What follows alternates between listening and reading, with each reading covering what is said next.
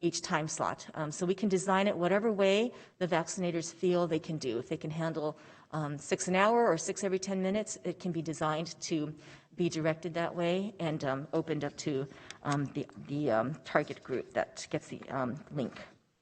In addition to this appointment-making system, we have engaged with a company called Bridgeworks, and they are very familiar with Bayesiant, and Bayesiant is able to work with them and share our CORA scoring information. And so now you will also see very soon, probably by the end of this week, an interest form showing up on the 2 websites. This will be a way for people to indicate that they're interested in a vaccine. So we're receiving hundreds of calls a day at Public Health, at OES, and at 211, and we know there's a great deal of interest. So we're going to try to capture information from people, and then as we create mass vax events, or we know that they're in the target audience that we're trying to reach, they will get invited. And so this is going to be very unique because each person will then be assigned a unique identifier number that we can then follow them out to make sure that we have reached our health equity quartile and our CORA risk 65 and up to begin with. And we can actually map out where the interest is, try to plan vaccine events around where the interest is, and then follow them through to see if they actually got vaccinated. And that is, I believe, I'm sorry, there's one more. So, you know, this is all in an effort to be equitable, and the state did tell us last week that now, in addition to vaccinating 65 and up, we have to do it in a way that reaches our health equity quartile. So again, that quartile that we spoke of earlier when we were talking about testing positivity, we need to reach that same quartile in the county with vaccines. But as we know, vaccine is available only in very limited quantities. We are committed to trying to make it equitable. We know that people who have Sutter, Kaiser insurance might be able to go to that, their PCP, and get vaccine. Others may not be able to access that care as easily. We know that we have maybe 90,000 people at least who are 65 and over with the requirement for 2 doses each. That's 180,000 doses right off the bat, and we obviously don't have that much. So with the limited quantity, we must further try to prioritize those, and that is why we are engaging with this new system. And it's very unique to our county that we have this data from Bayesiant, but we know how powerful this CORA scoring is. I spoke with Mr. Davis, and he receives at all times the number of people who have died, and the people who have died, he can actually look back at the CORA score. And amazingly, since the beginning of December, of all the deaths that we've experienced here in our county, all but 7 of them had extreme CORA scores, if he looked back at their CORA scores. It's got to go. So it's quite striking information to have, so we know exactly who we should be targeting this vaccine to, because we know who's at risk. So we will try to use some prioritization when rolling out vaccine, but that doesn't mean that it'll always be strictly first come, first serve. Of course, if we could get to the greatest risk people, we will have less deaths, but there will be things like the Safeway registration links and other things that are really going to be first come, first serve and available to all the public. And hopefully as vaccines get expanded, more people can be really getting them from their primary care providers. And we will be able to distribute them as well more widely across the county. So that was it. Thank you. Thank you, Dr. Park. Fantastic presentation, good information. I know the board's going to have a lot of questions. Mr. Dietrich, was there anything you wanted to present or share, or do we come to the board for questions at this moment? I'd say come to the board for questions. I do anticipate the state announcing that there won't be local county flexibility, and similar to them opening up age 65 across the state, I'm anticipating them broadening that and also opening up teachers, law enforcement, and ag workers. I think in our county currently we've reached most of our healthcare workers in the expanded healthcare community, not just hospital nurses and doctors, but the allied health individuals in the hospitals, dietary, housekeeping, the ambulatory care providers, your primary care physicians, your specialty practices, our in-home support services. So I think we have been able to reach the phase 1A and the wider healthcare community. I also believe we've reached most of our law enforcement agencies as well. We've gone into the age 65, and as Dr. Park mentioned, we really need to prioritize those. There's going to be obviously some lanes for just anybody who could come in that's over 65 to the Safeways, but similar to an emergency department, I think we need to triage and using this CORA score, focus on those highest at risk. Similar when you go to an emergency department, they triage the individuals with the CORA scores. There's a great alignment with the individuals that are going to be most at need of a hospitalization, ICU bed, or a death. We need to some degrees, prioritize some of those with the limited vaccines we have, but I do believe the state's going to pivot and counties won't have local flexibility, but I'm anticipating teachers, ag workers, law enforcement, the rest of phase 1B, tier 1 being opened up statewide. I know we've had some dialogue with our Office of Ed. I believe there's on order of 20,000 teachers and individuals working in the education setting. So I know one of the priorities of the board is to safely open up schools. So that is going to be another one of our targets going forward. But, you know, if there's 20,000 educators in our county, that's 40,000 doses. That's equivalent to all the doses we received so far. So, I mean, we have challenges, and I think the challenges are best addressed as we get more and more vaccine. Excellent, thank you. I know we have a request from Supervisor Miller, but before we get there, you had mentioned the doses.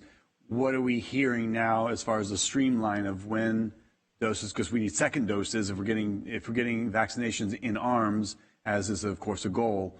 What is the target of when we're getting thousands of more vaccination doses? We're not hearing a timeline yet from the state, as the state doesn't know yet from the federal government. They're optimistic that we will no longer see smaller shipments, that we'll see a trend going upward. And indeed, we are expecting a little bit more vaccine this week than we got last week. So that is turning out to be true, but it's not thousands. It's like we got 3,000 last week, we'll get 5,000 this week. And we're trying to move all the vaccines we have. I don't think they're not marked in our freezers that this is first dose or second dose. We're treating everything as first dose and trying to move them all out as possible. But that also might mean the reality in 3 to 4 weeks out, we might not have second doses as timely, but that will be, hopefully there's backfill of doses. Understood. Supervisor Miller, you have a request to speak. Yes. Thank you for the presentation. It's nice to hear that the trends are finally starting to come down and move in the right direction.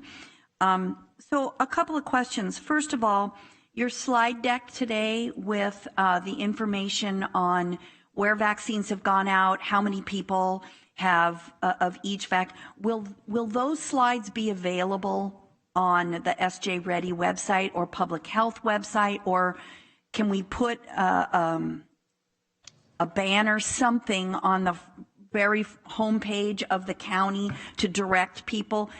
We're getting a lot of questions, people wanting to know how many vaccines have there, how many people have got vaccines, where, all of that. This is really great information that I believe the public would benefit from having an easy way to access it.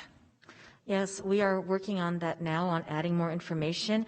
So what we plan to put up on the websites is a header that says vaccinating their own members now. Sutter, Kaiser, doing 75 and up or 65 and up, and whatever phone numbers we can find that would link someone up to their own system. That will include community medical centers probably starting next week, as they will start vaccinating their seniors as well, using some data that we're getting from Chuck Davis to prioritize. And then other than vaccinating their own members now, we will also have another header that says vaccinating in general, and have some more under there to show people where other events are happening. And then we are going to try to develop a calendar that shows all of the vaccinating that's happening in the county over time, and we can certainly put the list up as well of where people have received vaccine. It has to be very clear that just because we are saying that Monshatti Heart Institute has vaccine, that you show up at their doorstep and demand vaccine. You have to be a cardiology client, 65 and over, with some comorbidities for them to vaccinate. So they're doing their clients, and we'll have to make it very clear, but we can make it public. I think it would be helpful, because what a lot of people who aren't aware of these numbers, they're thinking they're vaccinating in other counties, nobody's getting vaccinated here, why? Or only a small number, a tiny number of people are. I think it actually will make people feel better to know that how many thousands of people have already received their first dose of this vaccine in our county. So oftentimes it's easier for people to be patient when they know that progress is being made. When they think nothing's happening, then they get very upset and impatient. The other thing is the sign-up genius. We need a very clear public information campaign so that people know exactly how to access that, and also the vaccine interest form. And I think we would be well served to reach out to our community-based organizations that partner with us on a wide variety of things. We have the Resilient Community Committee. That's something they could be offering to the people that they serve. We can help you. We can walk you through this. We can help you fill out and get access to this interest form, and we can check on opportunities for vaccine appointments for you. Because for a lot of members of the public who either don't have access to the internet or they're older and the process is daunting, to be able to have assistance in walking them through this, I think would really be a huge service, and I think people would take advantage of it. So especially if it's with community organizations that they already know and work with. So I think I think all of those things would help both of these great resources be utilized. And I just, again, communication is really the key with the public. I think we need to err on the side of having access to more information rather than, oh, we might confuse people or whatever.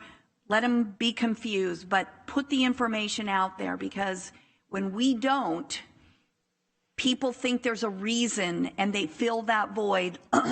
Oh, they're hoarding the vaccines, or, nothing's being done.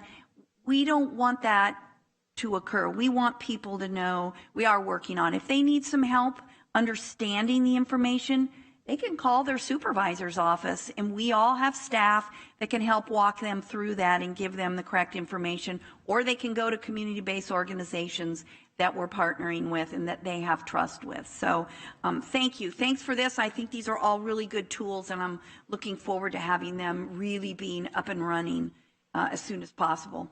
And Supervisor Miller, I agree we need to be more proactive with our public information, as some of it has been tight in that we were focusing on specific groups, not to the general public. But Dr. Park's PowerPoint is a public document, so maybe one of the things we could do is post those on our public website so people can refer to them rather than looking strictly at the board presentation. I would comment that the doses, obviously we know how many doses we've received, how many we have redistributed to our partners, but I would like to emphasize that the items that mention vaccination, that is only the information in the immunization registry. Given data lag that could be sometimes significant, that is an undercount. The sign-up genius is per event, and some of those are public-facing, and some of those are a little bit more driven of us prioritizing populations to specific events. I know the state is looking at launching a My Turn app. That's not going to be launched till sometime in early February. What Dr. Park presented and our partnership with Bridgeworks and Basient, as well as with our ISD Department and Public Health, I know there's been a lot of work over the weekend and yesterday, and it continues. I'm hoping that there will be a minimum viable proof of concept launched this week. So, and that functionality where people would be able to sign up and us basically know that interest and also their core scores and how we can direct that. I think we're going to be quicker to market, if you will, than the state is on that type of an app. I think that's great, and I think we should really coordinate with ISD on this, because there are still a lot of people that don't know about SJ Ready or any other website. They go to the county, and I think there needs to be a very bold link on the county's homepage that will direct them to where they can easily access this information? We're going to broadcast this far and wide. ISD ultimately is going to be the entity that is hosting the iframe that we're posting. So a lot of partnership with ISD. There's a lot of things going on in the background that are about ready to come to fruition, I hope. Great. That's wonderful. Thank you so much. Thank you, Mr. Chair. Supervisor Wynn. I always appreciate your presentations, Dr. Park. They're always comprehensive, and obviously you're dealing a lot with a lot of things simultaneously. I am, as I've said before, I am frustrated because the state keeps changing directions, and it just drives me nuts. Let me start, first of all, on the website. As Supervisor Miller talked about, from what I saw going on the county website and then hitting the ribbon and going to basically SJ Reddy, it is a tremendous improvement over what we've seen in the past, and the things that we talked about are there. In fact, what I was really impressed by is when the governor changed directions again, the changes were on, it was 125, it was updated yesterday, which is great because people want to know exactly what the status is today, not last week. So I want to say, working on that, and as Supervisor Miller, because when I went to the county website and then hit that, I went right to this page, and then it lists obviously a lot of options in regards to the tiers, the phases of the tiers, things like that. And then locations where the vaccine can be administered. I went on several of those listed, mostly hospitals. Obviously, I couldn't get on any of them. For lack of a better term, there was no availability. And I assume part of it is lack of doses or vaccine. But at least I appreciated the opportunity to go to those links and then at some point in time to register for an appointment. The other part is that, and I assume with our Assistant CEO, Matt Paulin, that we'll talk a little bit about the ad hoc committee that Supervisor Patty and I sat on as far as some of the suggestions that we developed. But going back to the state, Bridgeworks, I think, at least from my understanding, and my concern was doing anything other than like Salesforce or some of the programs that the state wants to run out. They're doing in LA and I think San Diego counties. But my concern is that as we roll something out, that particular program will interface with whatever the state comes in up with in February. So that one of the problems has been the lack of timely documentation on data as to the number of vaccines that have been administered, et cetera, et cetera. So I know Mr. Cruz from ISD has been working on that, so I feel comfortable that we'll have that interface at some point in time. I am concerned, though, in regards to the governor all of a sudden changing position in regards to lockdowns. And one of the questions that I've meant to ask, but I haven't, is because when I get the daily report on hospitals and ICUs, and you mentioned it in your presentation, we're always at 140%, 150% of ICU capacity. How can you be 150% capacity of anything? And I guess my question, especially in watching the governor's news conference yesterday, when he talks about this 4-week projection to 221 and the estimated capacities or maybe the cushion of capacity at these various regions that one we're in, I guess my question is to me, capacity is capacity, which means that obviously, even though we're at 140, 150% of ICU capacity, we're still treating patients. We're not turning anyone away. We're not denying them, any kind of care. And so one of the questions, and unfortunately I had to go to a conference call, but the first question from an Associated Press reporter was she wanted to know what the formula was for this change, as far as why were we all of a sudden opening up when in fact we've been locked down for so long. And I'm not a conspiracy theorist, whatever, but I am curious in regards to the change nationally that occurred last week as opposed to what's happening now. And I'm not making any of these accusations, it's just a comment. But when we look at these numbers, in regards to Southern California, 33.3%. We're looking at our valley at 22.3%, those types of. Those are massive changes in regards to what previously we were shown to being way over 100%. Therefore, we were reporting close to the 15% cushion that the state required. And so what happened is we changed directions instantaneously. And I can only say, because I didn't hear the answer, maybe you know the answer, but why all of a sudden did we make this drastic change in the formula, which allowed us this great, cushion, so to speak, of capacity, when in fact up until yesterday we were way in the hole in regards to that. So you can answer that one, and I got a couple other questions. Maybe you can answer them all together. When you talk about the Bayesian focus in regards to I guess the most prolific areas in regards to the potential for the spread of the virus, I don't have any problem with that, and certainly when we look at, and I think Mr. Dietrich has shared with me, what we're trying to do, we're trying to identify the most at-risk population that potentially will be infected, which will then either go to a hospital or an ICU, and then obviously affect our capacity. So it makes sense that we'd focus on those areas, and I also understand that it doesn't matter, what you're made up of. It just, if you're in that area, then obviously we're going to notify either by postcard or by community center or whatever we have that these are available and people can register. I really appreciate Supervisor Miller's comment in regards to these various organizations that are out there to help, obviously, seniors and others. But I think what I would envision is, because this is, when we start getting, well, I shouldn't even say that, because people are already demanding that they be vaccinated. But it would seem to me that the first line would be, as you talked about briefly, is to explain on our website, these are the places you need to look to first.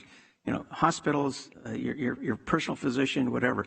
Go there, obviously, and also communicate with our physicians as to what our status is, so because they tell their patients, I don't know, and therefore the patients feel like that the county is not being forthright as to what we have. The second part is once they've explored that possibility, whether it be their doctor or Kaiser or Adventist or whatever, but then they can go into and register as an individual of interest, or whatever we want to call it. And get, as you said, a score or a code or whatever you want to call it, so they can be identified in regards to being in this high-risk area and meeting the criteria of 65 or older, or teacher or whatever. So I guess I see, especially with Supervisor Miller's comment about people being assisted to log on and register and be put in line or in the queue, so to speak. The second part is there are going to be individuals who don't have or don't want to have access to a computer, et cetera. And so I would expect that we would have a telephone line, 211, whatever, that they could call. But at the same time, when the person receives that call, they would enter the information as if the person would, if they had a computer or wanted to do that way, goes in the same system, they get the same information.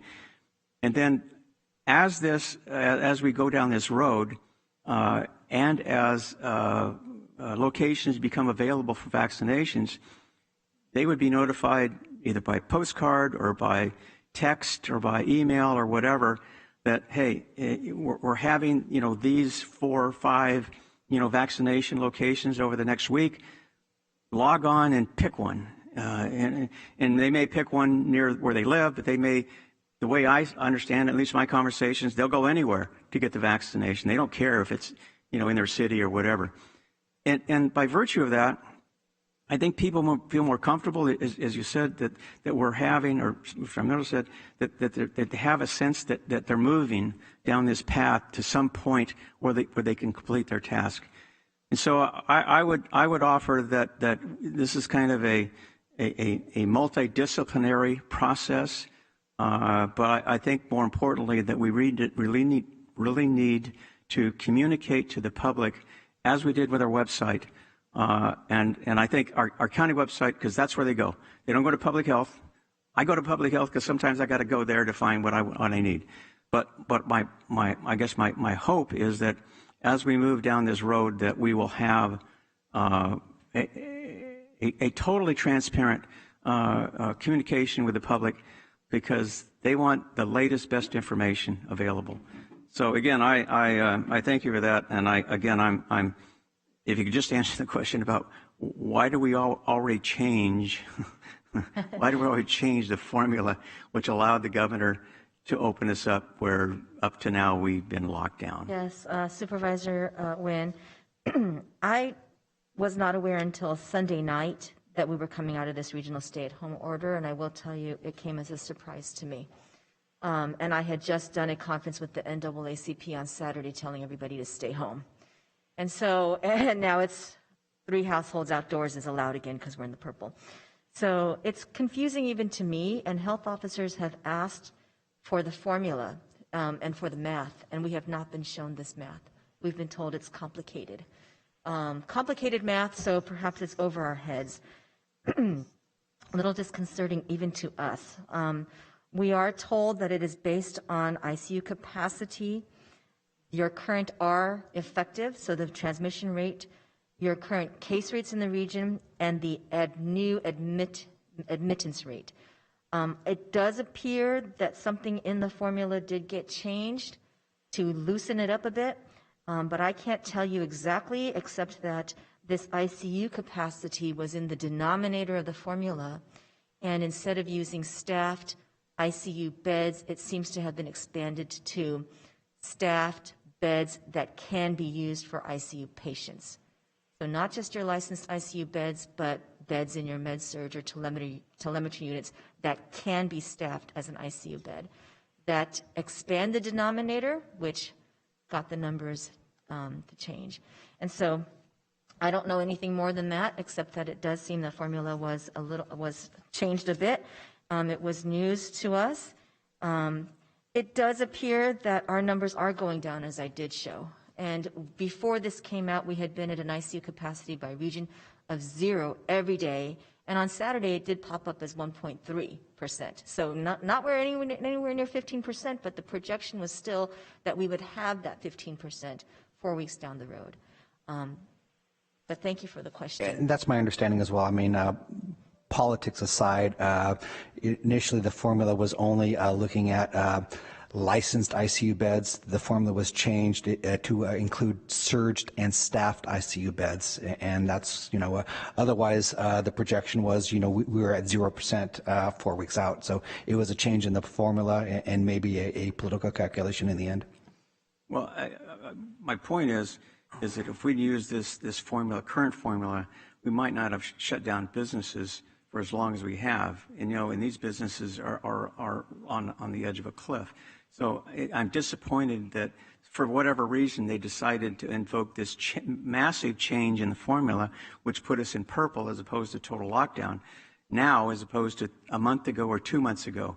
That's my problem, and I don't want to get into politics. And we made that point, but they showed us a graph that has not gone public, though they said it would be public.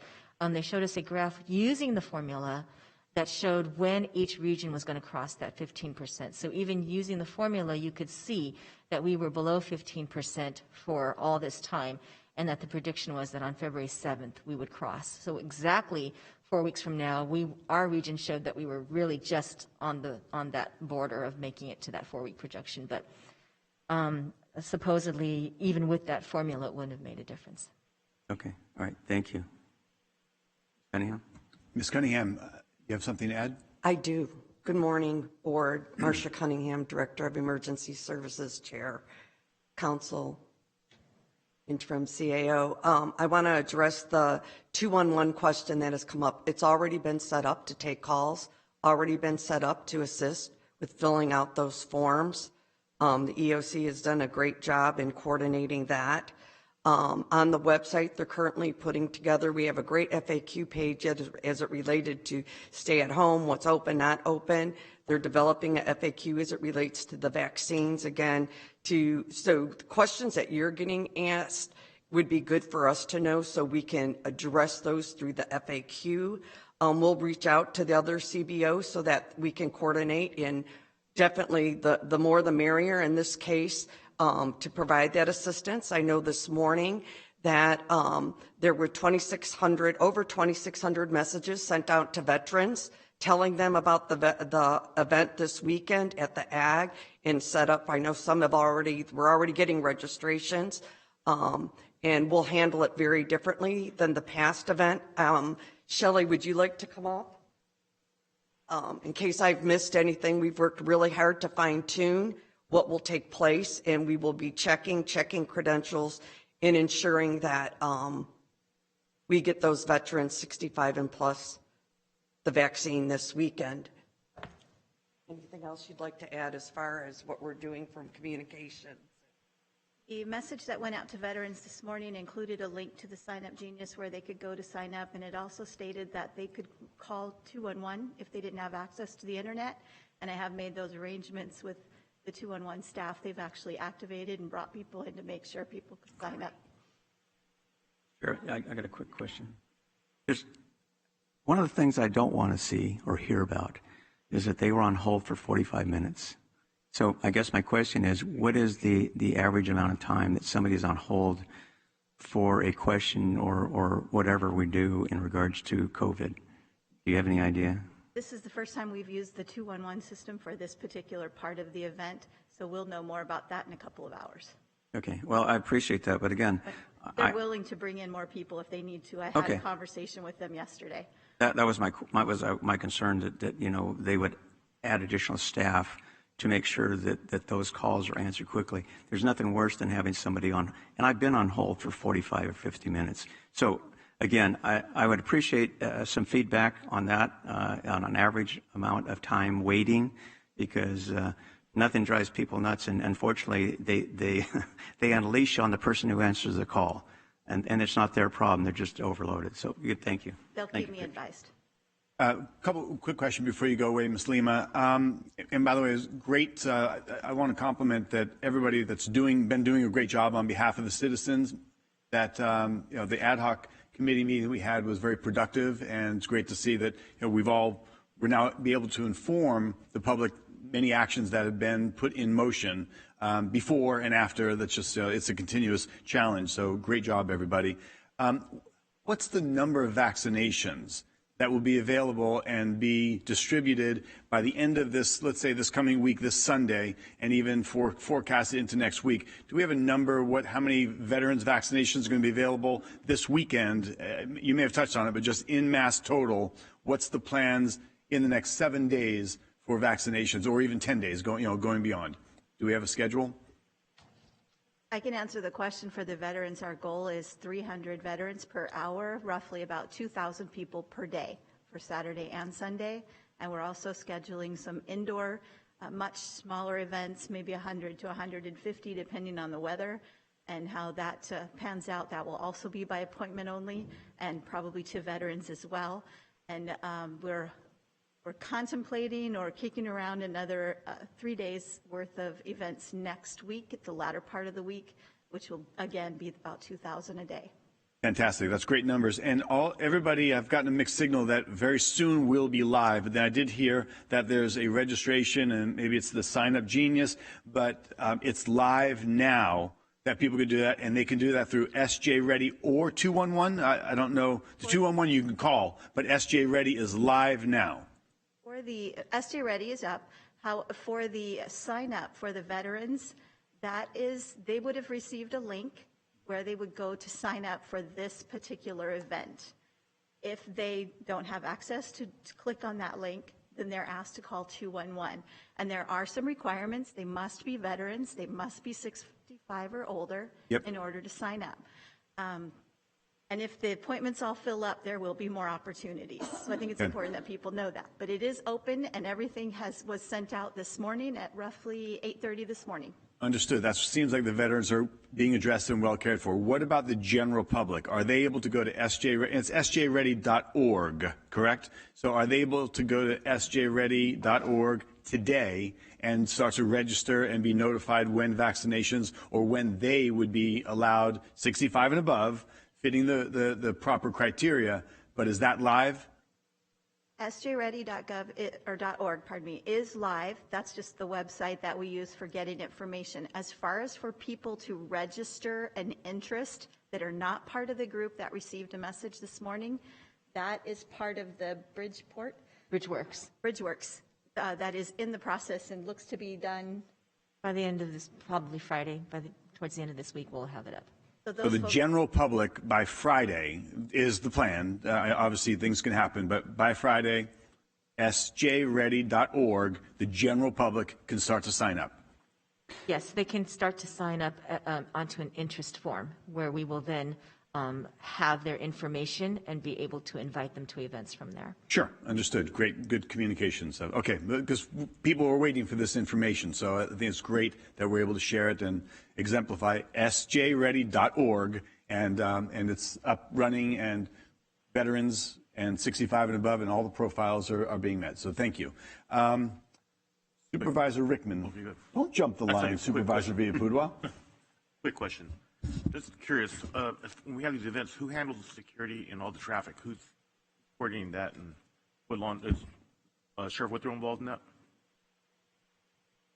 Taking care of it?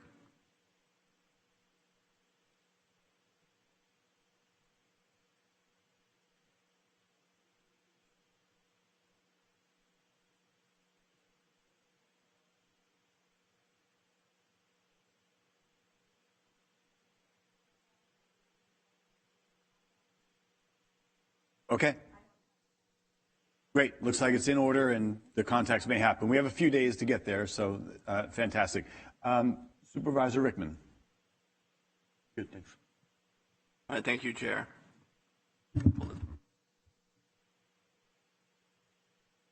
First, Dr. Park, Mr. Dietrich, thank you very much for your presentation, for being here. We appreciate it. And I want to say thank you to Dr. Park. I know on the 5th, I mentioned about adding the recoveries and the death per city, and I understand that you did do that, and I talked to a few cities, and they were grateful for that. So thank you very much for being on the ball on that.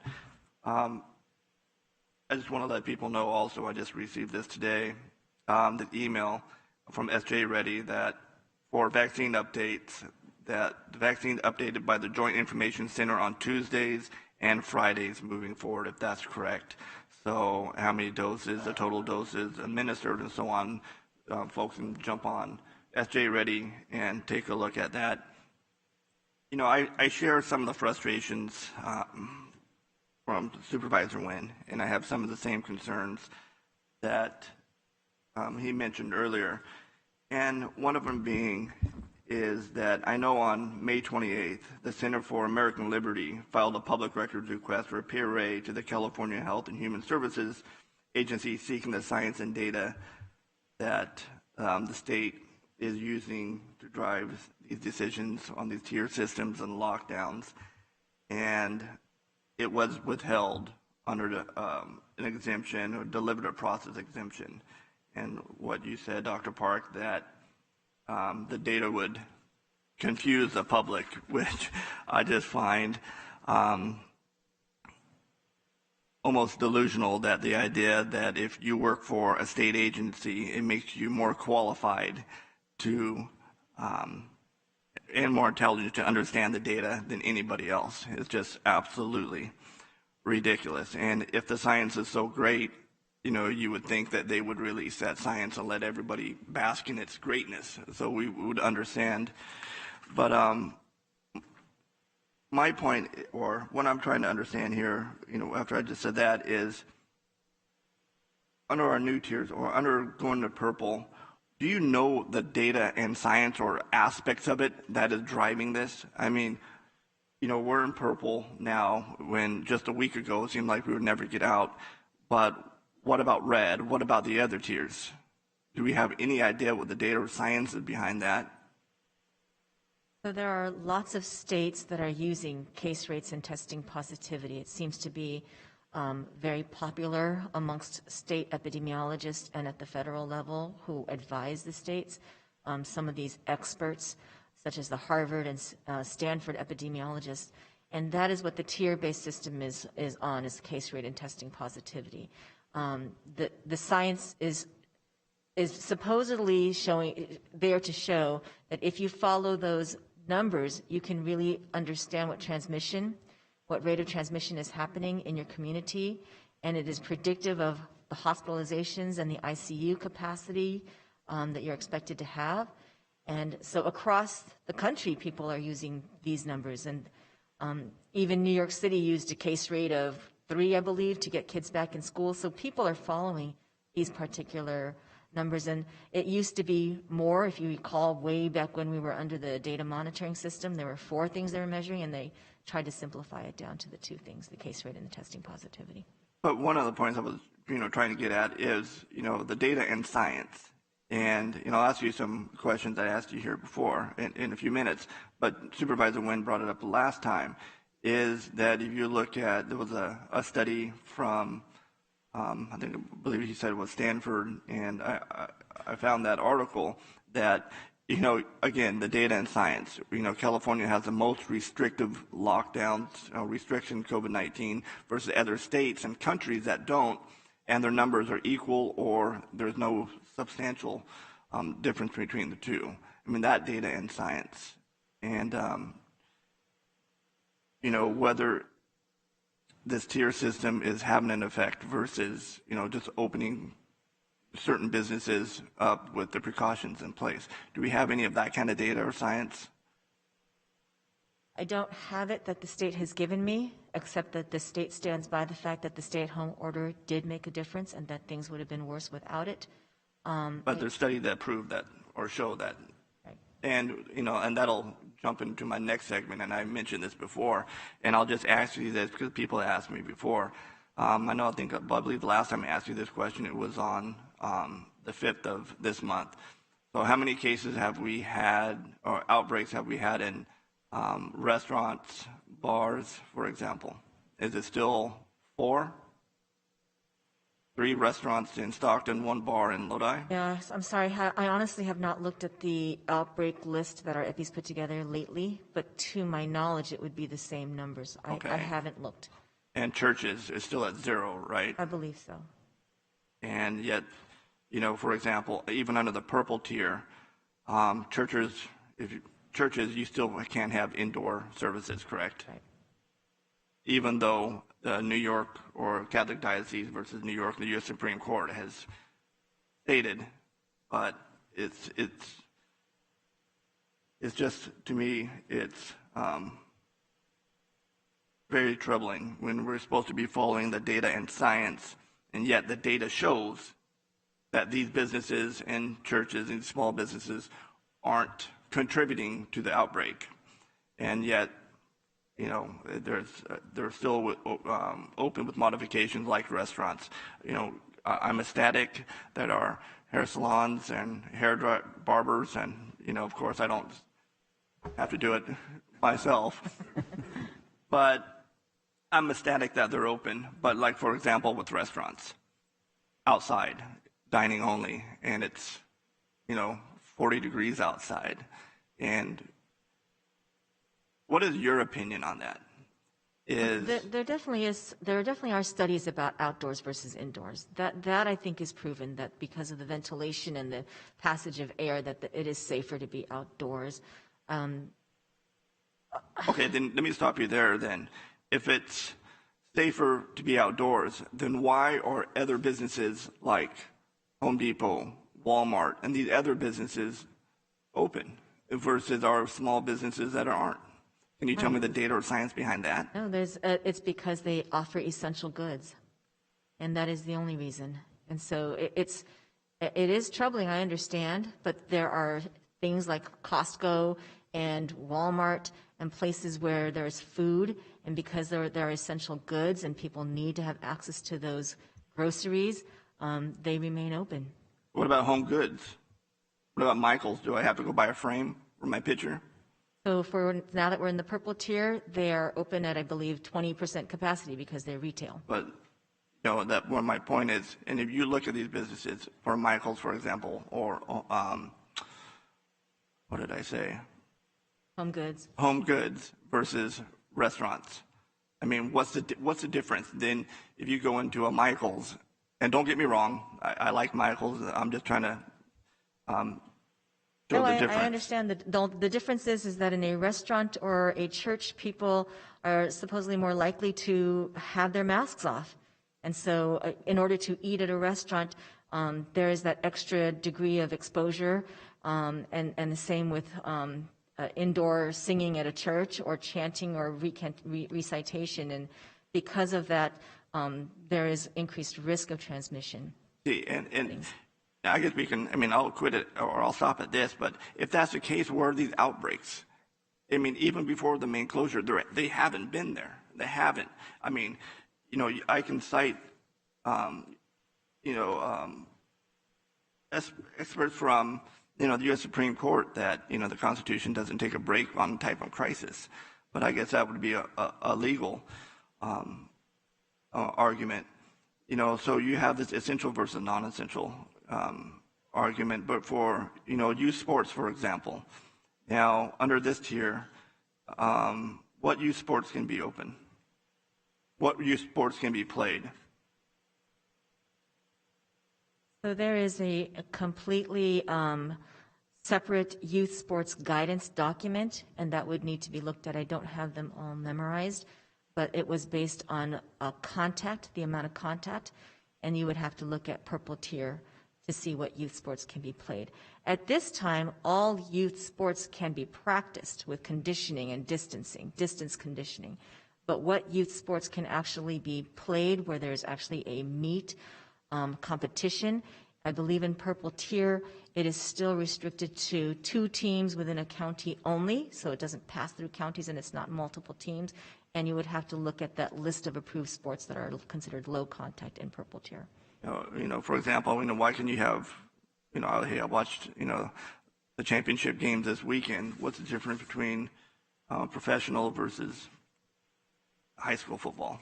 I mean, they're both outdoors. What I'm getting at is, the data and science. And, I don't know how long we're going to be in the purple tier. Does anybody know before if we can go to red? And, what's essential versus, non-essential? I mean, for example, some of these restaurants and hair salons and barbershops can open up, but yet gyms can't. You can exercise with a mask on, for example. So I'll leave it at that. It's just, these small businesses have been asked to carry an unfair burden, and it feels like they continue to do so without the data and science, because apparently the state doesn't believe that we can handle such information. I'll end on this topic and vaccinations. I was reading an article about Contra Costa, letting their fire departments administer vaccines. If you look at every city and, in the county, we have fire stations strategically located throughout the city and the county for response times and so on.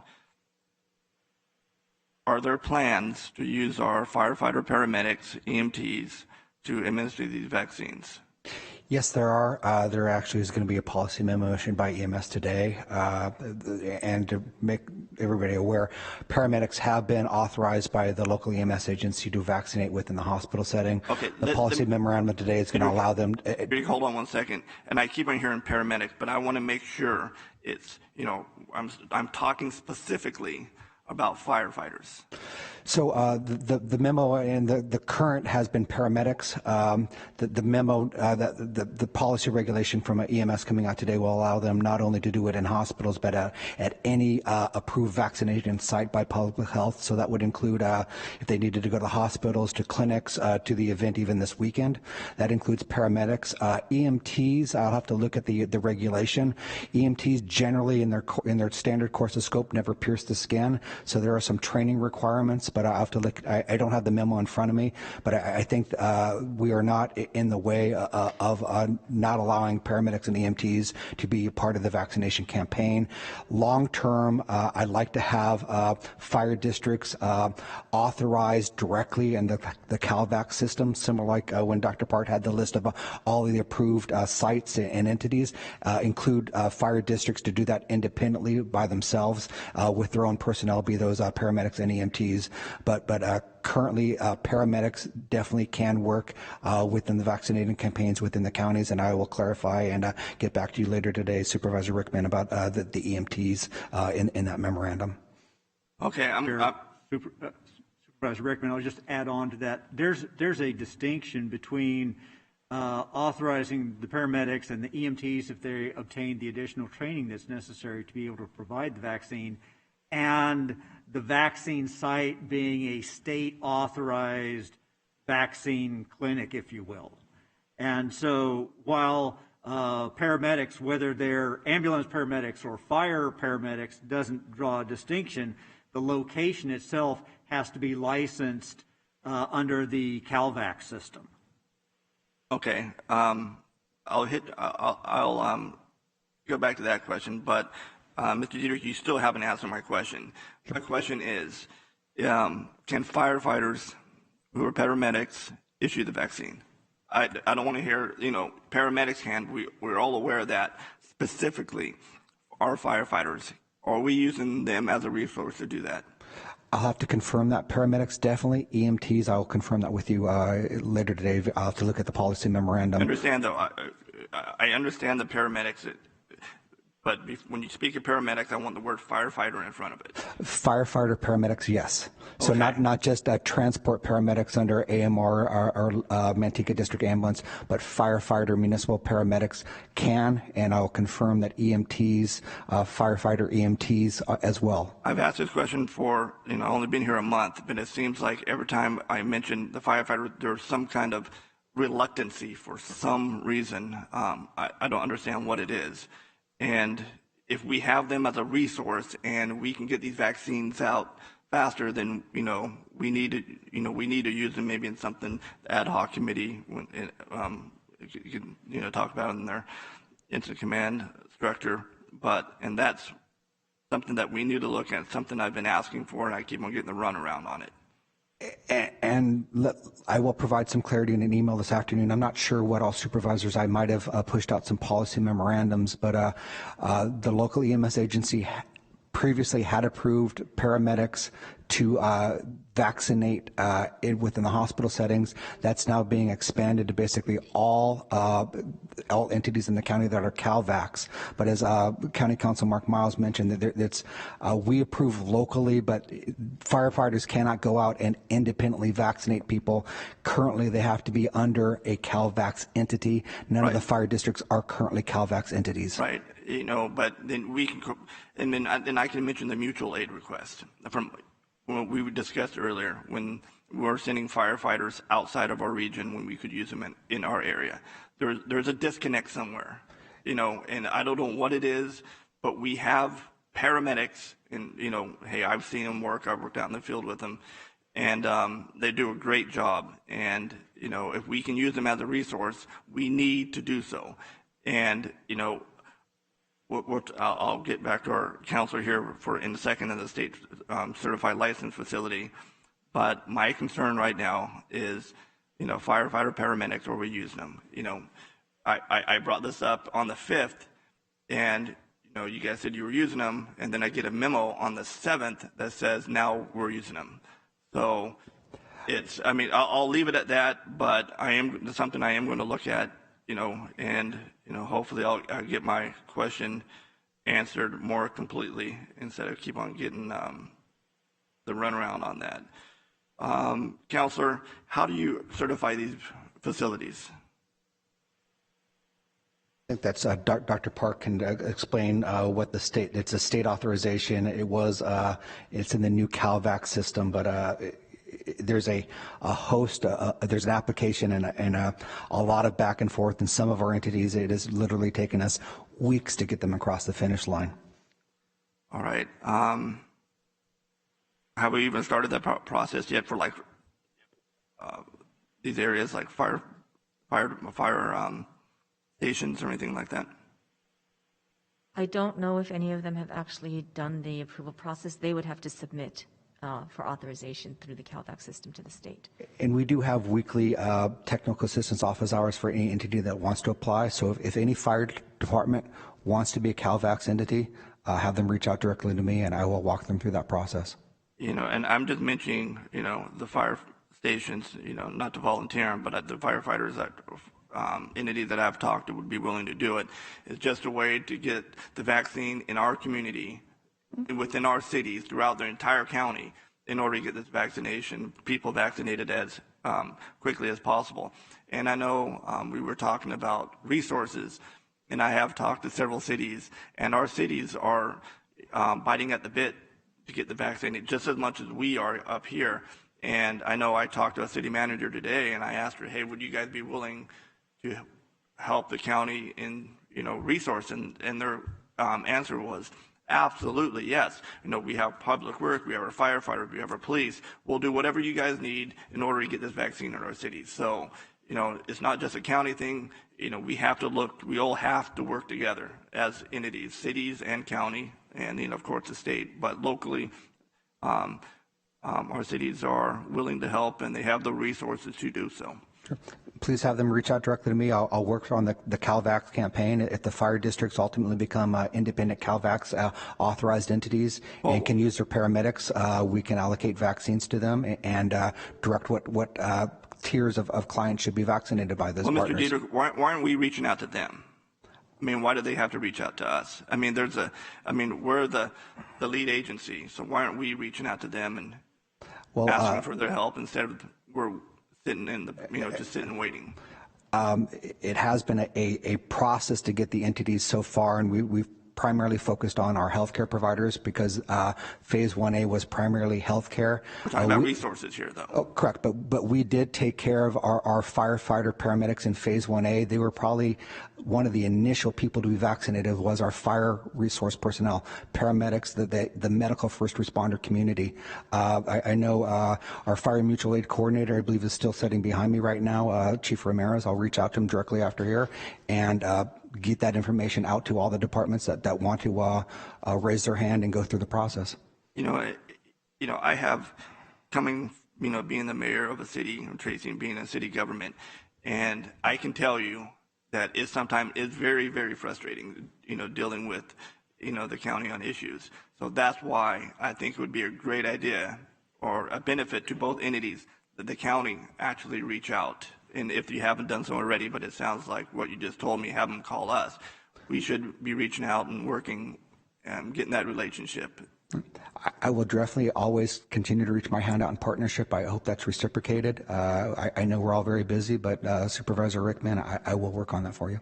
All right, thank you. And again, thank you both very much. And thank you for, all of you, the OES and public health and all the, the sheriff's department back there for doing what you do. I know it is a stressful time and high energy time, and with the information constantly changing, so it's a stressful time. So thank you, all of you, for the work that you have done and you continue to do. And please don't think we don't appreciate you. We appreciate all that you all do and all the time that you have put into it. So again, thank you, Chair. I'll relinquish my time. Thank you. I have a request to speak from the CAO's office, Matt Paulin. Thank you, Mr. Chair. So just to echo some of the things that have already been said, and I believe the Vice Chair had mentioned, to kind of talk a little bit more about the ad hoc committee that this board formed last week, and its first meeting occurred last Friday, which was a very productive time, I think, for everyone. And a few themes that I think I want to highlight that came out of that meeting that I think you've seen already put into action. The first theme is emphasizing openness and communicating with the public in a timely and transparent manner. That's been talked a lot this morning. If you click on the website, there's been a great deal of progress just in the few days in between Friday and today. There's been a lot of pertinent information added on to the website. Hopefully the PIOs are going to be also pushing that information out on social media. I looked on our Facebook accounts. There's a lot of people that follow us on Facebook. A few on Twitter, but we need to be pushing that out to people rather than having to go onto our website and click on something. I think that would be very productive. Mr. Rickman mentioned that there have been talking points and updated information that just was sent out this morning to you and your staffs. Hopefully you find that information good to use to answer constituent questions for you and your staff. I know you all have been getting a lot of calls and questions, and hopefully that's helpful for you. And we're going to be updating that twice a week, I believe, as Mr. Rickman said. So having all the PIOs out at the Ag Center, all hearing the same things, having all the information go through one spot is going to be very, I think, productive for all of us. The second theme was focusing on speed and getting things done. So it hasn't been helpful for this state to keep on shifting the goalposts. Just a few days ago, I believe, they were recommending that we hold doses in reserve for the second dose. Well, now they pivoted to use all the doses that you have.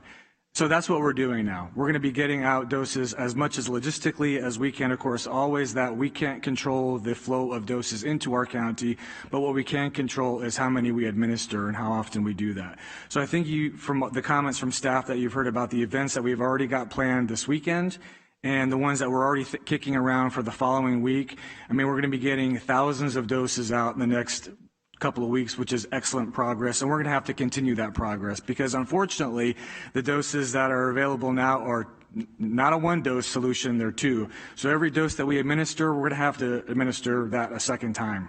So, and I think the third theme is just decision-making and governance. We made some tweaks to the EOC governance structure. It's kind of inside baseball stuff for the public, but for the county, it's important that we sped up the way and the process by which we make decisions to respond to this pandemic, that, especially this vaccination phase, but literally things are changing hour to hour, not even day to day, hour to hour. Our kind of vaccination working group met yesterday at 8:30 in the morning, and I think about half of what we talked about was irrelevant by the time lunchtime came around, when the governor's press conference came around and various pronouncements that the State Department of Public Health had made. So we need to be more timely in our communications and our decision-making process, and I think we've got the infrastructure ready to set up for hopefully that supply of vaccination is increasing, as Dr. Park said, gradually over time. I'm pretty confident that we're going to have the infrastructure ready to deliver that when we get it.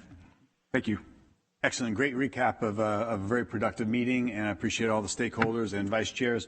Wynn's participation in that meeting. A lot was discussed, and great to see a lot of forward momentum. Dr. Park, I have a little house cleaning here. You had mentioned, I think, and as noted, on January 18th, new protocols came out for schools. I'm sure you've seen this and read it, correct? You understand it, right? Yes, I haven't had a chance to read word by word, word for word, no. Okay, that surprises me, but I know you have very little free time, so I know you're diligent for detail. One of the requests I have from a couple of school directors, the head of the school system, whatever their titles are, forgive me, but they want to make sure that we're adhering to this and not stacking on anything additional. This has been pretty well vetted. It's a guideline that the schools want to utilize, and it's pretty uniform that they've read it, they want to adopt it. There's some tweaks compared to what we might have been doing individually in the county, but it seems to be pretty well defined. So the request is that we adhere to this, not stack on. So if you can get a review and then perhaps sanction this and endorse this document as the protocol for our schools to operate under. I also had a request that some of the school systems, when it comes to vaccinations, some of the school systems are in session. So of those school systems, we've got Manteca, Ripon, Escalon, a lot of some of the private schools. They're asking to get vaccinations so that they can keep administering and conducting their classes. So just make sure that they're asking to make sure that they're not lost in the queue, that they're in motion and they have in-person instruction. So they wanted to make sure that they're getting vaccinated as well. Question for you, Dr. Park. You're in charge of overseeing the state rules, correct? The state rules as it applies. It's like state orders when it comes to what isn't or isn't the tiers we're in and what's allowed to be open in the purple or the red or the orange and yellow, such, right? Well, I see myself as responsible for disseminating that information and to try to have the public understand it as best they can. Excellent. And what would be the enforcement? Who would be in charge of enforcement for those guidelines? So there is no one enforcing body per se. There is a state task force that does enforcement, and it's made up of many different bodies. So there's, for example, alcohol and beverage control when it comes to restaurants and bars. Sure, I'm And sorry, let there's- me amend that. Locally, I mean locally, I apologize. Well, locally, you know, I wouldn't put any one entity in charge either, or name one. We do work a lot with our sheriff's department and with our local police departments, and then even with our local alcohol beverage control unit and local bureaus as well.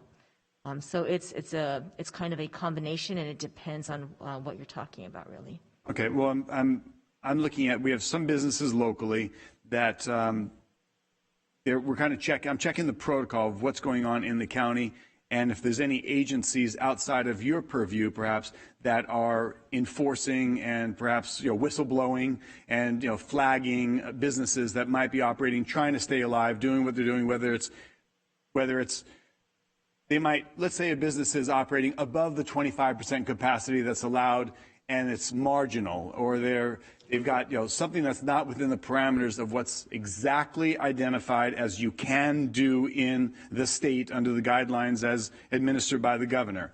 So some of these businesses are enduring an extra hardship, and the question is, where's that coming from? If it's not local, or if there's any agencies outside of your responsibility that is taking an extra step to enforce and impose additional hardships on businesses. And Chair Perry, if I could interject, I think Shelley Lima might be able to address some of that. There is a form on SJ Radio link there where citizens can make complaints. And I know I see a digest of that about every week or so, and my understanding is that might be referred to the jurisdiction. So if there's a complaint in the city of Tracy, it might be referred to Tracy PD, and it's up to them to take enforcement action or just go visit them and provide technical assistance. But public health itself is not directing any entity to directly respond to any particular complaint. And back to your item with the teachers, I do believe, when I mentioned we have 20,000 teachers, somehow we need to prioritize them. Maybe it should be the school districts that are in session. My wife actually is a principal, and I think there is some confusion of that document because I think there's some state funding that is contingent upon drawing down some of the state funding, which mandates you do something in addition. But to what we're doing locally, the state health order is the floor. We're not doing anything above that floor. Excellent. Appreciate the clarity on that. So then shifting to county council, following our protocols, and as Dr. Park had pointed out, is there any extra responsibility? Like, let's say a complaint comes into SJ Ready, as Mr. Deeker just identified. So the complaint's been received. Does that become actionable where we must alert ABC or we must alert any entity? What are we obligated to do?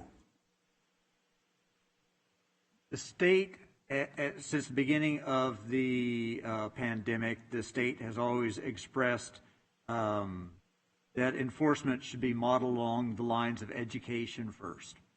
And I believe that that's the limits of the education that we as a county entity are pursuing on any complaints that we receive.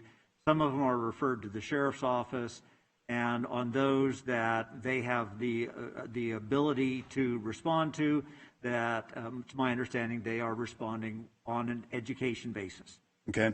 Beyond that, the complaints that are received at times, if there are other components that are related, for instance, occasionally we get some that indicate that there's a community development crossover, for instance, the absence of a permit that they would need for some event. In those instances, a letter is sent out to them that says, hey, we see that, we've been told that you're having this, you don't have the required permits, and oh, by the way, there are restrictions there are COVID-related restrictions that are in place that have some impact, whatever those may be. So again, on the educational basis. Understood. So I've gotten complaints, and I'm sure other supervisors have heard from different business owners that in some departments and some people throughout the county are a little bit extra zealous about imposing and you can't and we will and we're going to penalize and they've even sent threatening letters. And it seems to be happening outside of, if it's my understanding in the county, what I've seen in the past, that things like this would go through the sheriff's department more than our departments taking an extra lead to be a bit more threatening and to assume the role of the enforcement. And so I'm just concerned, I want to state that, and if this is something that needs to be actionable so that we establish a chain of command, I don't want to see businesses getting an extra level of threat or any type of extra level of attention drawn to them while they may be operating and they might be two people above 25%, or they might do something outside of the parameters of what's happening. Let's let the sheriff handle that. If that's the proper chain of command, because I have seen letters. I do not want to see our departments and somebody being extra zealous to enforce and impose and threaten hardship to get compliance as they see fit. If and again, if this needs to be actionable, but I just want to make sure and kind of see what the chain of command is, and if the complaints are supposed to come in, they're supposed to go to the sheriff's office. I believe they have a good protocol in the county, and however the rest of the board feels. But I've just heard some complaints. I wanted to kind of clarify our chain of command and the protocol that we would follow upon receiving a complaint. So I don't know if there's any questions on that, but then moving on. Let's see. I think actually that's all I have on those couple issues. On my notes, I'm good. Any other? I think we're open. Oh, yes, Ms. Lima. I wanted to address the question about 211 and the call waiting time. I spoke with our supervisor over there this morning, and she said the longest wait time is between 4 and 5 minutes, and they have 11 specialists that they called back this morning to assist with signing people up. Excellent. I feel pretty comfortable. Thank you very much. Fantastic. So we actually have scheduled for any members for any public comments. And I know that our Madam Clerk will read any comments, but is there anybody present, staff or directors, or anybody who would like to say anything? Chief Neely. And Vice Chair, I do want to express a couple things. First of all, I'm the fire chief for the Lathrop-Manteca Fire District. I'm also the president for the San Joaquin County Fires Chiefs Association. I want to offer up our resources from Fire. Fire does a great job with managing. I think the county's doing a great job individually managing certain areas, public health, EMS, and OES. But the fire service is really, when it comes to managing crisis, so you manage crisis or you crisis manage, right? So the fire service are the experts when it comes to that. They really are. They do this. I sit on a Type 1 team for the federal government, which responds to, I guess I got to leave this on, huh? No, you don't. No, you're good. It gets hard to talk through that. So I sit on a Type 1 team for the federal government. We respond all over the United States for all kinds of different emergencies.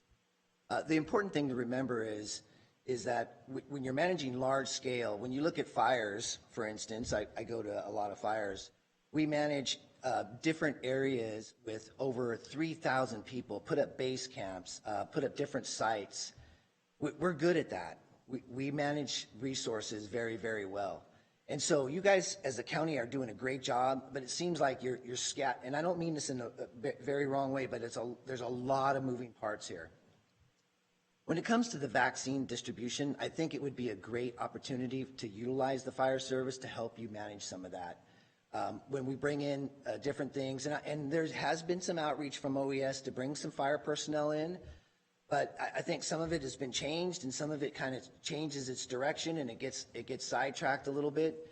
I think if you brought in some decent people that actually work on teams, that have worked in the environment of crisis management and managing crisis, that you would be able to utilize them to the best of your benefit to help personnel understand the ICS system. When you have an IC, for instance, if you had OES as the incident commander, and then you set up the planning, finance, logistic, operations, a lot of that would come from the county, but the operational portion I think would be huge, or at least somebody sitting in the incident command of that from the fire service that can help direct some of those resources. We talk about fire stations, For instance, and I get it. I mean, for Mr. Dietrich to reach out and to all the fire stations or fire departments and utilizing the Frank Ramirez as the contact.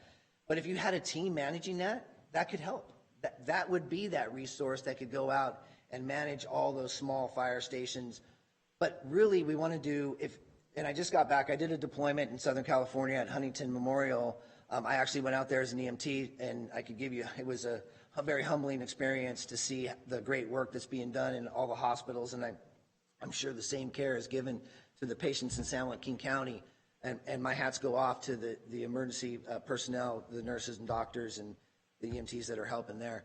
But when you start looking at large pods, when that point of distribution, I mean, I think that's something that we have to also look at, the small locations to get that, but when we look at large pods, I mean, you want to get big areas, the fairgrounds. I know they've been trying to do the Ag Center for a little while, and they worked through that. But managing all that and getting that out there, I think you just need a little bit of help, and we're here for you, and I just want to offer that up. So I'm not telling you you're doing a bad job. I'm not telling you, you know, but we are the experts when it comes to incident management.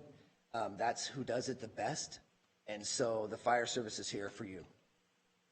Excellent. I agree. I appreciate that. I know that when Supervisor Wynn was chair during the floods, you were hands-on. All hands are on deck, of course, for crisis management and management of crisis, and right. as you're expressing. And I think you guys did a great job. So I'm sure Ms. Lima and Ms. Cunningham are. In that instance, we set up an incident management team where you have the EOC. It's separate. It does do, and it has a role, but we set up an incident management team. You're correct, Chairman Patty, that I was the incident commander, one of them. There was 3 fire departments that managed that, and the sheriff. And so just to give you a little bit, I mean, just in a short period of time, there was a mention of bringing us in as operations, and I think some of that has changed, but I'm not sure I'll have to follow through with Ms. Lima. But I reached out, I talked to the sheriff. I mean, I can get the sheriff, you're right, he's doing traffic control. He can do verification of why they're supposed to be there at that site. I'm just going to use a location in my area, Del Oso Farms, huge parking lot, very large. I set up a few tents there. I've already talked to them, no problem getting the facility. We would reach out to other agencies that would be able to, my CERT team would be able to be there. We'd be able to put people in place. We're just not using all the resources that are out there, and I want you to know that we're here for you. All the fire districts, all the fire departments, we want to participate. We want to help you. That's all I'm saying. So just in a short period of time, less than a few hours, I was able to manage all that. I can get water, I can get food. It's just logistically and getting that managed. We want to help. So please.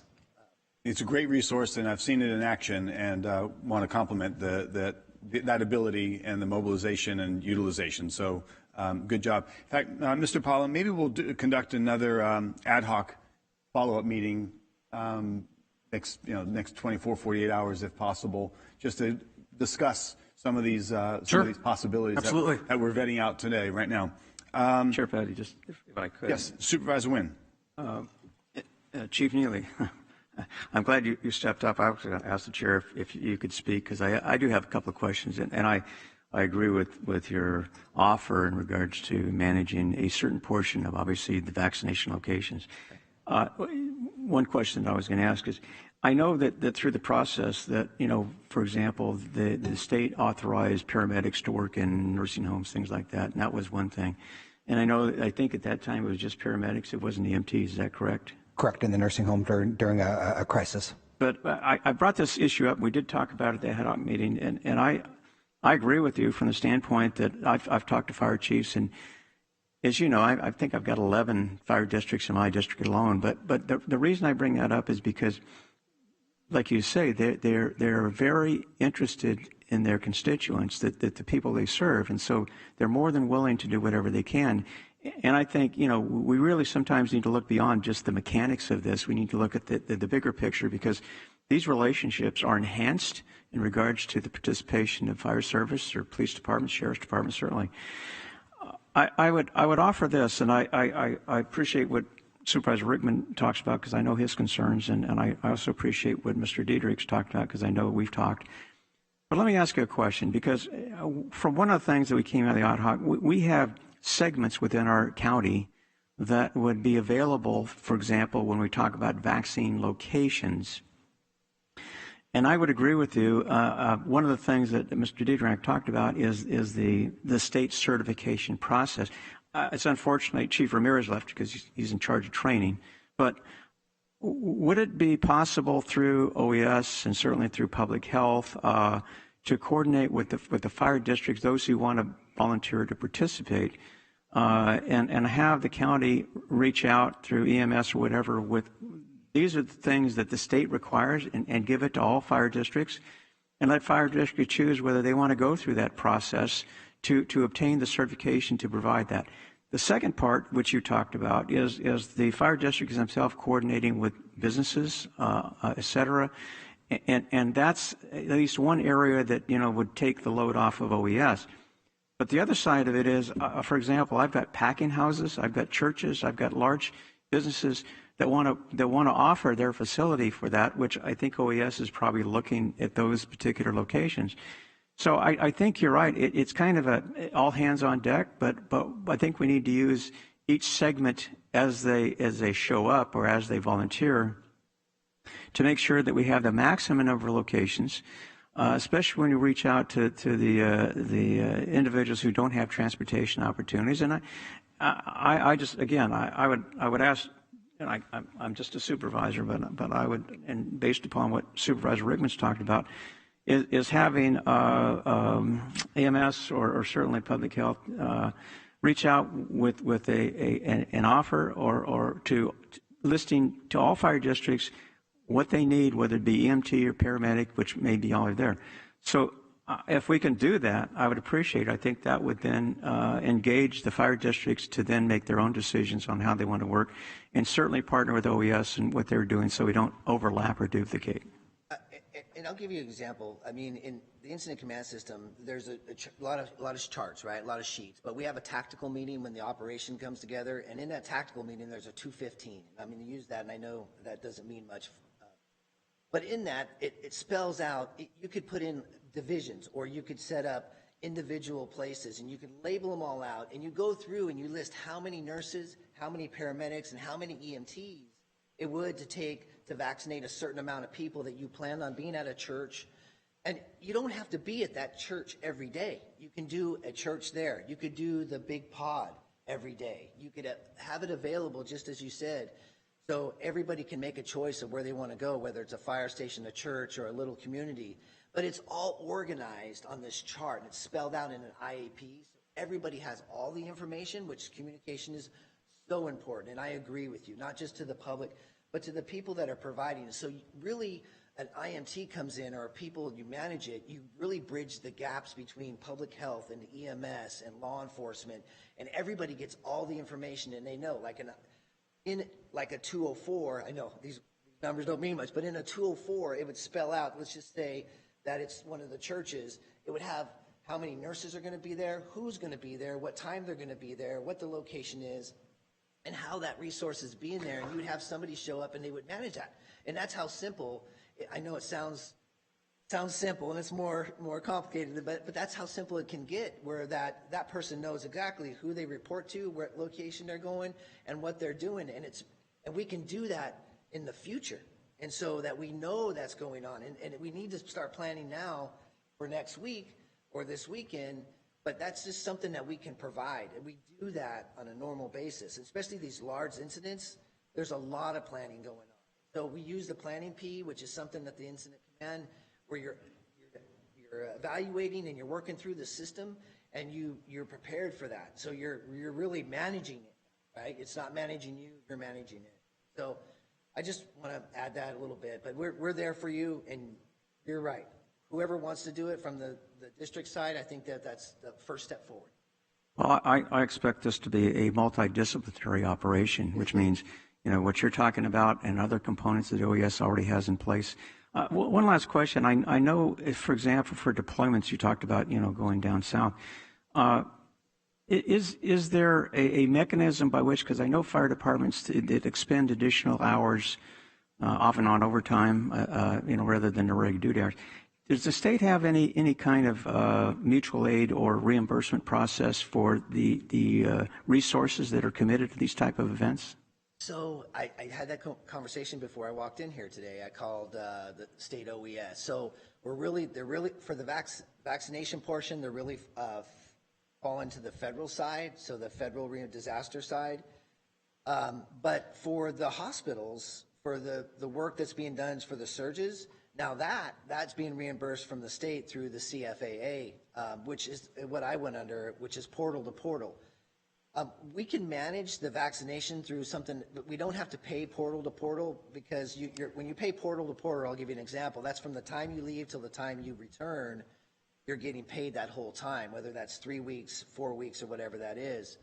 You can do it by hourly through an agreement with the San Joaquin County. We can do agreements with San Joaquin County, and we'd have to work through some of that stuff, and then it would be reimbursed through the federal government when you guys put in your disaster relief, which is every 30 days. That would be another opportunity for us to do that instead of individual departments. I think that might scare some of the departments away if they're like, oh, I have to go through the federal government, I have to sign up for this. Maybe we manage it through San Joaquin County and San Joaquin County, because we do already have agreements in place for some of the departments with OES, and so we would be able to manage it that way for the reimbursement. But I did ask that is if we could. The director of OES at the state level is actually looking to include the vaccination portion into the CFAA, and then that would provide a lot easier funding for departments. Then they could just submit what we do is an F-42. I'm sorry to use numbers, but that's all they use them for us. F-42s, and it's just a reimbursement from the state to the fire department, and that's what's been happening.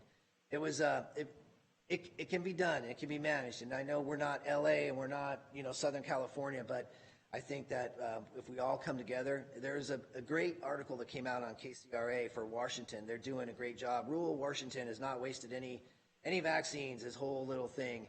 But in that, if you read that article, they talk about how the fire service, played a huge role in the incident command system with working with all of the departments to get it done. Just a good article, good read, but if you're interested. All right. Thank you very much. Chair, just one quick question to Dr. Park. Sure. I remember Dietrich talked about the teachers and the priorities in regards to those that are already in-person classes. Is that going to be a policy that the state will impose? I don't want to say impose, but would roll out? We don't know what's coming from the state. There has been some talk about prioritizing teachers in classes as opposed to those that are teaching from home or remotely, but that never came to fruition. When it comes to the phases and tier system, it just says educator, and that has not changed. So at this time, our Office of Education, which has applied to be CalVax vaccinators, and is assembling all of their nurses and is committing to vaccinate. They're committed right now to vaccinate everyone. That is the plan. It would seem to me that common sense would dictate that those who are actually, physically in the classroom would be first in line, since they're obviously at risk now. I would hope that the state would realize that.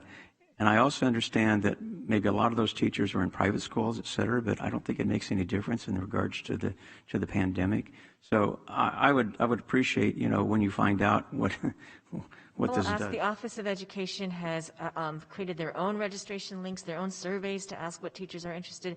They've done a lot of the legwork already, and I don't know how they plan on scheduling, if they're going to try to prioritize the way they schedule, but that's a good question. They've been very gracious and have said that they will also vaccinate private schools. So it's a great assistance to the county that they're willing to take this on. And Supervisor, when I would agree with you, given the limited amount of vaccine, I think we have some local flexibility under the health officer of where we want to allocate that. And teachers that have the occupational exposure because they're in the classroom, I think they should be our priority. And all the supervisors, you have my commitment. I'm going to work with fire because you noticed in late December we might have had 8 to 10 approved Cal vaccinator sites. Now it's 30 plus. As the allocation of the vaccine comes out and the population that are eligible as we move from 65 to 55 or the expanded ag community, which is basically from farm to a plate at a restaurant almost. It's very broad. We need more capacity and we need more local capacity, and our fire partners are definitely in the community and a resource that we need to leverage. I agree with you. I think my concern, Dr. Park, in regards to teachers is, and I've asked this question, I know you don't have the answer, but it would seem to me that if teachers in a particular district get vaccinated, that district should open. That's the whole purpose of the vaccine, is to protect their health.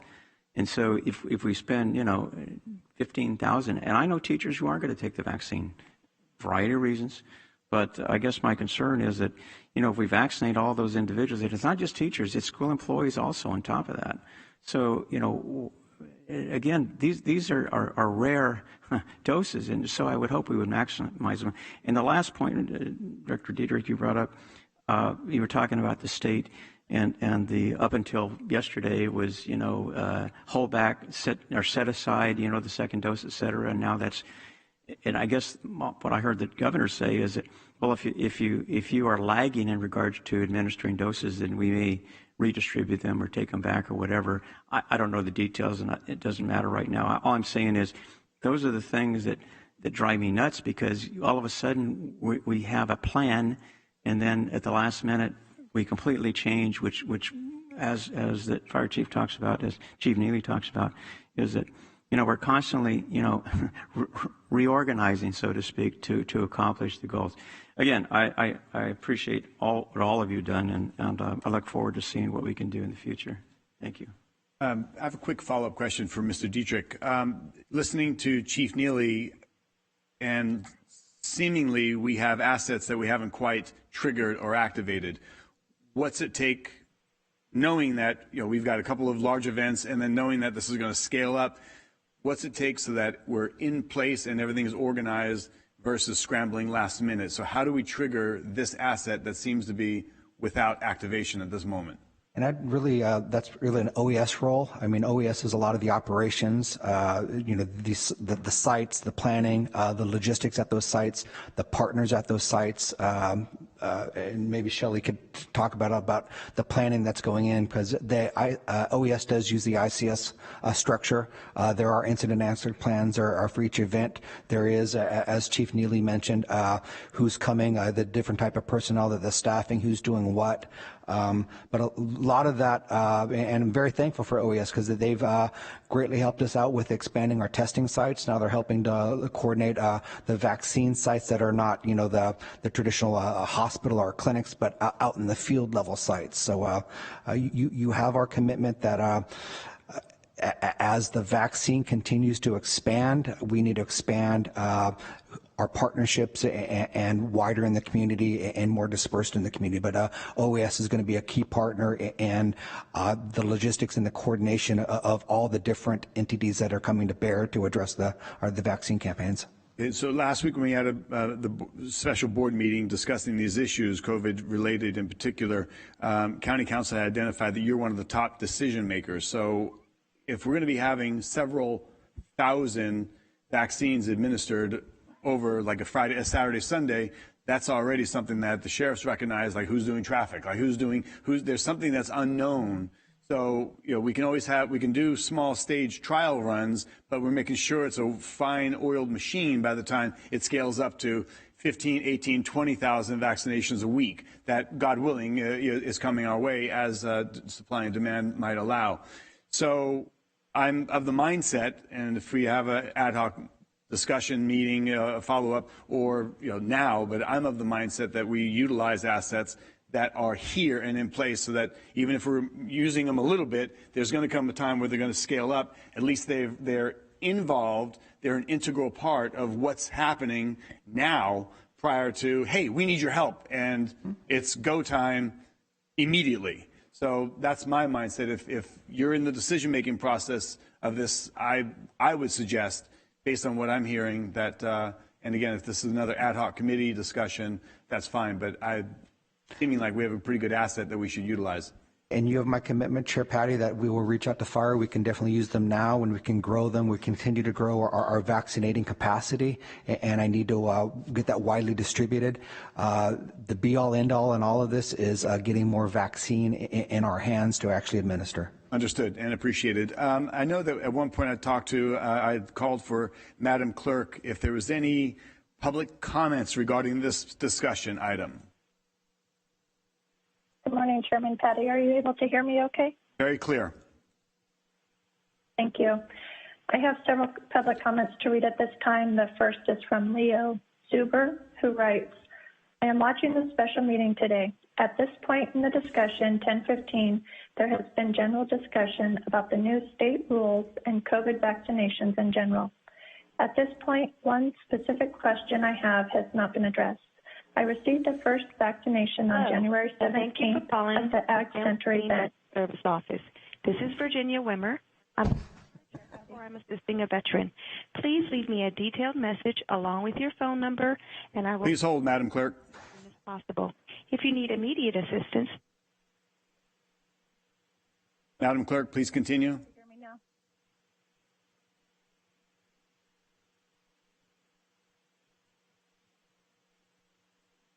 Madam Clerk, can you hear? Thank you, Chair Petty. I can hear you. Are you able to hear me now? Now we do, yes. Please proceed. Okay. Mr. Zuber writes, I am supposed to get a second shot on February 14th. I was told to return to the Ag Center on the 14th. Will the same rules apply? Show up, get a line of cars, and wait 5 hours? I just need to know what to do. The next comment was submitted by Robert Wilson, who writes, this relates to an item you have on the January 26th calendar. Small businesses, restaurants, churches, schools, and entertainment venues have been decimated by the unconstitutional, arbitrary, and capricious executive orders of Governor Gavin Newsom for shutdowns and restrictions. The governor also has no statutory authority to issue these orders that he claims to be based on science and data, but has refused to release whatever science and data they are supposedly using to the public for review. This total lack of transparency on the governor's part is unacceptable and can no longer be tolerated. I encourage the board in the most strenuous terms to consider some type of legal action against the state to protect our local economy and bring these COVID restrictions to an end for a virus that has a 99.4% cure rate for people who get treated. I would suggest the board might want to look at the Placer County Board of Supervisors and their ongoing lawsuit against the state of California in the same matter to see how this could be approached.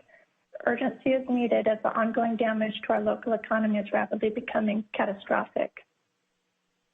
The next comment is submitted by Matteo Morales Padola, who writes, to attempt to ease the effects of COVID-19 and shelter in place on businesses, please consider a timely use of federal coronavirus relief funds for a reimbursement program for San Joaquin County businesses that spent money to comply with health orders.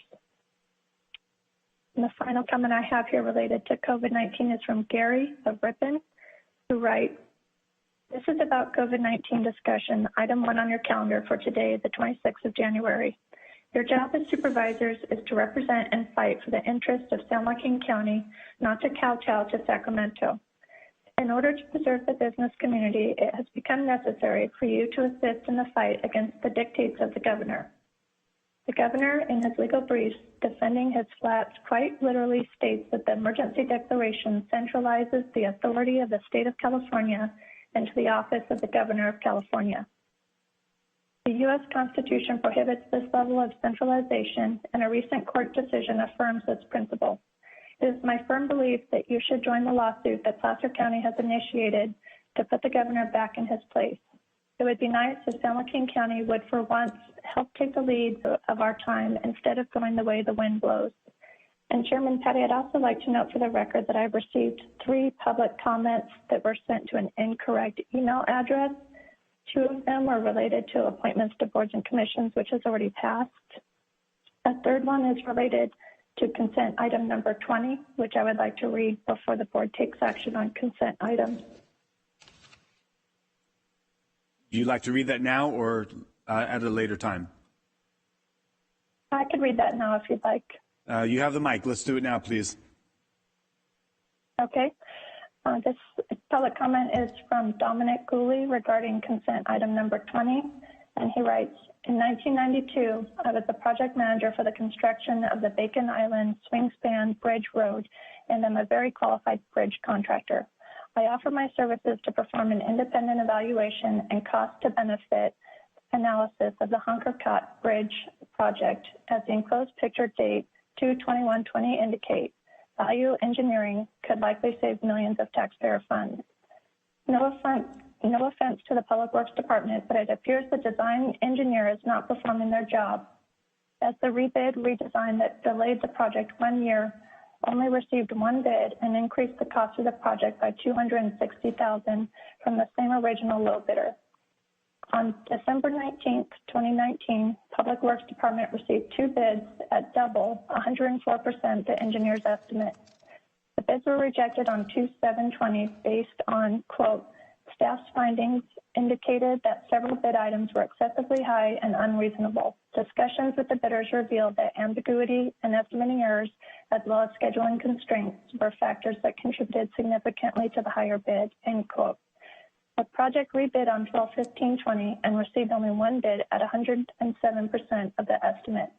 Please delay the award of the contract and consider whether this is an effective use of the valuable tax dollars. The bid documents usually allow 60 days to award a contract, so there's no risk or cost associated with being diligent and reassuring yourselves that this is the right solution. An ounce of prevention will likely reveal a pound of cure. And that concludes the public comment. Thank you, Madam Clerk. At this time, we're going to move on to, we have a second item to discuss under COVID-related. This is a discussion regarding adopting an uncodified urgency ordinance to establish a temporary cap on charges by third-party food delivery services for ordering and delivery of food from restaurants within San Joaquin County. County Council, Mike Miles? I do believe that Director Lima has a comment to make in answer to the first person who called in. Well, then kindly step up. Don't be so shy. Sorry to interrupt. This is the question about the Ag Center event. Sure, that's fine. On the weekend of January 16th and 17th, OES at the Agriculture Center, along with the San Joaquin County Clinics, vaccinated 2,500 plus citizens. We have been receiving a number of calls where many of those are concerned that they're going to have to wait for hours again on the street. That is not going to happen. We're going to do the same process that we're doing with Sign Up Genius to allow them to schedule a block of time on the weekend of February 13th and 14th. I believe that's the 2 days. So they can watch for that to come out on SJ Ready in the next couple of days. Also, we have their contact information in our system, and we will be sending them text, email alerts to remind them to sign up for that block. So we are taking care of those folks. They have nothing to worry about. And we've been assured that the vaccine will be available for their second dose. Excellent. And with the help of the fire department and the sheriff's department, this thing is going to run systematic, isn't it? With the help of our entire county. Awesome. Thank you very much. Appreciate that update. Thank you. Moving on then to number 2, as I had identified, County Council Mark Miles, please. Thank you, Chair. This is just a report for a discussion item for the board on whether to adopt an ordinance establishing a temporary cap on charges by third-party food delivery services for order and delivery of food from restaurants. And so a number of cities and counties throughout the state have been adopting similar ordinances to try and address the situation we find ourselves in, where the restaurants are limited, or we just came out of, where restaurants were limited to delivery only, pickup or delivery only, and even now in the red or in the purple tier, where there's limited outdoor dining that's available. And the ordinances that have been adopted by the variety of cities and counties, what they seek to address is a number of the delivery services charge upwards of 30% of the cost of the meal for the delivery, and 15% of the cost of the meal if you just make your order through their website, but then go and pick it up yourself. It's been reported that has created a bit of a struggle for the restaurants who have limited capacity already. So what the common features of these ordinances is that they cap the delivery fee at 15%. They cap the pickup fee on orders made through the third-party platform at 10%. They require delivery services to provide customers with an itemized breakdown of all of the fees and charges, and they prohibit the delivery service from reducing driver pay as a result of the regulation. Violations of the ordinance are structured so that either the driver who's had his pay reduced or the restaurant owner who has been charged the higher amount gives a 10-day notice to the delivery service, and if they fail to cure it within that time, then the owner themselves can pursue an action in court to recover this. There is some concern, although because these are relatively new, we haven't been able to ferret out any details about whether there's any backlash from the delivery services then refusing to, or cutting back the number of people who are available to do that work, or refusing to do business within the municipality. That concludes my report. I'm happy to answer any questions you may have. Thank you. I appreciate that. And this is brought to the board as a discussion and potential action item. So we can take action on this based on a conclusion of discussion and potential consensus. Correct. But the direction, if it's the board's desire to adopt an ordinance, the one that was attached to the board letter is just a model and does need some cleanup that's done to it. And it has to be noticed. There's particular noticing requirements for urgency ordinances that we have to comply with. So if it's the board's desire to adopt this, give us direction. We will bring it back after we've completed the appropriate noticing. Excellent. Thank you very much. Any questions from the board? Supervisor Wynn. Just a quick question. In your staff report, you did talk about the inability to negotiate these particular charges from the restaurants. Is that correct? That's my understanding, is that, you know, the platforms pretty much set their fee, and if you're going to do business with them, then that's what you're stuck with. Which is the rationale for this particular ordinance, to give some relief to restaurants who otherwise have no recourse other than maybe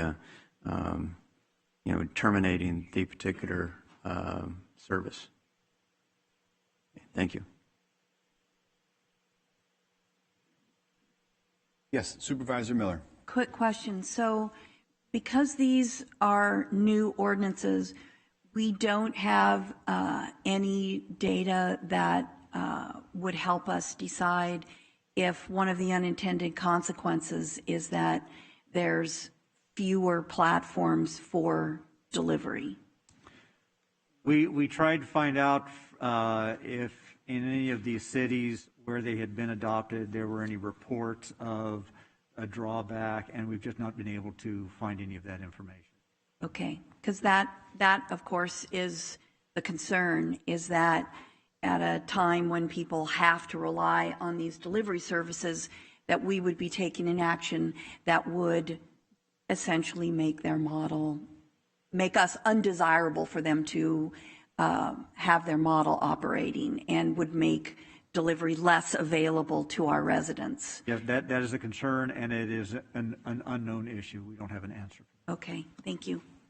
Thank you. And to that point, Supervisor Miller, I had read some articles on it where I got the idea to bring it to this board for discussion.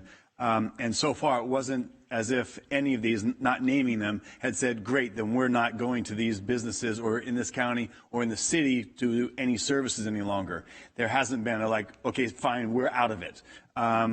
So this is a temporary ordinance that's being talked about that could be amended and could be made permanent. But when you look at a 30%, having worked in the restaurant industry in the past, restaurants operate at about a 10, if they're lucky, 15% profit margin.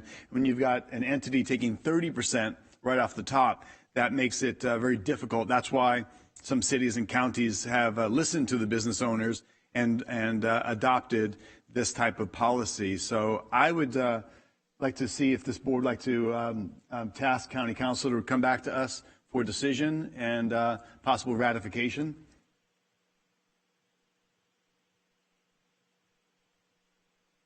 I was just going to say and I'm happy to hear that we're not seeing the service be diminished, because I will say there was a huge increase here locally in the number of these businesses available as the public was being limited to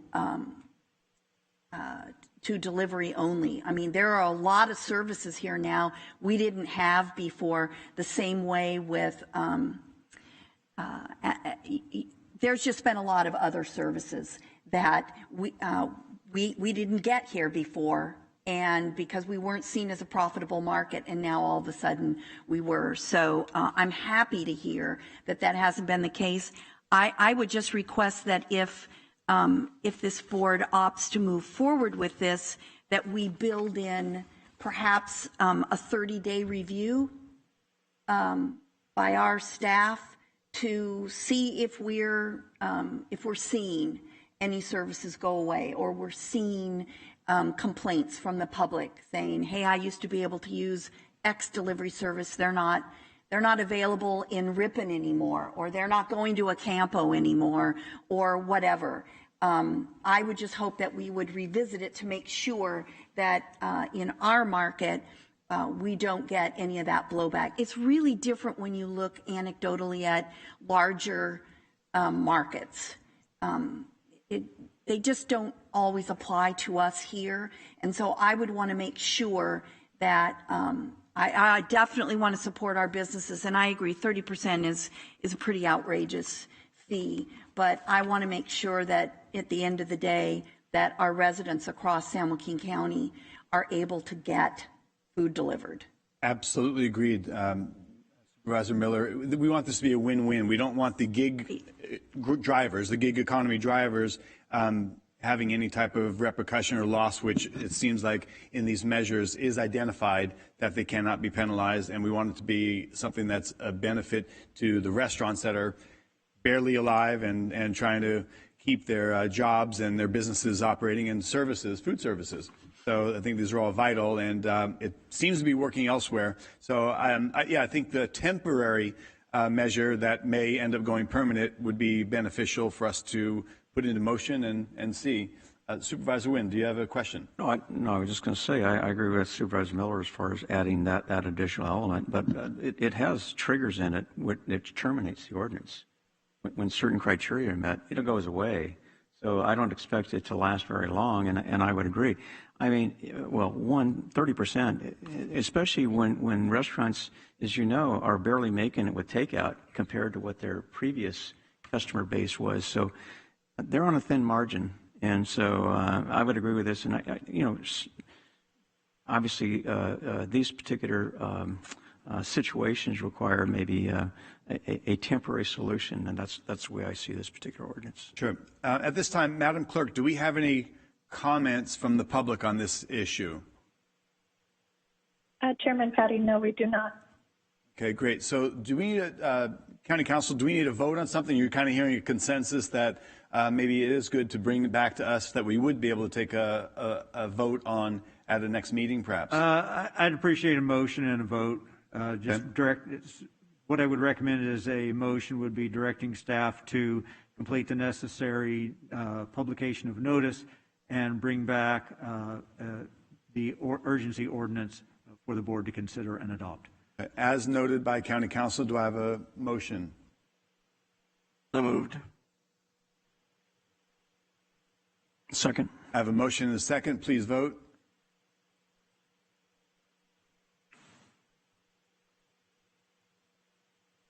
That motion carries 5-0. Thank you very much. Look forward to that coming back to us. Next on our agenda is consent. Chair? Over here. Chair? Supervisor Rickman. Yes. Can I have two clarifying questions I need for the COVID? I'm sorry, I cannot hear you. The COVID, can I ask two clarifying questions real quick? Sure. One that you mentioned, you were talking about enforcement, you were talking about action. Is that something, did you have something on that?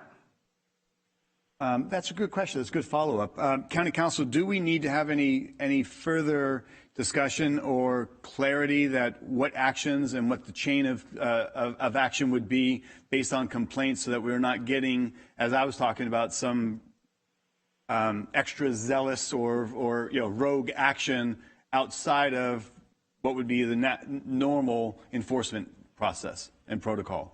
I don't believe so. I believe that I know that it's clear within my office and my staff who've been dealing with this that the direction has always been it's education.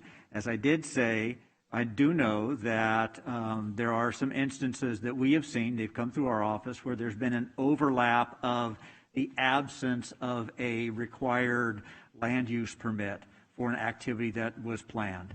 And in those cases, I believe that they did get a letter that said, hey, you have to get this permit, and if you don't get it, there are repercussions from not having it. And they also said, and there are COVID restrictions that apply to this planned activity. As far as somebody being, what I would invite is if somebody is receiving letters or that are overzealous, I would be happy to take a look at them. I'd appreciate it if they'd send them to me.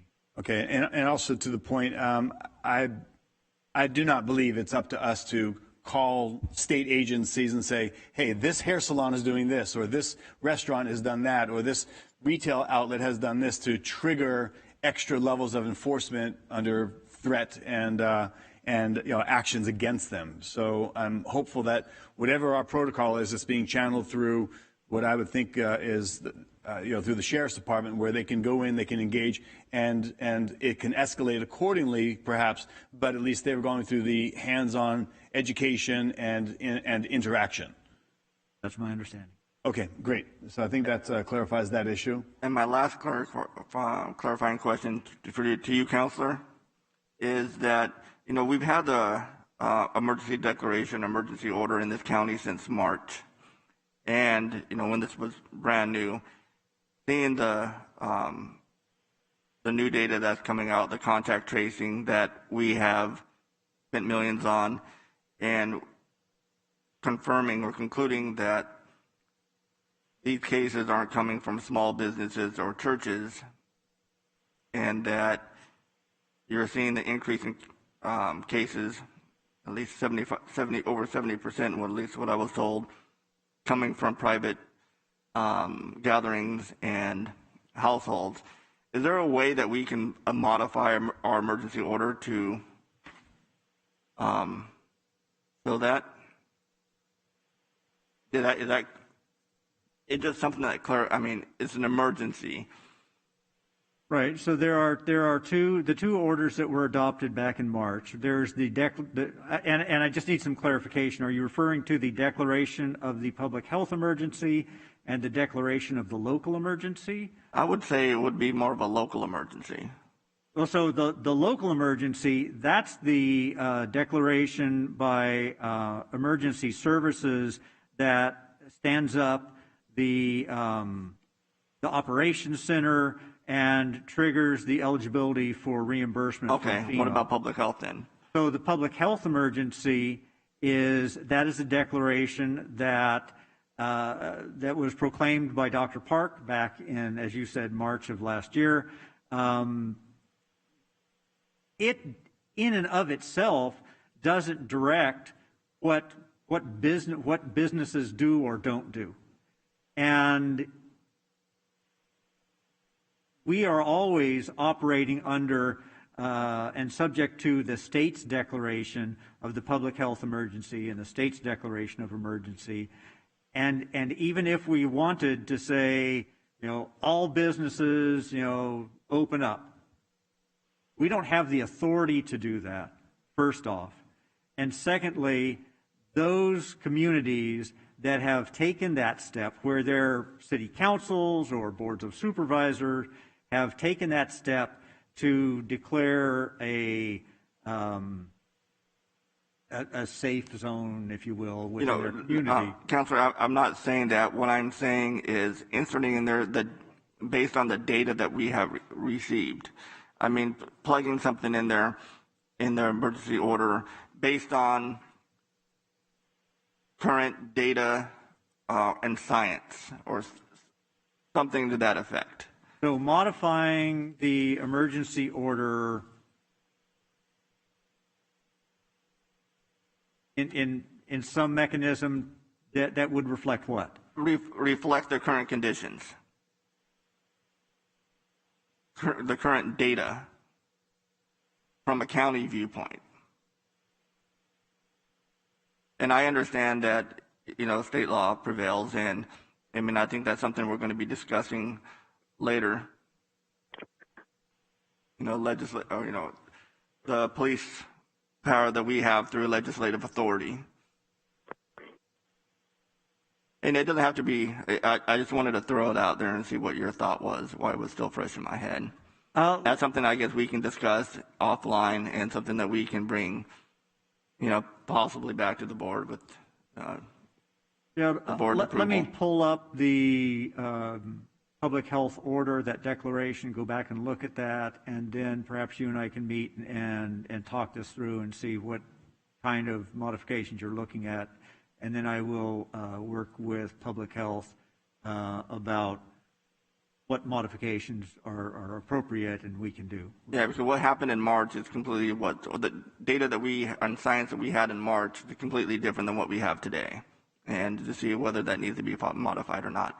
And with that, Chair, I'll end my time. Thank you for your patience. Sure. Thank you, Supervisor Rickman. And were we going in closed session? We're going to discuss some of these items as far as legal possibilities as it relates to some of the COVID? Yes, we have an item on the closed session agenda to discuss the initiation of litigation. Okay, great. So that's an appropriate discussion for closed session. Great. Thank you very much. Appreciate that. So I believe we are moving on to consent items 1 through 27. I'm going to pull item number 4 and discuss that separately from the rest of consent. It's been brought to my attention that I think this item does need to be discussed outside of the rest of consent. So number 4 aside, what items would anybody like to pull today? None from Supervisor Villapudua. Supervisor Rickman? None from me, Chair. None? Okay. Supervisor Wynn? None for me. None? Okay. Supervisor Miller? None for me. How about that? I'm going to pull item number 20. So we've got 4 separate from consent and item 20 once we go to consent. Thank you. So item number 4 is a recommendation that the board approve the appointment of Camille Zapata as legislative assistant for the 2nd Supervisorial District effective February 1st, 2021 at grade E07, step 5. To my office, I've been contacted about this, and there was a little bit of a concern. Supervisor Miller, how are we establishing grade D07, step 5 for this legislative assistant that seemingly is coming to the Board of Supervisors at a higher level than would be a normal entry? Sure, I'm happy to walk the board through my process. First of all, it was my understanding that all of the existing legislative aides were at this level. Secondly, I'm in a unique position in terms of hiring someone for this type of position in that I can only offer a 2-year position. So to bring in someone with extensive experience that's directly applicable is difficult. I did interview 3 other individuals, 2 of whom were either within the county or within an affiliate of the county. Both of them passed based on the fact that it was only 2 years, and it literally said, I have the quote here, it was too risky, career-wise, to make a move for only 2 years. So I did go through an extensive interview process. I did base this on the fact that Ms. Zapata is college educated. She did graduate with Dean's Honors.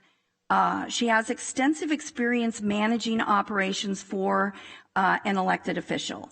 Our state senator Eggman, who previously served as our assembly member. She received glowing recommendations from both the senator and her district director, both of whom have years of experience. And Ms. Zapata did, her duties included managing calendar for elected official, serving as a liaison with constituents and community organizations. Ms. Zapata has extensive communication experience, including developing and utilizing graphic designs, developing talking points, managing online and social media messaging. Everyone I spoke to in regards to her cited that she has extremely strong people skills. I first worked with Ms. Zapata on the iHub's hackathon. She was there representing Assemblywoman Eggman's office, and I worked with that committee, members of the private sector and iHub board members on that process. All of them have spoken highly of Ms. Zapata. And finally, she is a Stockton native.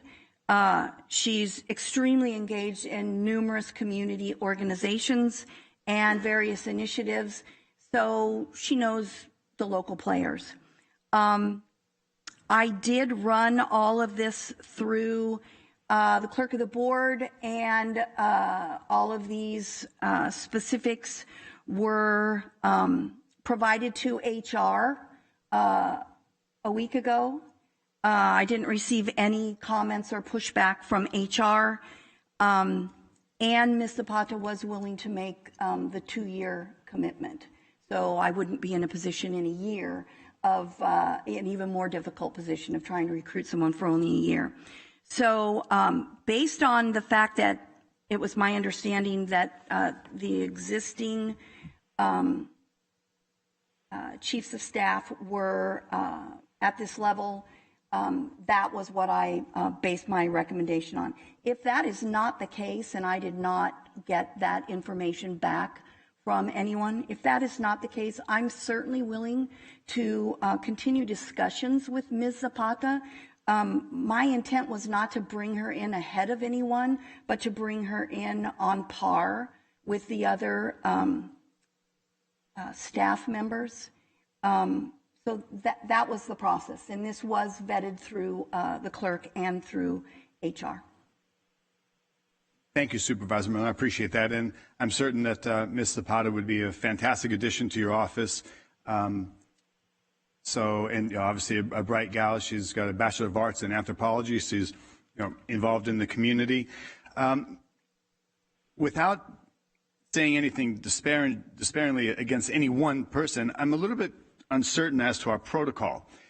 A year and a half, almost 2 years ago now, I brought in somebody to my office who had served under a congressman for 8 years regionally, had extensive levels of engagement and representation and management of all sorts of issues throughout this county. So very hands-on experience.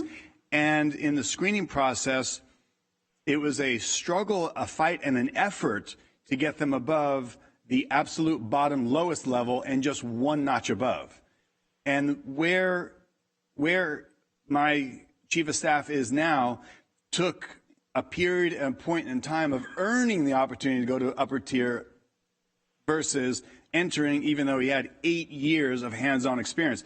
So my question is not, of course, you're Leg 8 and you had a highly capable and competent and wonderful chief of staff prior, so you'd want somebody to fit right in and hit the ground running, and you want a great candidate. I'm concerned about the vetting process. Is there a double standard? How is it that my legislative aide has to fight to come in above the bottom level and has to earn their way to an upper level, and then we've got an application for a bright young person that's going to be a fantastic addition to an office, and they're coming at the highest level? So my office was contacted about this. That's why I've pulled. I'm not sure if any other supervisor would like to weigh in on this, but that's why I've got a challenge with this. It just seems like, and again, nothing disparaging against anybody, but there seems like a double standard if my legislative aide, my chief of staff, had to jump through hoops and fight to not come in at the bottom tier. So I'll bring it to the board. Does anybody else have something to say about this? I'll say a few words. I think Supervisor Miller's already offered to renegotiate with the young lady. I'm sure I have nothing against her. I'm sure she does a great job. But I agree. You know, our staff work extremely hard, and for this young lady to come in and get more than what we're already paying our staff, it's a little worrying. But I know Supervisor Miller would do her best to make this right. Absolutely. And as I said, nobody brought this to my attention that this was more than anyone else. I was informed that this was where our staff was. So if that's not the case, I'm more than happy to work with our HR director, and what I would ask though is the ability to, if we are able to negotiate something that is acceptable to HR, that I am able to move forward so that I'm not left without staff, and we can bring this to the board at the first available time, and it can be approved, if necessary, retroactively by the board, as long as it's vetted by HR. I'm a little bit concerned about that. I understand that request, and I know that you need staff. Just, for HR to approve this as is, and then where we go from here, if we're negotiating down at what level, I'm wondering if we're missing the actual proper protocols and procedures for this to just be decided upon without oversight. If we didn't bring this to the attention and discuss it, it would have just gone through. And, this is taxpayers' dollars, and this is, our responsibility. So when is our next board meeting? Is it 2 weeks from now? Are we 2 weeks? February 9th. February 9th. County Council, what would be the protocol? Are we actually able to hire somebody and then retroactively approve a contract?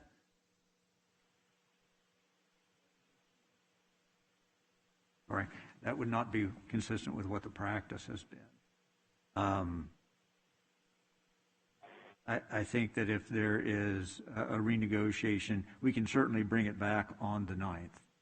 We can get in anything that needs to be done. We can make sure that the agenda item gets back before the board on the 9th. Okay, well, if that's our protocol, then I believe we should follow and flush this out. And I apologize I've been without a chief of staff. I know that our clerk of the board was very helpful, stepped up, but it's a big void, and let's get it wrapped up and bring it back in a couple of weeks. So we will remove item number 4 from consent as discussed and move on now to.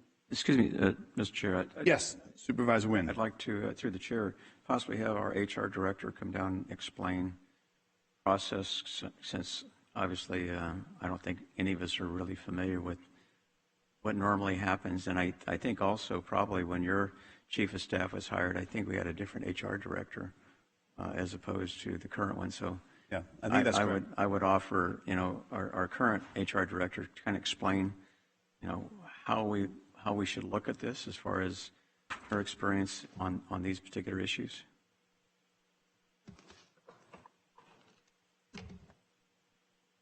Good morning, Chair Patty, members of the board. As I was listening to the comments, I was digging through the emails on my phone, and Supervisor Miller is correct. She worked through the clerk of the board and through one of our principal personnel analysts. The process, as I understand it, is that it requires a formal request. There's a form that requires some additional information about how, and the reasoning, the justification for adding the advanced step. I may need to defer a little bit to Mr. Miles, County Counsel, in terms of, do legislative assistants require coming to the board? Because in this organization, if this was a classified employee, it actually goes to the Director of Human Resources, and he or she may approve that. I think this may be before you because it's a legislative assistance. Mr. Miles, am I correct? Thank you. So that's why it's before you as a board a letter and not an administrative process through human resources.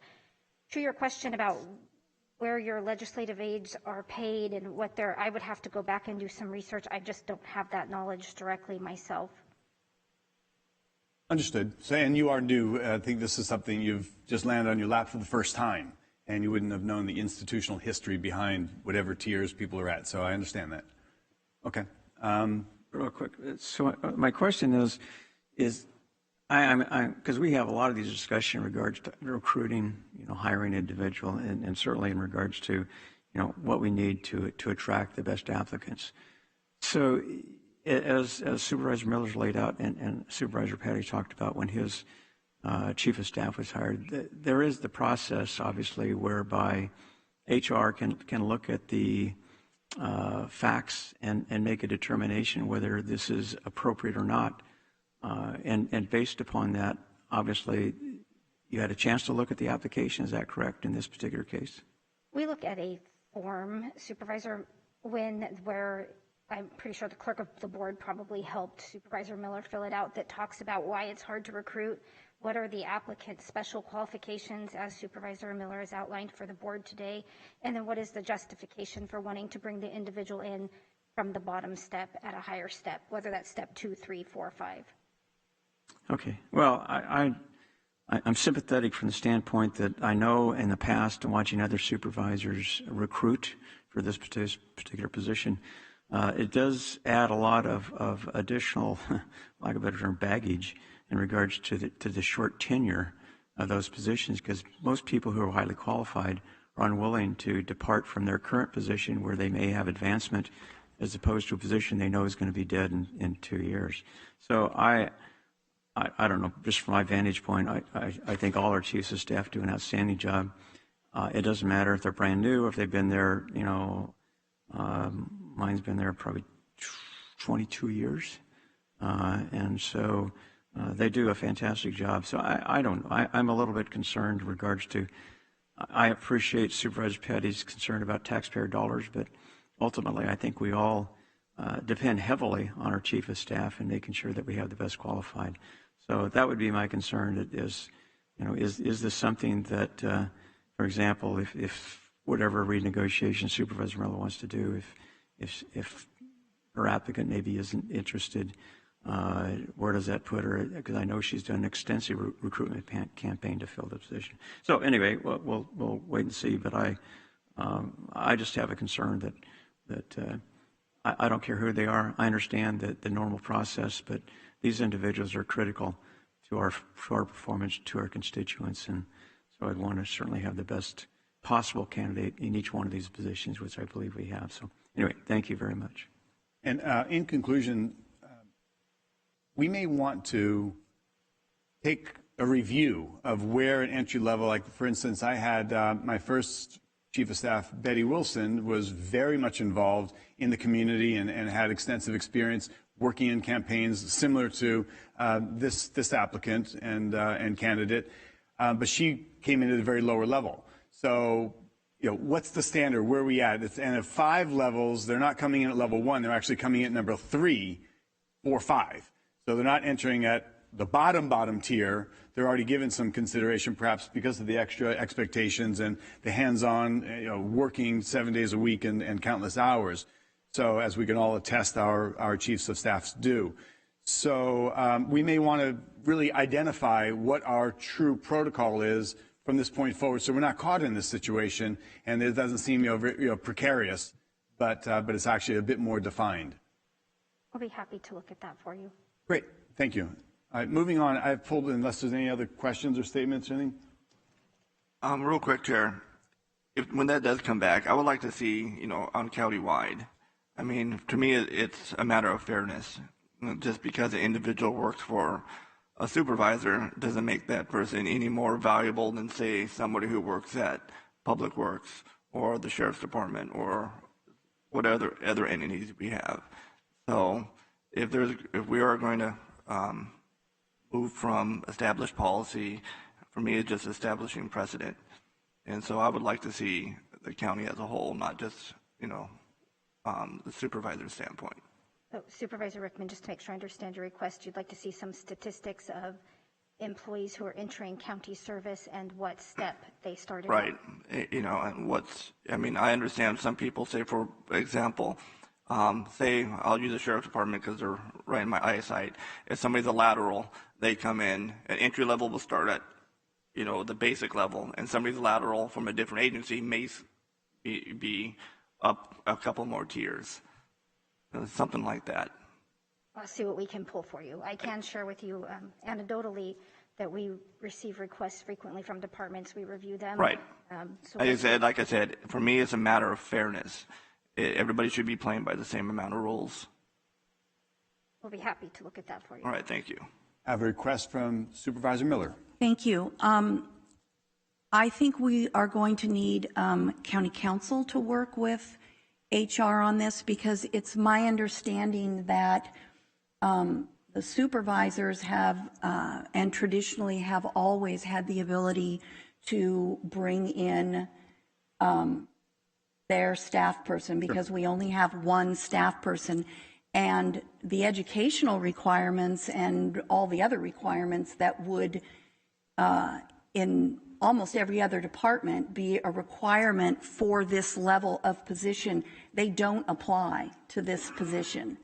So if it's the board's intent to change the policy so that the supervisor's staff people are on the same playing field as all the other county employees, that will be a pretty significant change from the past, in my understanding, especially in terms of some of the educational, they don't have to take the testing, none of that stuff.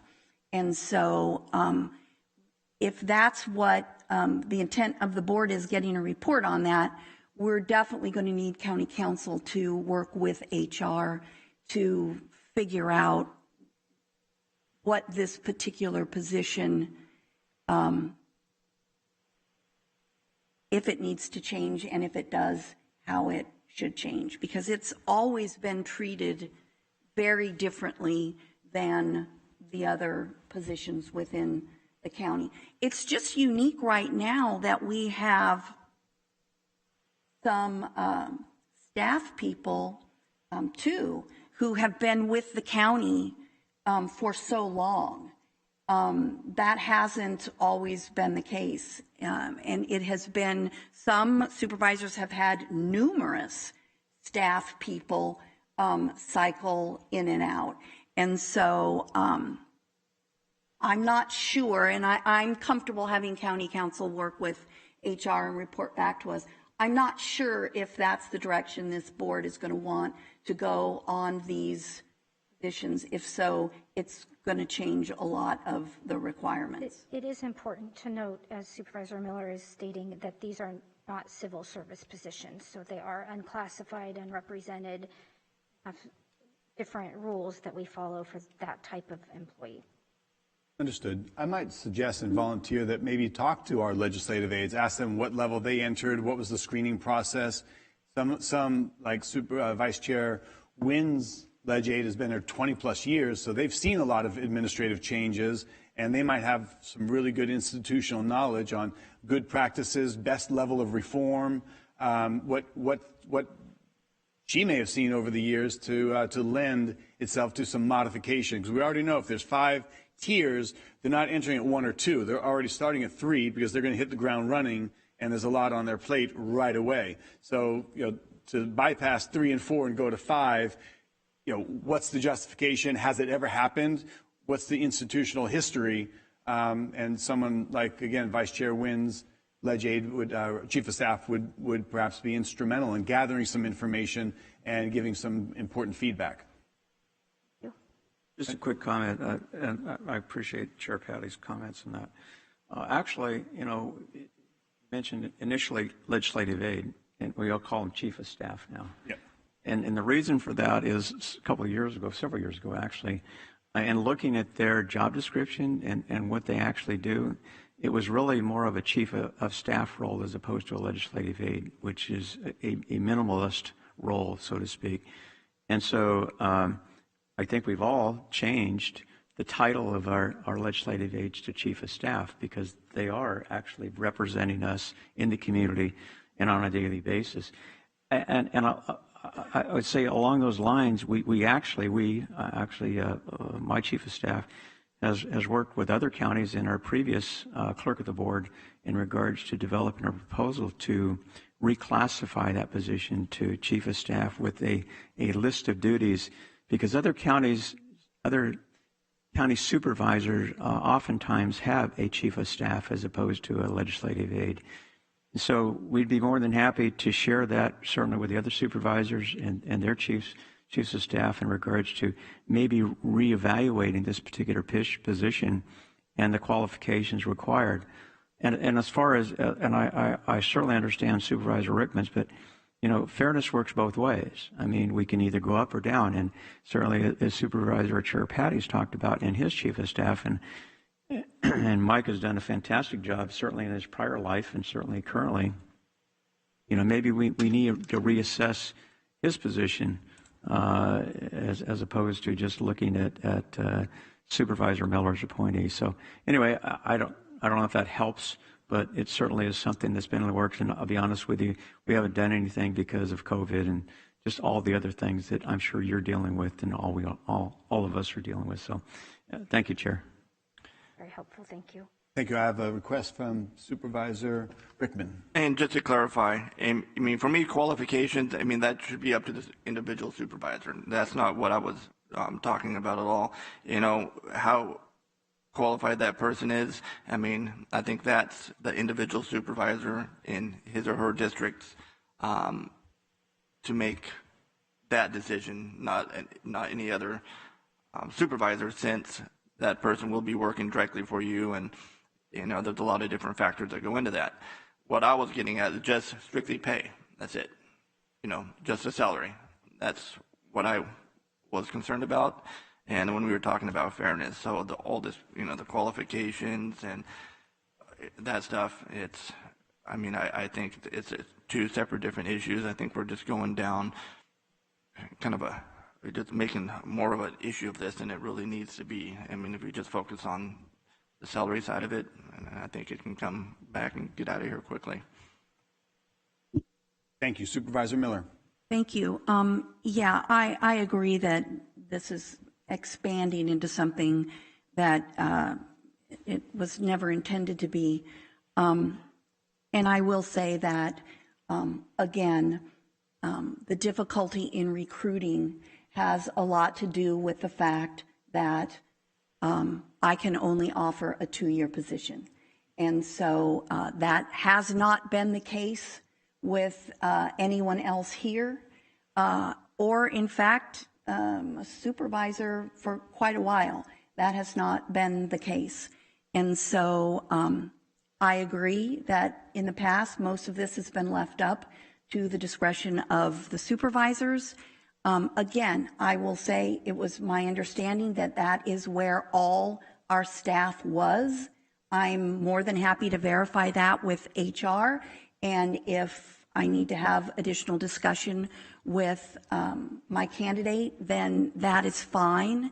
But in terms of, we talk about COVID, this is an individual who has the experience of the last year of conducting and leading online meetings, is very comfortable with all of the virtual platforms. That is not that easy to find these days. And this is an individual that is able to hit the ground running. She's extremely technology savvy. And that, coupled with the difficulty in recruitment, in my estimation, that is the real justification for not coming in at step 3, but coming in at 5. But again, I am happy to work with HR, verify where the rest of staff is, and if we need to have some additional conversation with my candidate, that's fine. If the board is not comfortable approving this on that basis and wants it to come back, that's fine. I will bring it back.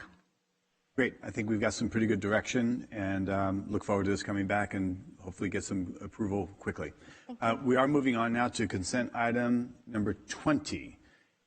Mr. Balaji. While you're coming down, I have to tell you something. Just an aside, I had the craziest dream that you weren't here for a while. And then, like, here you are, of course, Public Works Director, as you should be. But I had this weird moment, like this lapse of time, and just great to see you this morning, sir. Mr. Chairman, I think you must have listened to the MLK's "I Have a Dream" speech again, because the day just passed. Excellent. Well, we have before us. The reason why I pulled item number 20 is we had somebody made a public comment, and it really brought to question when it comes to the awards of a contract as an 8-mile road, which is something that Vice Chair Wynn and I share. This district rehabilitation of White Slough Honker Cut, federal aid project number whatever, Golden State Bridges Inc., and the amount of $4,614,655, and the authorization of a change order for what would roughly be 10%. Can you explain to me what that process is? Because there was a complaint as if something could be done different or better, and I just would like to review how we got here. Sure. Thank you, Chairman Patty, members of the board. Chris Balaji, our Public Works Director. The bridges, which are under our jurisdiction, is inspected by Caltrans. They conduct a biennial inspection of the bridges, and they assess the condition of the bridges, and they give us a report that identifies, any deficiencies that they find, and if they need to be fixed right away, and they hold us to that, right? If there is anything that is of a concern for safety or operation, they indicate that on their bridge inspection report, and we take that inspection report and we assess whether there is the repairs or any items that are specified could be done in-house, or it requires an outside contract. And some of these recommendations are much more than what our crew could handle. So in those cases, then we prepare the plans and specifications, and we send it to Caltrans back, because if it involves federal funds, which this bridge project does, it is funded under the Highway Bridge Program, which is 88.5% roughly funded through the federal money, and the remaining is our local share. So before they even authorize the federal money for these projects, they look at it and see that, okay, is this work that was recommended through the biennial inspection, and does this work that is being specified is going to cure the issues that the inspection report brought up, and does it comply with the Caltrans standards, bridge design standards, and also the federal applications for the federal reimbursement type of deal. So they go through an exhaustive review, and they issue us what they call a federal authorization to proceed. So after we go through all that, after Caltrans vets that this is what we recommended, this is what you are following, and you are doing the right thing, then they give us the authorization to proceed. So we go through all these steps before we get to even advertise the contract, actually, and then we come to you for the award of the contract. And when it comes to that award and the dollars, how do we get there? With the public comment was that this is an exorbitant fee, and this is unfair, and this is not properly done, and such. Is this award properly vetted, or are we in the county overseeing something that's a boondoggle? It is very properly vetted, because Caltrans would not allow us to even proceed with the project if that was to be the case, and we would lose the federal reimbursement ability if it wasn't the case as well. So my understanding is I happened to get an email from Mr. Gully this morning, and his question is not even on the dollar value, so to speak, necessarily. Mr. Gully's argument was that the scope of work that is being performed, he thinks is unnecessary, and which he thinks that instead of doing what we are doing, this deck rehab, we can just simply patch some spalls, and he is minimizing the amount of work that needs to be done to very small, and therefore could cost a lot less. whereas Caltrans engineers who inspected the bridge and their local assistance engineers confirmed that the work that the inspection engineers recommended is the right scope of work, and our engineers had gone through that and vetted that as well. And so, we're following all the federal and Caltrans standards in the work that we are that's being proposed right now. Is Mr. Gooley an engineer at a higher degree with a special level of education and a higher understanding than what Caltrans employs? And would there be more than one engineer at Caltrans that would do a review? How do we get to where somebody's questioning the necessity of an action like this requiring a new bridge when an engineer like Mr. Gooley is claiming it's completely unnecessary? Is the vetting process flawed? Oh my gosh, I'm unable to speak to the qualifications of Mr. Gooley, but I can vouch for the process that Caltrans uses. This is all these people do. This bridge, they call them SMNI, Structure Maintenance and Inspection Group. This group does bridge inspections up and down the state, thousands and thousands of bridges each year, and to assure their safety worthiness and also make their recommendations. I mean, these guys, this is all they do. It's like, can I fix a leak in a plumbing? Of course I can. Right? But does that make me a plumber? No, right? Because these guys have a special eye towards what they are looking for and the correct solution for it and the best way to fix that stuff. So, that's the comparison that I could make, actually. All right, so then we're quite comfortable that even though public comments and the engineer has called into question actions that the board is approving, we know that Caltrans and everybody has vetted this to be a proper and true protocol of replacement and an upgrade versus what we currently have. Absolutely, Okay. Chair Perry. Well, thank you, Mr. Balaji. Any other comments or questions, Mr. Balaji? Supervisor Vice Chair Wynn. Real quick, since I have most of the bridges in the county in my district, and I've been involved in many of these projects, that's why when I looked at the item and the staff report, very comfortable because I know the thorough vetting that these projects take in regards to the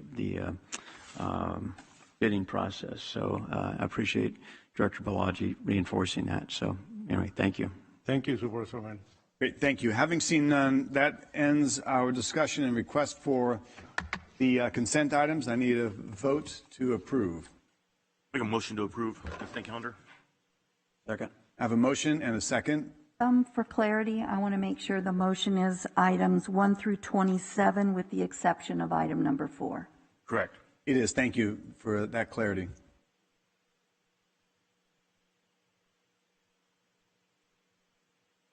We have adopted 5-0. Thank you very much. Let's go forward into our discussion items, and at some point we're going to take a lunch break. Item number 1 today is scheduled morning public hearing to consider the Planning Commission's recommendation to approve Development Title Text Amendment number PA 2000052 to amend the provisions for second unit dwellings, accessory dwelling units, and junior accessory dwelling units for all agriculture and residential zones. This is for affecting all districts.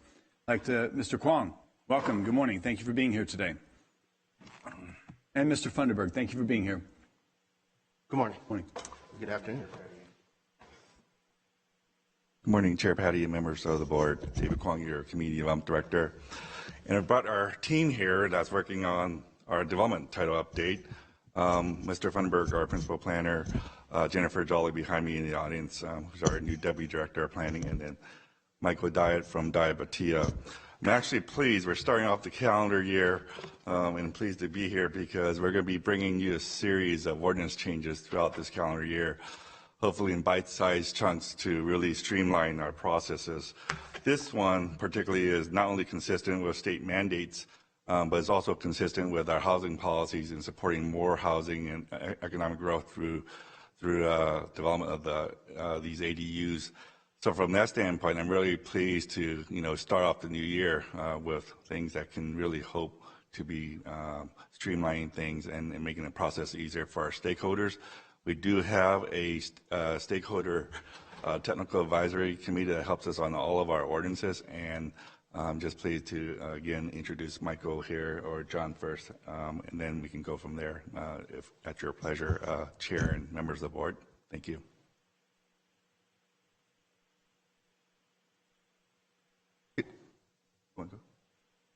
I was just going to introduce Michael. Good afternoon, Chair, Patty, and Supervisors. Michael Diet with Diet and Bhatia will be presenting the adopted, or I should say the ordinance to be adopted for accessory dwelling units and junior accessory dwelling units. Thank you. Mr. Chair, members of the board, it's an honor for me to be able to come with you and share the initial work we've been doing on the accessory dwelling units amendment to the existing title. These reflect the idea that affordable housing is a concern to the board, to the general plan, and it's also something that came out of Sacramento that asks for local action. Accessory dwelling units, granny units on a lot can really represent a low-cost and affordable option to expand housing choice for residents in the county. And new standards that we would have here would ensure that these are a good fit on individual lots, and so we've also got then a streamlined process. The state mandates came down really in 2019. There were 4 bills. They became effective the start of last year, and they set default standards. So if the county doesn't act, you'll just have to follow what Sacramento laid out. So I think it makes a lot of sense to tailor something to your needs, to have an ordinance that you're comfortable with, that still allows for what we call ministerial approval. Someone comes to the counter, the checklist shows they meet the standards, then they're all ready for the building permit. And what this package will do is add some additional definitions for clarity so everyone knows what we're talking about, include the accessory dwelling units in those lists of use regulations, and still allow in the agricultural zones the second unit dwellings. We're not changing those rules at all. So we're really having a 2-track process, and add then a new chapter on residential accessory dwelling units. We also, lastly, will bring mountain house regulations into sync with the mountain home, with the rest of the development title. There now are 4 different types of ADUs, or accessory dwelling units. There's the conversion of the garage, a new freestanding detached accessory unit, which might be 800 square feet, 2 bedrooms, a bath, living area and kitchen, 16 feet high, 4 feet from the property lines, and that would then be allowed by right. They'd be able to just go pull a building permit. Or if it's attached to the house, it might be larger, up to 1,200 feet. But again, if it's at 800 square feet, 16 feet high, 4 feet back from the lots, they'll also be able to pull a building permit directly. The last idea that Sacramento introduced was the conversion of a bedroom to an accessory dwelling unit within an existing home. They called these junior ADUs. They could be up to 500 square feet and go right to the building permit stage. You'd wonder about the parking. Well, there will be only one new space required, and it may be in tandem, but no parking for those junior accessory dwelling units or the ADUs that might be near transit or in a historic district or where there is on-street parking. We're not recommending any owner occupancy. It had originally been talked about with the Planning Commission, but they said, well, why don't you pull that? That's unnecessary. And we checked state law, and we did pull it. We did find that there is going to be another benefit for homeowners. If they come in with 750 square feet or less, they won't have to pay any impact fees. You can get the impact fees from the larger units. This will have a minor effect on the county overall budget, but think of it as an opportunity to enable homeowners who might otherwise find it a little expensive to be able to get a break on their fees and build housing, help respond to the housing needs of the community. The review process chart you have in your staff report shows that two-tier process. If you meet those specific standards I mentioned, then you just go right to the building permit. If you're slightly larger, there'd be a checklist that county staff would have to have at the counter. And if you go through that checklist, you get an ADU clearance, an ADU permit, and you then go right to the building department. Now, one thing that's very exciting is we will have an ADU design manual with pre-approved plans, including all of the engineering drawings and calculations, that the building official will say, those are great, we've pre-stamped them. The homeowner will only have to fill in a few things about where their site is, what the orientation is, how it works out, confirm those things, and they've saved all the architectural and engineering costs. There's some design flexibility. There'll be 6 or 7 of these plans, and it will lower the cost for the applicants, make it much easier to get through the county process, and we think this is very exciting. A number of jurisdictions around the state have been doing this. Very few actually have all the engineering and architectural plans fully done. So the county, though, will be one of those that do that, and I think that will be a great product that we'll be putting in place after your action today. Just touch on a final few restrictions. No short-term rentals, none of that Airbnb. They can't sell the ADU separately. You know, it's part of the home package on that lot, and they have to record these deed restrictions, so they'll run with the land. All seems very reasonable. The commission did have a hearing, discussed it, and recommended the draft ordinance to you unanimously. We haven't received any written public comments. You'd talk about them in a virtual Zoom meeting with the community, and can't read minds, but generally I think there's a comfort level out there that this is the right way to go and will help you meet and expand housing opportunities. I'd be delighted to take any questions you may have today.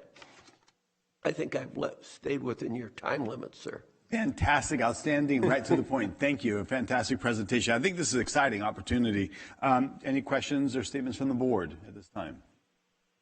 Make a statement. I want to thank the department and Director Kwong for attacking this. I think constituents in our county will love this. This is a big stepping stone for everyone. Great job, guys. Excellent. I have a quick question. You had mentioned permit fees. Do we have an idea? I saw 3 different numbers, 500, 800, 1,200, and if it's under 800, it might be certain. Can you give us an idea so we might be able to share this, or is that yet to be finalized? So I'm going to start that out, and I'm going to defer to John in a second. The fees are streamlined in this case. So the state mandated everything 750 square feet and below to basically you're not able to charge any city or county type of development impact fees, or otherwise known as county facility fees or public facility fees. So that big chunk of it is going to be gone. And that's usually what is a lot of it for infrastructure type of fees. Then there are service fees, which are us processing over the counter, and then I'm going to defer that over to John. It will be, if it's a two-tier, if it meets over the counter, it's like we're looking at it for 5-10 minutes, and there probably won't be a fee necessarily for that. But if we have to take it in and look at it a little bit more, but still ministerial, there might be a fee. Yeah, Supervisor Patty, we identified last year probably less than 100 permits that were actually like accessory dwelling units, junior accessory dwelling units. So the loss would be minimal to the county, but on the other hand, what's going to happen is the increased chances for affordable housing opportunities and low rents for these people trying to come into home ownership and trying to rent at a lower rate. Certainly, and we know according to one of the last reports were 44,000 doors short in San Joaquin County, so this would be very helpful. Have we identified what the dollar of fee would be, or is that yet to be, if somebody's going to put up one of these units? That's kind of yet to be determined because of we don't know what the actual cost would be when we do the affordable housing ADU manual, but we kind of determined that it's going to be minimal cost to the county. And I did want to point that out as a great savings for any kind of homeowner building it as well. We're actually producing construction level documents for the homeowners. Outstanding. If they want to do these ADUs. And that's typically a private cost incurred by somebody wanting to hire, needing to hire a architect or maybe an engineer if it's structurally needed as well. And so what we're going to have is a set of 3 or 4 plans that they can choose from if they want to do that. If they want to do something more elaborate, then they're going to have to, maybe add to that. But to the extent that we're saving them on the front end as well, if they decide to ADU, we want to really help them from that perspective and encourage this housing. So, we're saving them money on the front end. I think we're working out the service fee for what a counter visit might be, if there's any, unless we need to take it in for review. And then they're going to be saving money on the county facilities fees as well. This is a win-win in so many capacities. I really want to appreciate you guys being progressive and updating the development title here. And even if it's just steps and stages, not everything done once and down the road, you guys are being very responsive to what's being requested in the county. So great job by staff. Fantastic presentation. Any further comments? Supervisor, Vice Chair. A quick comment. This is obviously a step in the right direction. Looking at a survey recently in regards to states, the worst states to retire in. Guess what number 1 was? And they listed a whole bunch of things in regards to California, which was the worst. And but one of the things they talked about is affordability of housing and taxes and things. And they said that the cost of living in California is 53% higher than the national average, and 50% of the residents are planning on moving out of the state. So again, I think this is a step in the right direction. Obviously, it's not a huge leap, but I think everything we can do to hopefully to reduce our overall housing costs is a positive thing. So thank you. Thank you. Yeah, I'm just pre-approved affordable plans are perfect for everybody. I think this is like you said, Chair Patty, a win-win for a lot of the constituents and residents of San Joaquin County. Thank you. Excellent. At this time, I'd like to ask if there's anybody in chambers or Madam Clerk, do we have any public comments on this discussion item? Chairman Patty, I do not have any written public comments at this time. Okay. Well then, unless there's any final comments, yes, Supervisor Miller. Thank you. Just a quick one. I just want to thank staff for this as well. This is one of the things that I had asked for to see, and I'm really pleased that it moved forward quickly. It's really needed, not just on a statewide basis, but very specifically here in San Joaquin County. And this is a real opportunity for folks to take advantage of it, generate some additional income, and also to provide quality housing for a whole host of folks that need affordable housing. So thank you very much. Excellent. Well, I'm looking for a motion. Move to approve. Second. I have a first and a second. Please vote.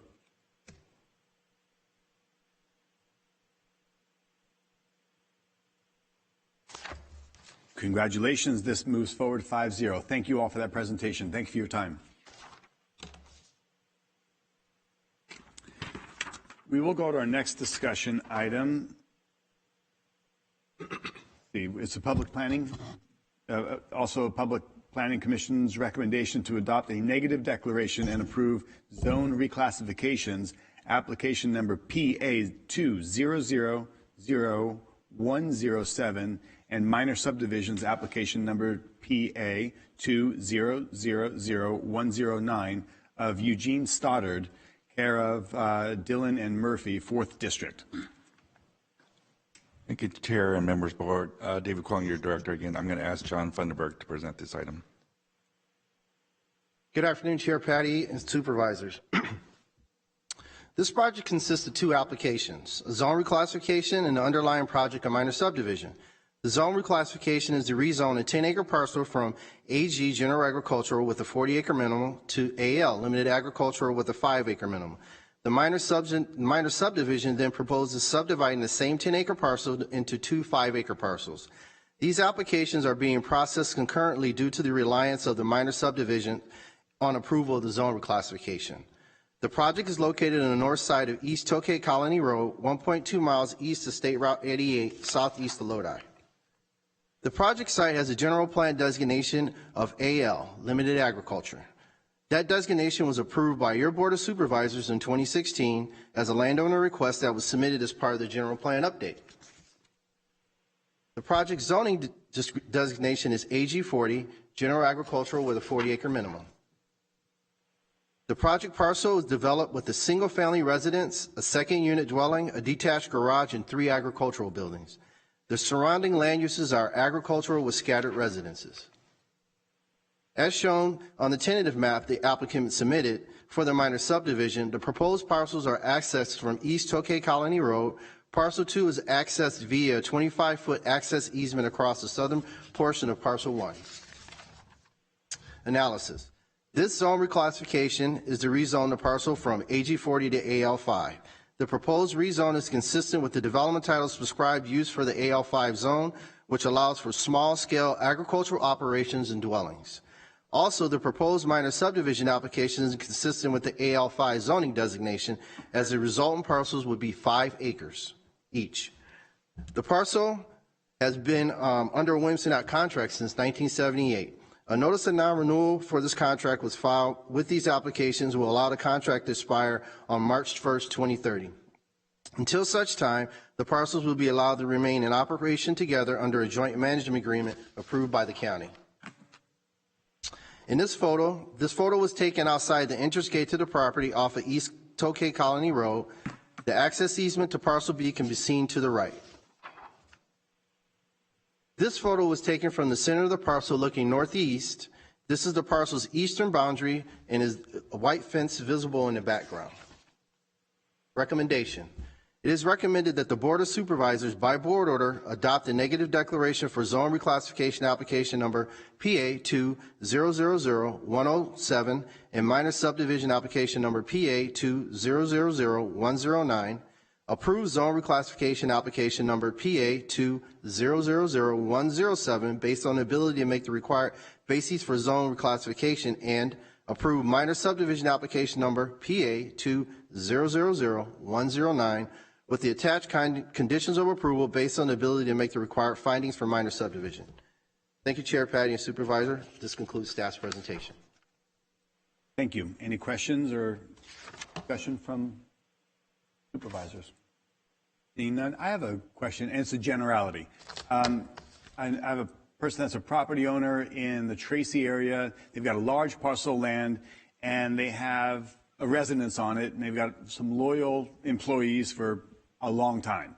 And they want to separate that parcel, it could be 1 or 2 acres or a half acre, whatever it might be, and gift it to the employee that's been loyal and continues to work and live on residence and take care of that region of land in whatever capacity.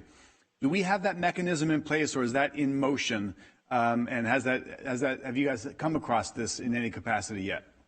I've heard of that kind of situation before. Do they want to gift the home, or do they want to gift the land with the home? The home, and the white picket fence with the home, but not maybe the 5 or 10 or 20 acres that might go with it. So usually what we do on each site like that, we take a look at whether there's public services allowed to the site first. We look at the general plan density, and we look at the zoning to see if it can be subdivided, and how they want to subdivide it, and basically what's allowed. There are some tricky county rules, I have to admit, that aren't always easy to use in terms of, or aren't easy to move things forward. I think I mentioned before, there's a lot of things I like about our general plan and our development titles, and there's a lot of things I don't like about it, and that's constrained our hands since 2016. And frankly, our development title that is 28 years old and really hasn't been comprehensively changed for 40 years. So a lot of those things we need to take a look at. We do want to make sure, though, that fits with the policy and direction of the board, because do we want 2-acre parcels or 1-acre parcels everywhere? Or should they be in certain areas? That kind of stuff needs to be looked at in terms from a policy standpoint. So if there's a specific situation, like the one you're discussing, we'd be happy to sit down with the homeowner who's talking about such a thing and see if we can work something out. But we would need to really look at that particular site. Is that something that is being considered? Because as you said, we're going to piecemeal some of these development title issues. Is that on the docket to be considered and brought to the board for review? It can be now. I mean, and not being, being funny or anything. I mean, we can definitely look at it, because that was part of our technical advisory committee, is to talk to all our stakeholders, and we have a whole bunch of engineers. I shouldn't say a bunch, a number of engineers on the committee who are bringing us their issues that they faced over decades, and that's exactly what we're trying to do, is hear their problems. Not that we can accommodate every single thing, but we want to make sure there's a matched general plan policy direction that the board adopted in 2016, and then to some degree, did the 2016 policy direction make sense anymore, or was that even not accurate? So we can look at that in terms of smaller subdivisions in certain areas, but we would bring that back to you, and probably first, though, bring it to Plan Commission and ask for some direction there. Excellent. Okay, and I'll bring you a little more information on this particular item, but it seems like may have recurred on other times. So, all right, so seeing without any comments so far, let's go public comment. Madam Clerk, do we have any requests or comments on this discussion item? Good afternoon, Chairman Patty. We do not have any written public comments. However, we do have a representative for the applicant, Mr. Joe Murphy, participating telephonically. I will ask Mr. Murphy at this time to please unmute his microphone and go ahead and address the board. Welcome, Mr. Murphy. If you're able to hear us and unmute your microphone, we look forward to hearing from you. Yes, I can hear you. Excellent. Yeah, this is Joe Murphy with Dillon & Murphy. I'm representing Mr. Stoddard, and I agree wholeheartedly with staff's report. We appreciated unanimous support from Planning Commission. There's not much I can add. We're just trying to fall in line with the general plan that was recently changed. So unless you have any questions, I don't have anything to add to it, but I'm here to answer anything I can if you have questions. Okay, any questions from the board? Really seeing none, I think, Mr. Murphy, thank you for being part of this discussion item and being available. If there are no further comments. Thank you, Chair. Through the chair. Yes, County Council. This is a public hearing, so we do need to open a public hearing, call for the public comment, and then close the public hearing. Okay. So then, thank you. I'll officially open public hearing, and I've asked Madam Clerk if we had any comments. There was none. Correct. So having none and seeing none here and hearing from Mr. Murphy that he's available without anybody coming forward and asking to speak, then I will close the public hearing. Thank you. Thank you very much. I appreciate the reminder and the formality. So bringing it back to the board, any final comments, questions, or take a motion and we move forward? So moved. Second. I have a motion and a second. Please vote. Chairman Patty, can I get that second again? Second is Supervisor Rickman.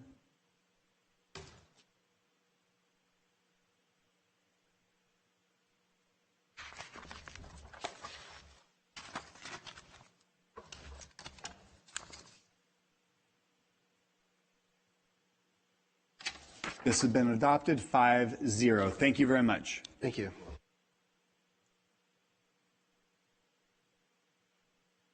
All right, moving along, our next discussion item from our general government, we have from our CAO's office approval of the 2021 supervisorial redistricting plan. I believe Mo Hatif is going to be here, or somebody else. Mr. Chair, this item is from Public Works. I'm sorry? The Next item on the agenda is the public hearing for the establishment of a CFD. I'm sorry if I skipped over it. Number 3. I thought that I don't know if I have it. I believe that. Oh, number 3 on the bottom. Okay, yep, you're right. Thank you. I should be wearing glasses. So item number 3 is Public Works, a hearing for establishment of Community Facilities District 2020-1 Lockford Vistas Maintenance and adopt an ordinance authorizing levy of a special tax in the 4th District. Through the chair, I thought I heard this morning that that matter was being continued. The department's asking that that matter be continued. Chair Perry, the applicant has requested us to continue the item for time uncertain. Okay. And so we will be tabling this until the applicant comes forward requesting us to re-agendize it. Very well. We will table this and bring it back at a future date. So now we are moving on to general discussion. CAO approval from the CAO's office, approval of the 2021 supervisorial redistricting plan. And at that time, we now have Ms. Mo Hatif, our Senior Deputy County Administrator, coming down.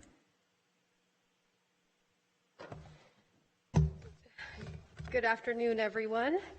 Okay, let me just get this going.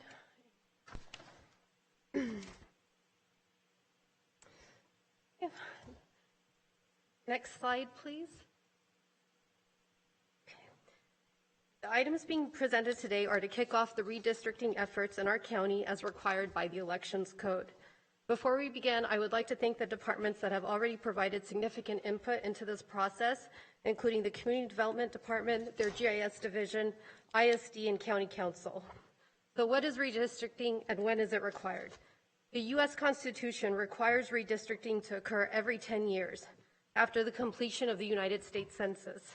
The data is used to geographically define state and local legislative districts, such as your Board of Supervisor districts, and this process is called redistricting. The ultimate goal is for districts to be as equal in population as possible. The last day the board can approve the maps per the Elections Code is December 15, 2021, which I'll go over more in detail later in the presentation. Next slide. Thank you. For efficiency, 2 items are being presented today in one presentation: the redistricting efforts at the local level and then the redistricting efforts at the state level. I will present the recommendation on the local redistricting efforts, and then Deputy County Administrator Jolina will present efforts at the state redistricting level. Since the last redistricting efforts in 2011, many new laws have been codified regarding redistricting efforts to increase transparency and ensure minority voices are heard. What you see here on this slide are the criteria established that are required in creating new district boundaries, including, to the extent practicable, districts shall be geographically contiguous and the geographic integrity of local neighborhoods shall be respected to minimize its division.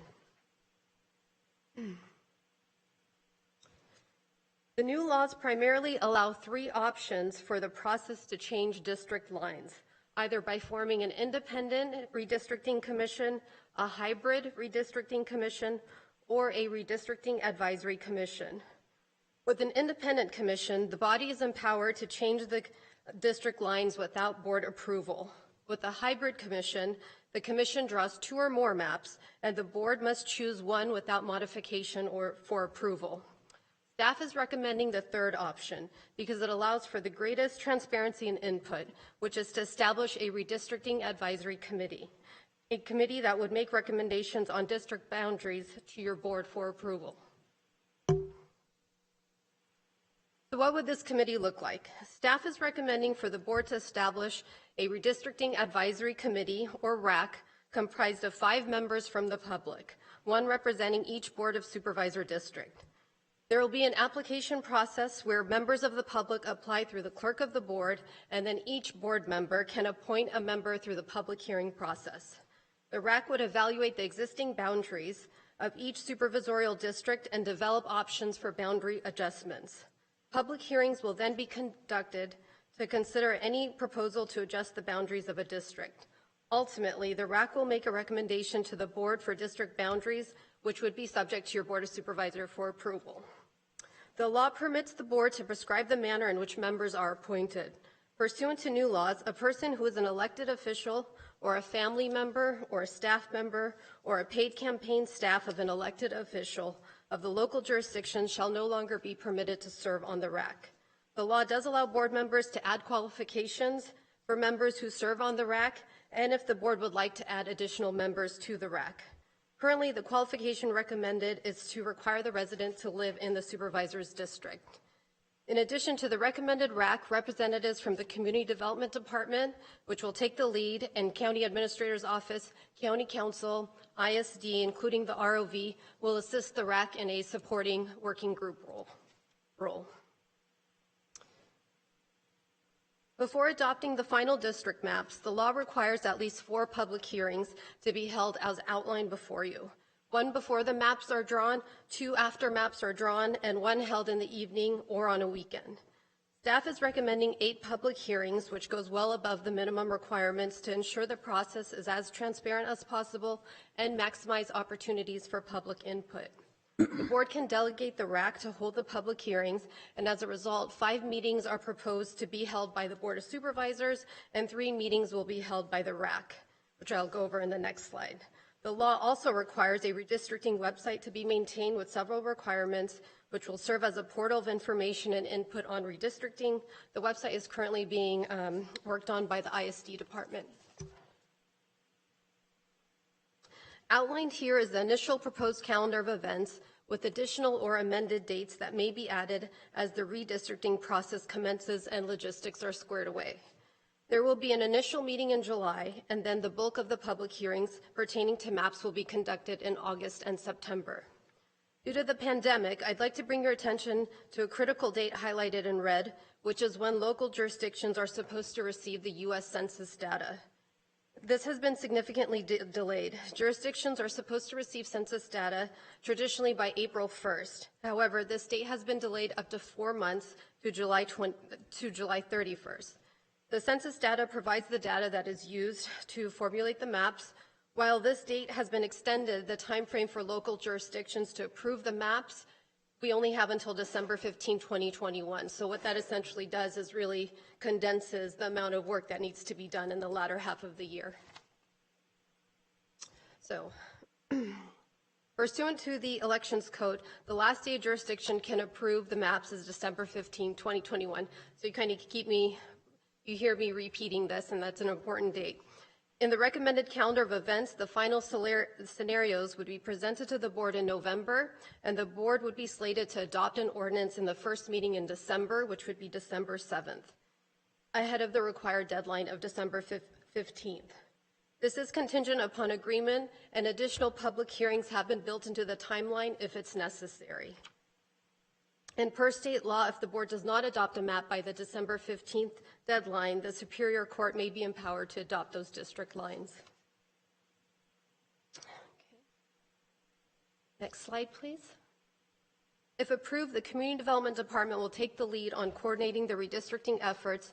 It is anticipated the technical review and analysis will be prepared by CDD's GIS staff at an estimated cost of $20,000. The department can absorb this cost. However, this is an estimate only, and staff time may increase pending the input received on the maps. The public facilitation efforts are planned to be provided by consultant services obtained through an RFQ or RFP process. The cost of this service is anticipated to cost approximately $200,000 in fiscal year 21-22, but this is an initial guess, and the item would be brought back before your board for approval. So it is recommended that the Board of Supervisors approve the 2021 supervisorial redistricting timeline and establish a redistricting advisory committee and appoint a member from each Board of Supervisor district to the committee when it is appropriate. I will now turn it over to Ms. Jolina Voorhees, who will present the congressional redistricting efforts at the state level, and then we will conclude with any questions. And with that, I'll turn it over to Jolina. Thank you. Thank you. Mr. Chair, members of the board, Jolina Voorhees, Deputy County Administrator, here to go over the congressional redistricting efforts that are going on at the state level. As you may be aware, in 2010, the California voters passed Proposition 20, which gave the already created California Citizens Redistricting Commission the authority to redraw congressional, assembly, senate, and Board of Equalization districts. Members of the commission are made up of 14 citizens, individuals, with strict rules governing those who are ineligible, including those who have held elective office, paid staff, and paid lobbyists. The 14 members are made up of 5 representatives of the largest political party in California based on registrations, 5 representatives of the second largest political party based on registrations, and 4 members not registered with either party.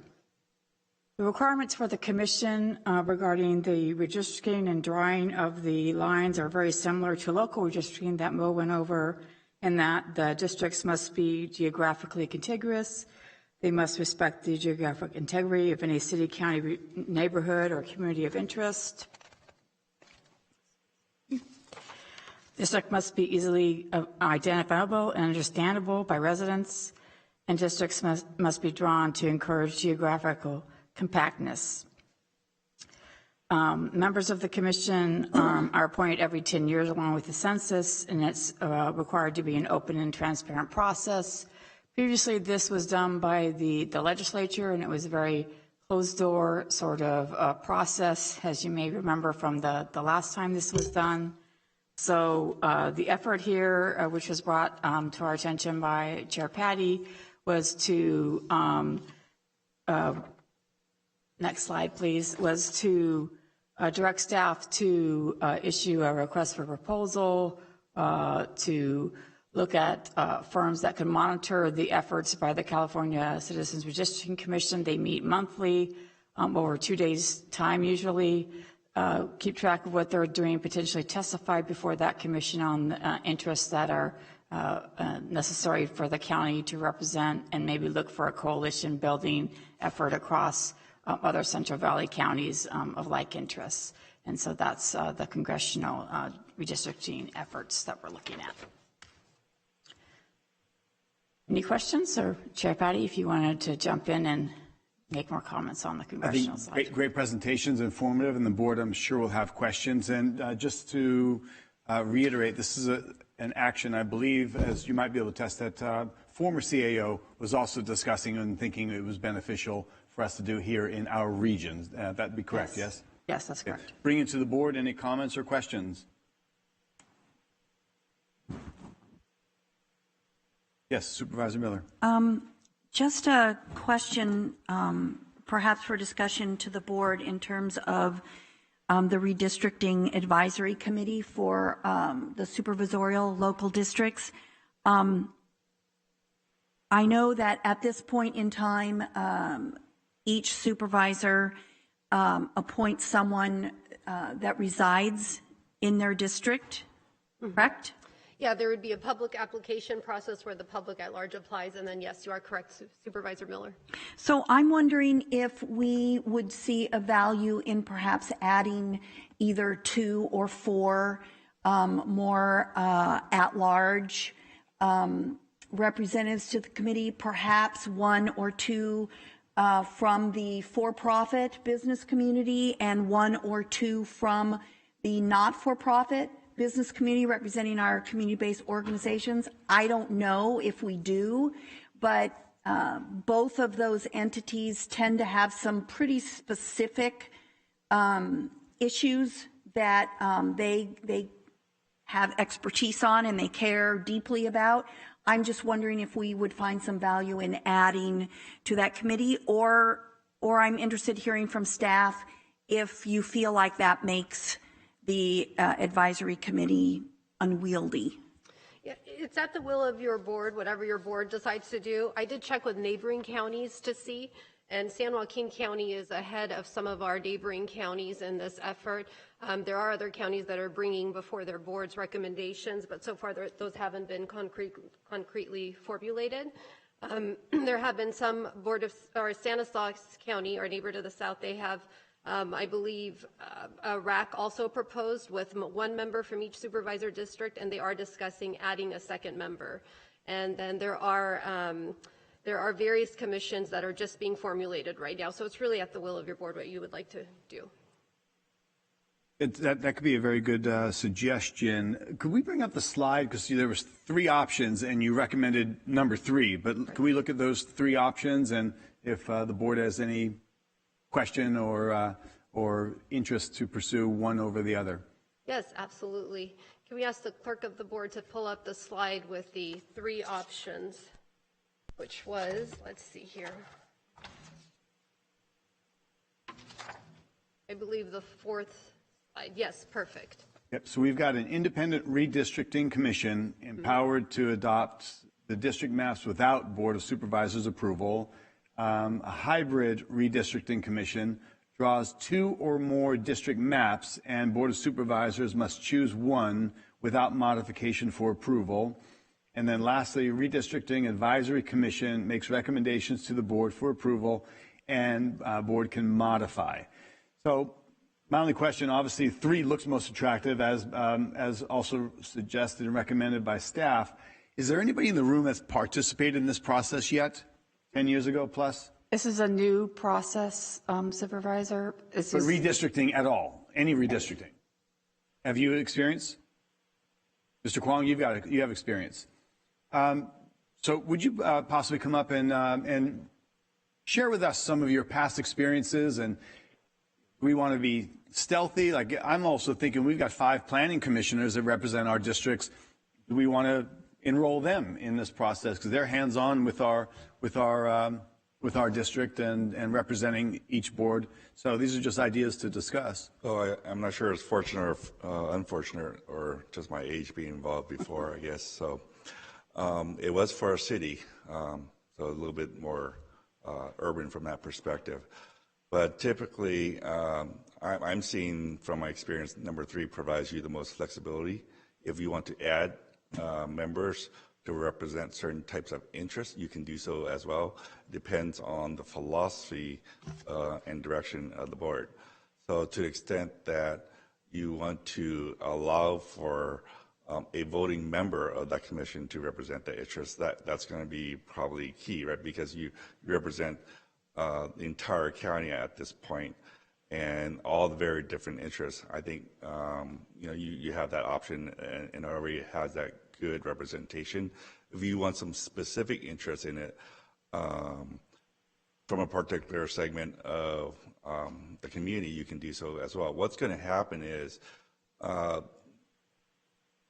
my experience, and the rules are changed a little bit as you've heard, now you can no longer have staff members or campaign paid members on the particular commission or RAC in this case.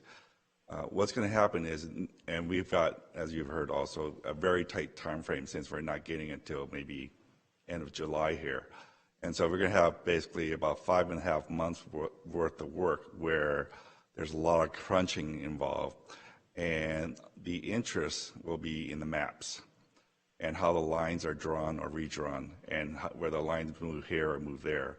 And so just kind of keeping that in mind when we have to go through and also utilize obviously all the election codes requirements for keeping communities of interest together and contiguous and stuff like that, that we have to abide by those kind of requirements. But at the same time, this RAC is going to be looking at those, and we're going to have a lot of crunch time in between as maps get presented, commented on, redrawn, and that's going to be a lot of work from that standpoint. So I just kind of want to give you that particular perspective. As the CEO mentioned, that's why in part our GIS staff, who's also been involved in the last redistricting actually in the county here, we're going to be taking the lead, but we're working with a huge support team, county council office, CEO still, and ISD of course, in making sure we're doing our job and getting the elections code right. So just kind of making sure, from my perspective, to convey to you what's going to happen is there's going to be a lot of interest. The interest is compressed from a time standpoint. It will be all on the maps. Understood. And is this something that, because it says redistricting advisory commission, is this something that would be going through and your participation as well in your department, or somebody you would assign to it? When we're looking at a commission, I'm sure, and as Supervisor Miller points out, we don't really want just five people that we've each individually chosen to sit in a room and hash it out. So we need The commission, and what's that commission made up? Is it also people from your department? We are not a part of the commission. We're just going to be staff support as well as the rest of the other county staff support to the commission. Okay, so you will be, but you'll be part of answering questions and That's correct. That's some correct. capacity. Okay.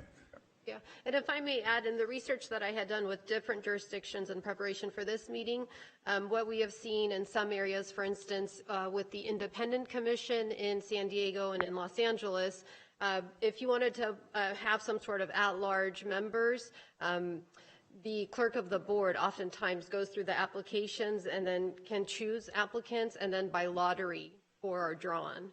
So there is, there are different ways that we can potentially frame this, but as Mr. Kwong mentioned, the challenge here is this compressed time frame, and there will be several opportunities for public hearings where members of the public can come, can comment, can provide their input in addition to the website. So we really want to make ourselves accessible to the public for this process. Sure, understood. And I would last volunteer for getting feedback from other supervisors.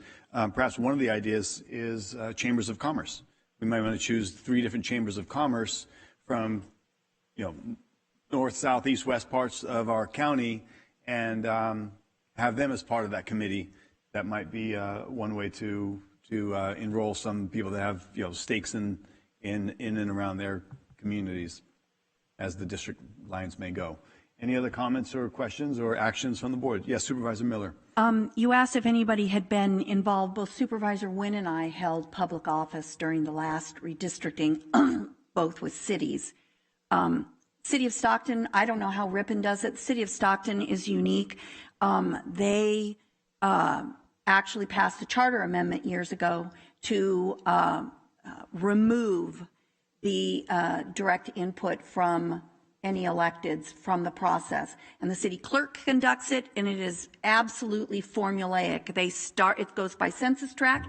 They start in I believe it's the northwest most census tract of the city, and they go from west to east like a typewriter until they get to a certain number, and then they start the next district, and they go from west to east.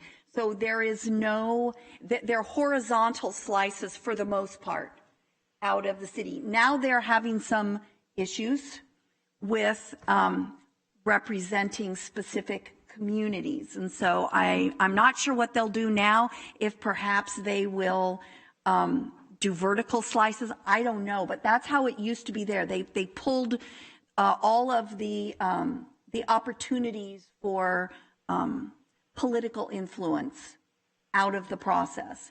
So I think having chambers participate, that they would certainly be good representations of for-profit businesses.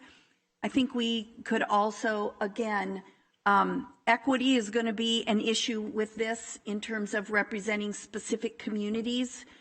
There are federal and requirements that state you can't break up what would be considered voting communities.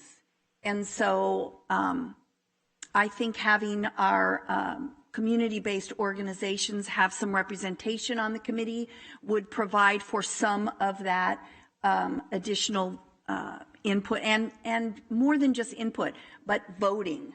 They would have more of a say in how those the recommendations come to us.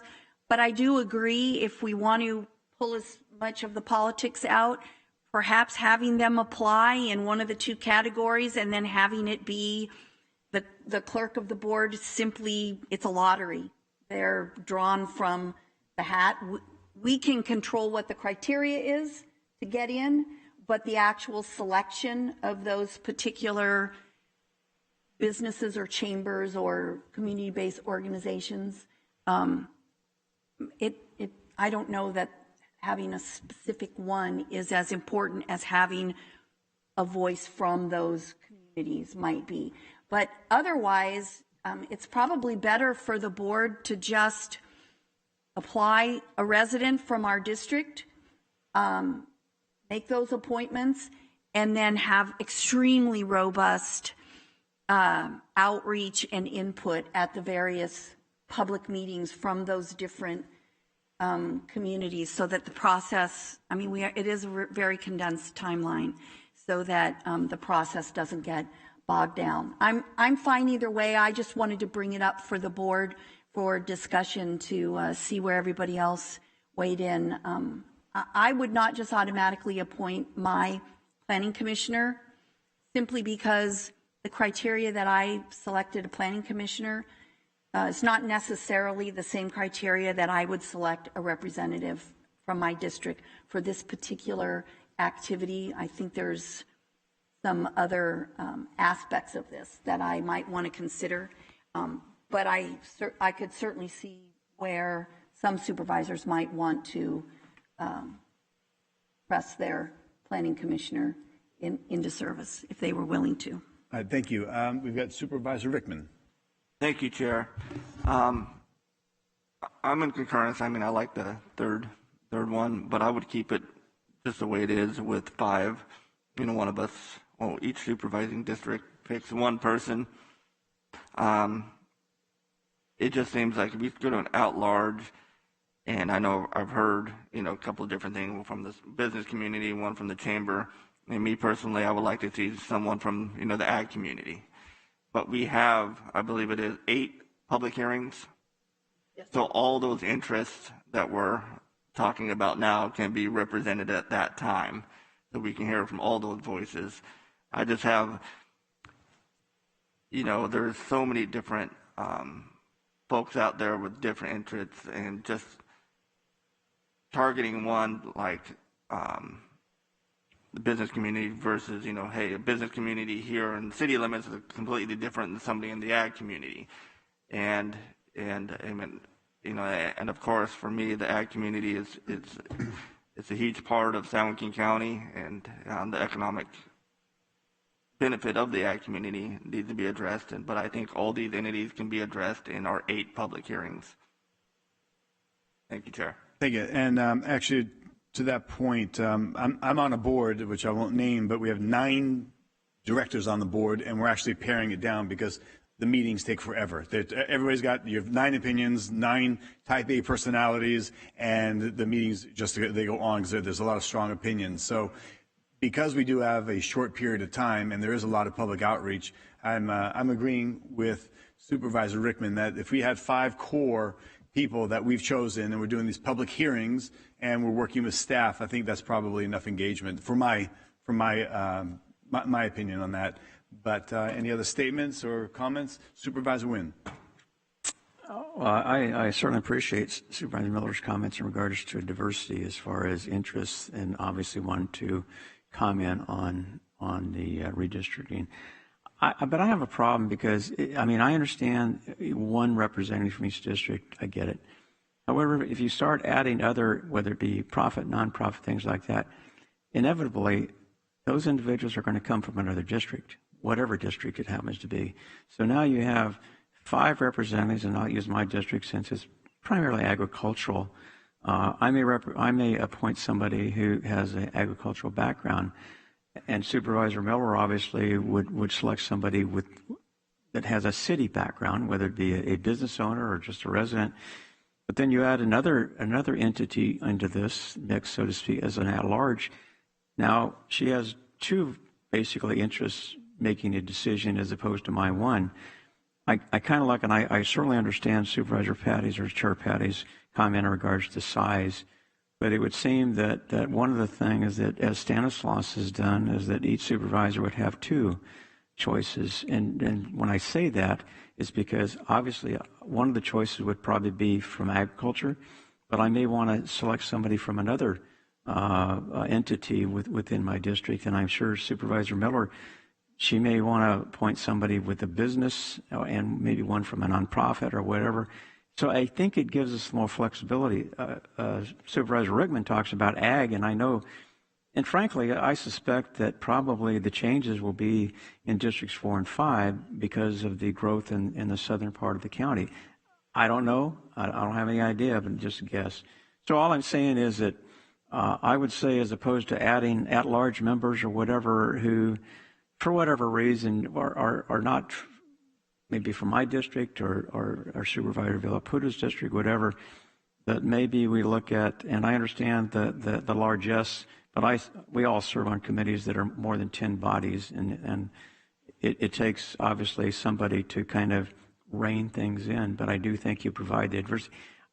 The one difference I know is when you talk about public hearings, there's a difference between speaking at those hearings as opposed to voting at those hearings. I mean, you can talk all you want, but ultimately the decision is going to be by the authorities who are vested with that power. So I would prefer to have each district select 2 representatives, and wherever that came from, I mean, there obviously would be a great diversity based upon those 2 selections from each district, and let them make the decision, because this is a huge undertaking in regards to considering we're going to live with this for the next 10 years. And the other thing, when you talk about time, most individuals running for supervisor office start like in the middle of this year. So, I mean, if they're on the border somewhere, they may be one district or the other, depending on what we decide on December 15th. Not a problem. It's just a fact of life. Supervisor Miller talks about Stockton.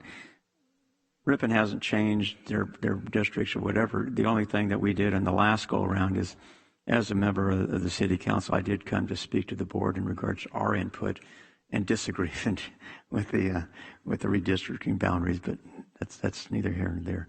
So again, I would just say that we could provide the diversity that Supervisor Miller is looking for. If each one of us had 2 choices, and if one wants to select their planning commissioner, fine. Obviously, I would leave that up to their discretion. Anyway, that's just my thoughts. Thank you. Thank you. This time I'm going to ask our clerk of the board if there's any public comments.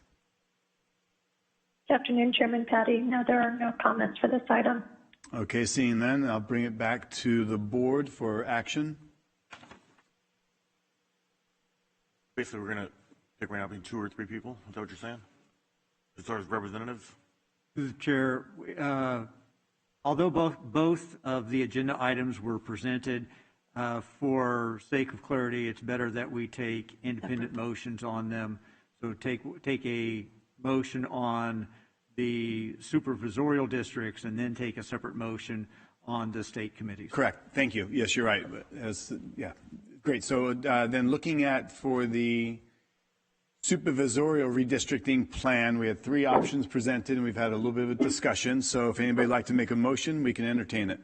Chair, I would move that we approve the 3rd option and create a redistricting advisory committee with each supervisor following a public recruitment process, appointing 2 members to represent that district to the RAC. And everything else as presented. Sure.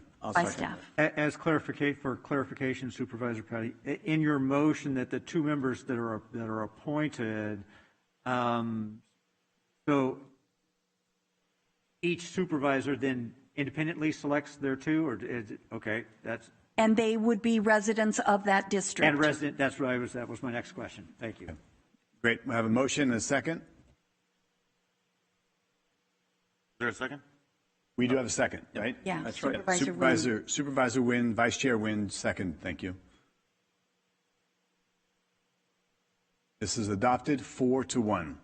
Moving on then to our next, which was seek approval to pursue a request for proposal regarding congressional redistricting and the formation of a coalition on Central Valley interests. If there's any, yes, Supervisor Miller. My only concern with this is in terms of specifying the coalition on Central Valley interests, there are some very large issues that we may be aligned with other areas as well, and I'm specifically referring to transportation issues and even more specifically Valley Link, where that we may want to look at a coalition with some other counties. I would just not want to limit us to a coalition with other Central Valley counties. I would be more comfortable if the scope was to explore coalitions to advance San Joaquin County's interests. I think in the board letter, I'm sorry for interrupting, I think in the board letter it said similar interests. It doesn't necessarily say Central Valley interests, so. It did. I just wanted to be clear because I think we're certainly open to that. I defer to the chair, though. Yeah. That's what it says on the agenda, so I just wanted to make sure. Good point of clarity. And yeah, this is just to bring in whatever that entity will be, looking at the big picture and this region and making alignments to whoever the congressional representative would be, that it's to this region's best interest. And we'd be working with our state advocates on that. Perfect. Miller. And Mr. Chair, too, so this same consultant would also be helping out with the supervisorial redistricting effort as well. As staff mentioned, there's going to be a great deal of outreach and time within a compressed time frame that this same consultant, I think, will be able to help us out with quite a bit. Okay, now to that point, there was a dollar amount budgeted for, I believe in the discussion item for number 1, not number 2. Have we identified a budget parameter, or is it the same budget for all of it? It's a pretty rough estimate. We're really going to have to put the RFP out there to really get a sense as to what we the don't really have a cost. sense on the congressional side of things. We have talked to a few people about it, but we don't really know the full cost at this moment. Have they ballparked what we could anticipate? Yes. I think that's what's in the board letter is the 200,000 around. Okay. But the coalition building and things might add a few thousand to that. Okay. That number. So give or take around a couple 100,000, could be, up 20, down 20, up, up or down. It just, I think it really depends on when we actually get the maps and there could be more delays and how crunched we are. And if we can get the consultant our consultant firm in time before every other local government realizes what they're under and goes after the same 4 firms, that there's only 4 firms around that do this type of work. Understood. And when you say get the maps, we're actually getting the consensus information, because then we'll be forming the maps. Right. Going to promote. Right. Okay. But at the state level, we'll have to be looking at the maps as well. Yeah. Great. And prior to a motion on this, I'll just ask the county clerk if there is any public comments on this issue. Chair Patty, no, there is not. Okay, thank you. So bringing it back to the board for a motion and looking for a second. County Council, you're looking anxious to say something? Not at all. Okay, thank you. Then moving on. So moved. Second. All right, I have a motion and a second.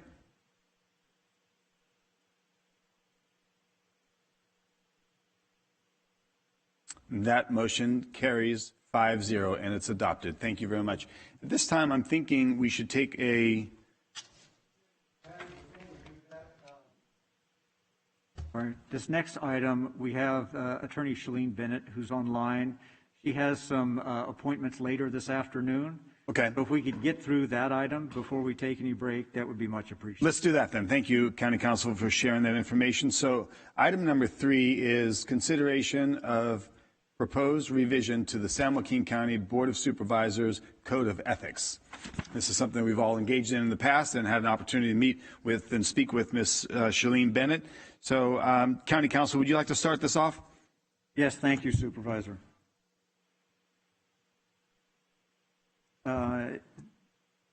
This is a that the board consider the proposed revisions, San Joaquin County Board of Supervisors Code of Ethics.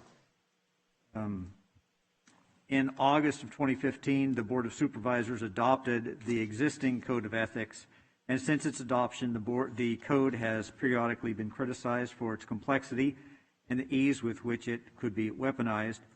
Middle of last year, at board direction, council retained the services of Shalene Bennett, a partner at the law firm of Liebert Cassidy, to consult with the members of the Board of Supervisors and draft a revised Code of Ethics. Ms. Bennett is on the phone. Can you hear me, Ms. Bennett?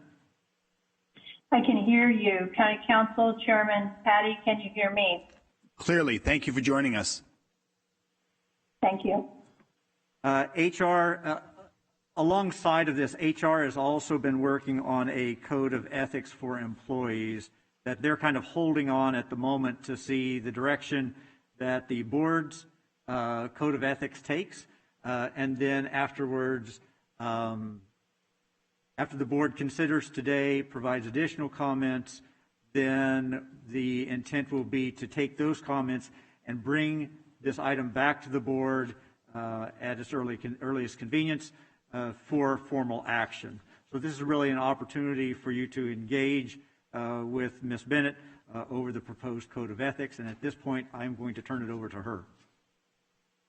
Thank you, Ms. Bennett, for joining us. And you now have the floor. Thank you, Chairman Patty, and good afternoon, board members. Your board was effectively ahead of the curve in having your code of ethics reviewed in light of recent national events.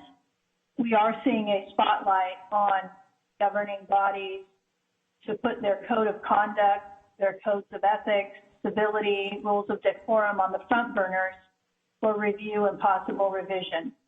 And this is allowing the public to know that the elected are looking at and taking these issues seriously. Sensitivities to how our elected conduct themselves in public service, especially in your seats at the dais, are being given this critical attention.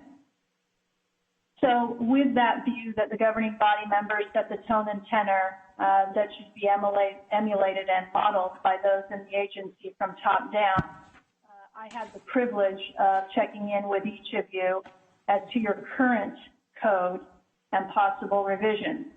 And as a result, you have 3 revised draft documents in front of you for consideration, comment, further revisions. The draft revisions, again, generally attempt to streamline and focus on core concepts as opposed to specific examples, which I believe your current code provides more of. So specific examples of potential ethical violations we effectively removed.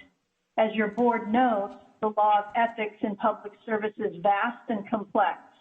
All elected in California are required to go through AB 1234 ethics training every 2 years. And my binder alone, when I conduct these trainings, is 3 to 4 inches thick. Your current code lists out those examples of possible violations, but it would not be complete or an exhaustive list, and can be potentially misleading that it is all-encompassing.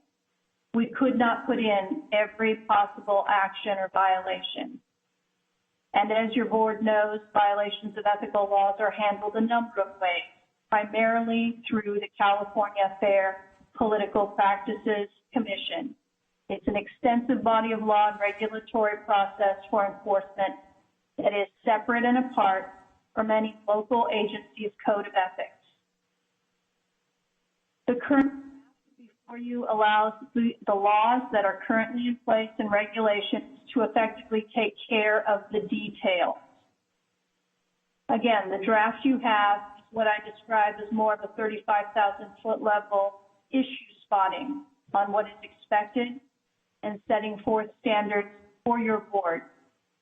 It also refers to expectations for employees to follow these same general standards. I'm glad to hear what County Council said on HR's correlating track on this issue.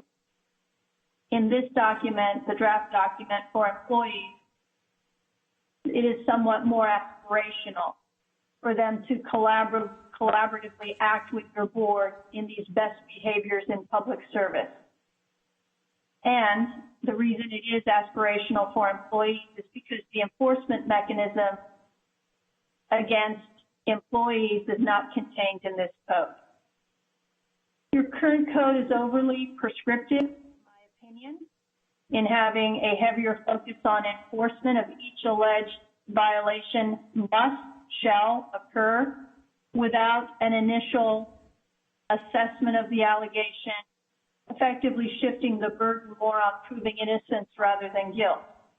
The draft attempted to be less prescriptive. Lastly, your additional code goes beyond the typical code of ethics and has in it what we see separately. So we migrated out of your current code conflicts of interest, and confidentiality, and electronic communication. Those documents, those draft documents, again, two separate ones you have in front of you, are basic summaries, again, of key concepts, issue spotting. And I just highlight with your electronic communications draft, there is, it does cover the new AB 992 regarding social media platforms and legislative body members communicating on those. With this, would you like me to go through each document at this time? Otherwise, I'm prepared to receive your comment as to further revisions for the next draft document. I think we are okay. We've got the document. We can read it. County Council, are we ratifying this, or do we review this and bring it back for once we've sat around, digested it, and maybe brought in some amendments or changes or suggestions? Perhaps what would be the best process? You have the changes that you'd like to see available now. Now would be the time to provide them. Otherwise, instead of having one additional meeting, we can have two meetings. We can schedule a subsequent meeting where we will reconvene this item. I will take the input from the board and then consolidate that into a document with Ms. Bennett's assistance and leadership, and then we'll bring it back at the third meeting if that's the desire of the board. Okay. So let's pause for a moment and then bring it to the board for their thought or ideas, what they'd like to do. Who would like to go first? I'll Supervisor Wynn. Make an initial comment. I want to thank Shalane for certainly her work on this, because I know it's a complicated issue, and I appreciate, splitting it into different articles so that you can go to exactly what you need to know, certainly to follow up on.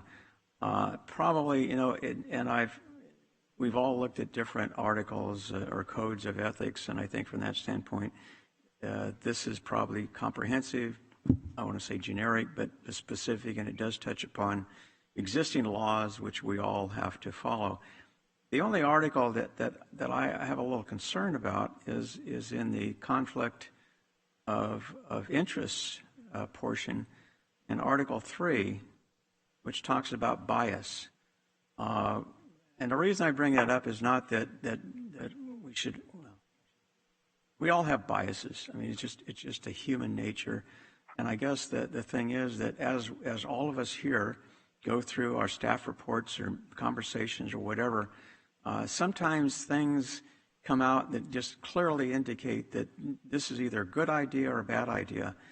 But the way I read this, and maybe I'm misinterpreting it, but the way I read this is if I look at something after I read a staff report and based upon their recommendation, I just feel that that's the right direction to go.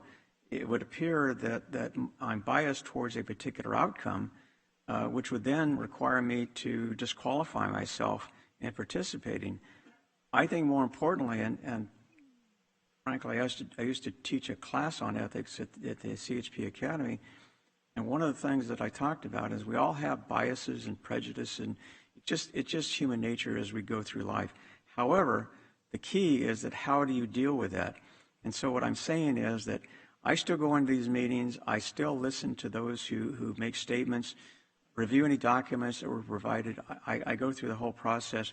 And at times, sometimes, I maybe not totally change my opinion, but I modify it because I have had additional information that I wasn't privy to before.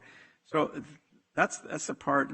I'm not suggesting that we all be biased. I'm just suggesting that as a human being, there are things that we just look at and say, that's the thing to do, and to say, I can't have any of that and must disqualify myself seems a little bit too harsh in regards to our dealings here on the dais.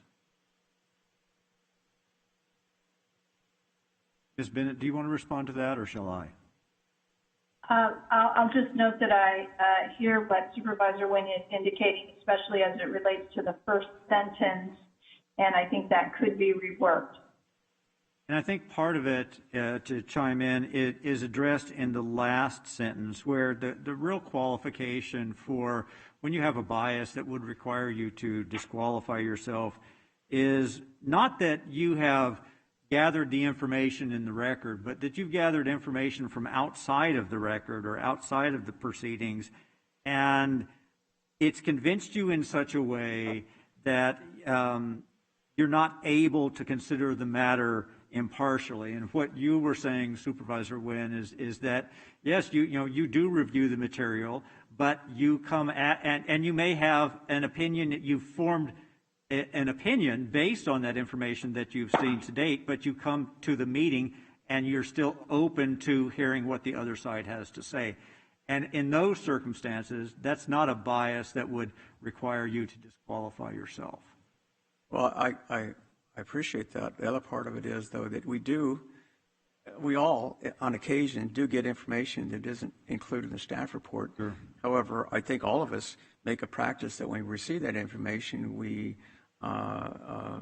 provide it during the presentation, that we've talked to a particular individual, maybe a party to the action, so that everybody knows that we have more information than the other board members. But taking that into consideration, we still look at the particular issue objectively.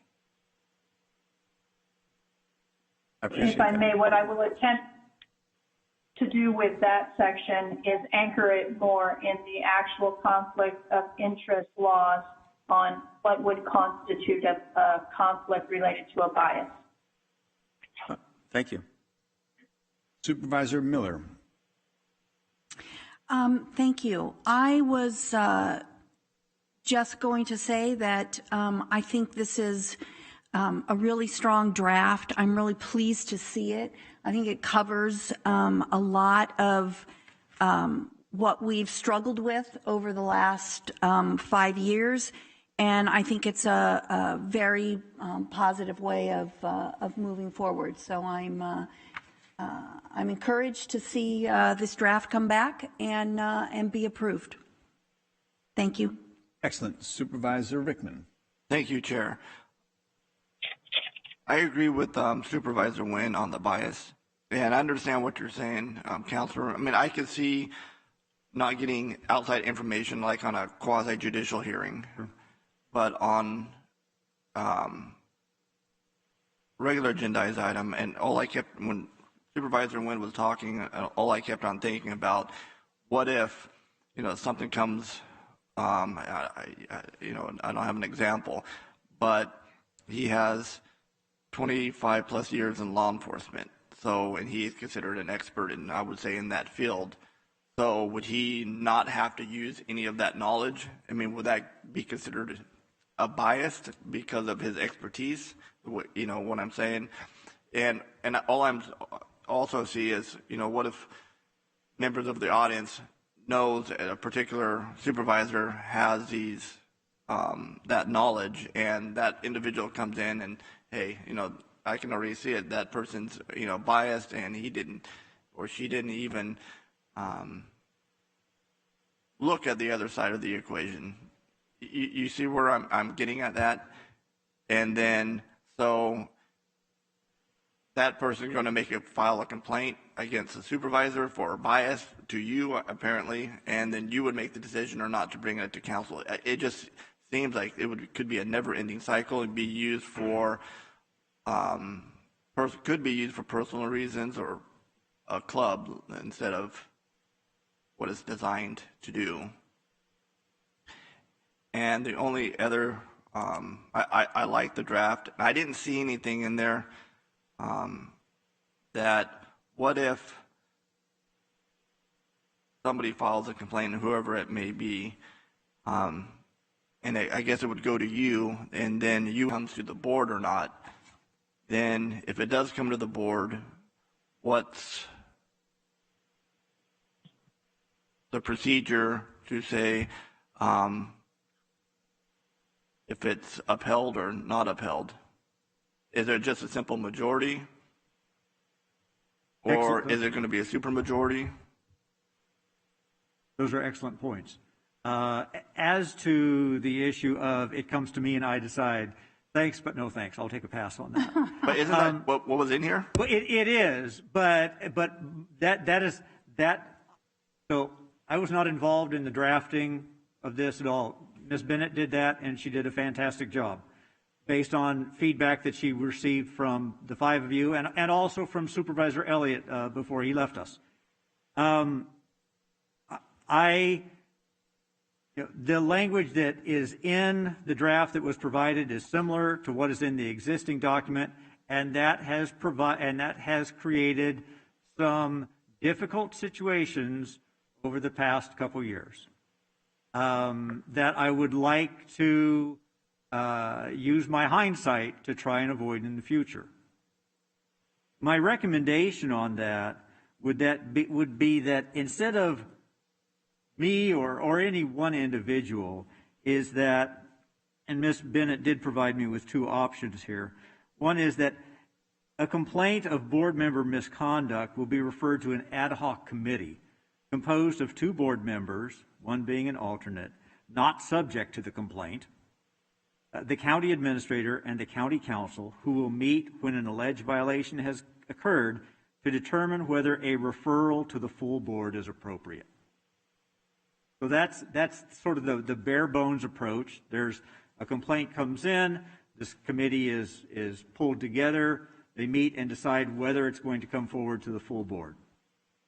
The alternative is a more intensive process, again with a subcommittee like that, but then also involves a fact-finding process when it's deemed appropriate by the committee, within a reasonable period of time to determine the validity of the complaint.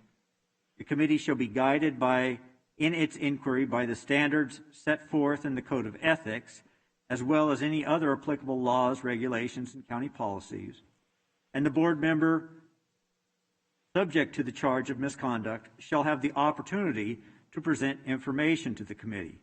The committee shall, within a reasonable period of time, make a report of its findings to the board, along with a recommendation for action, if any. So it's a fuller, more robust process. The first choice, where it's referred to the board, doesn't prevent the board from saying, go get an investigator and have them look into this and come back to us. It just leaves, it doesn't state what the process is from there. But isn't that what the FPPC is for? Well, the FPPC is not going to enforce your code of ethics. Right, but, all right. The only thing else I would like to see, I would like to see a supermajority up here on the supervisor for anything to be upheld, just so you take the politics out of it if it's something that's going to be used for a political reasoning or whatever, that you have to have a supermajority. That's the only concerns I've had. But besides that, thank you very much for the work you put into it. Request from Supervisor Villapudua. I have no problem with the draft. I agree with Supervisor Miller. I think that fitting. I have no complaints with it. I think we can go. I agree. I think we can go forward with it. With the couple modifications have been mentioned so far. Okay, got it. Supervisor Miller. Thank you. So question to County Council. Who would be on the ad hoc committee? You, CAO, or County Council, CAO? County Council, CAO, and then 2 board members. Okay, I would suggest then that and I don't have a problem with that.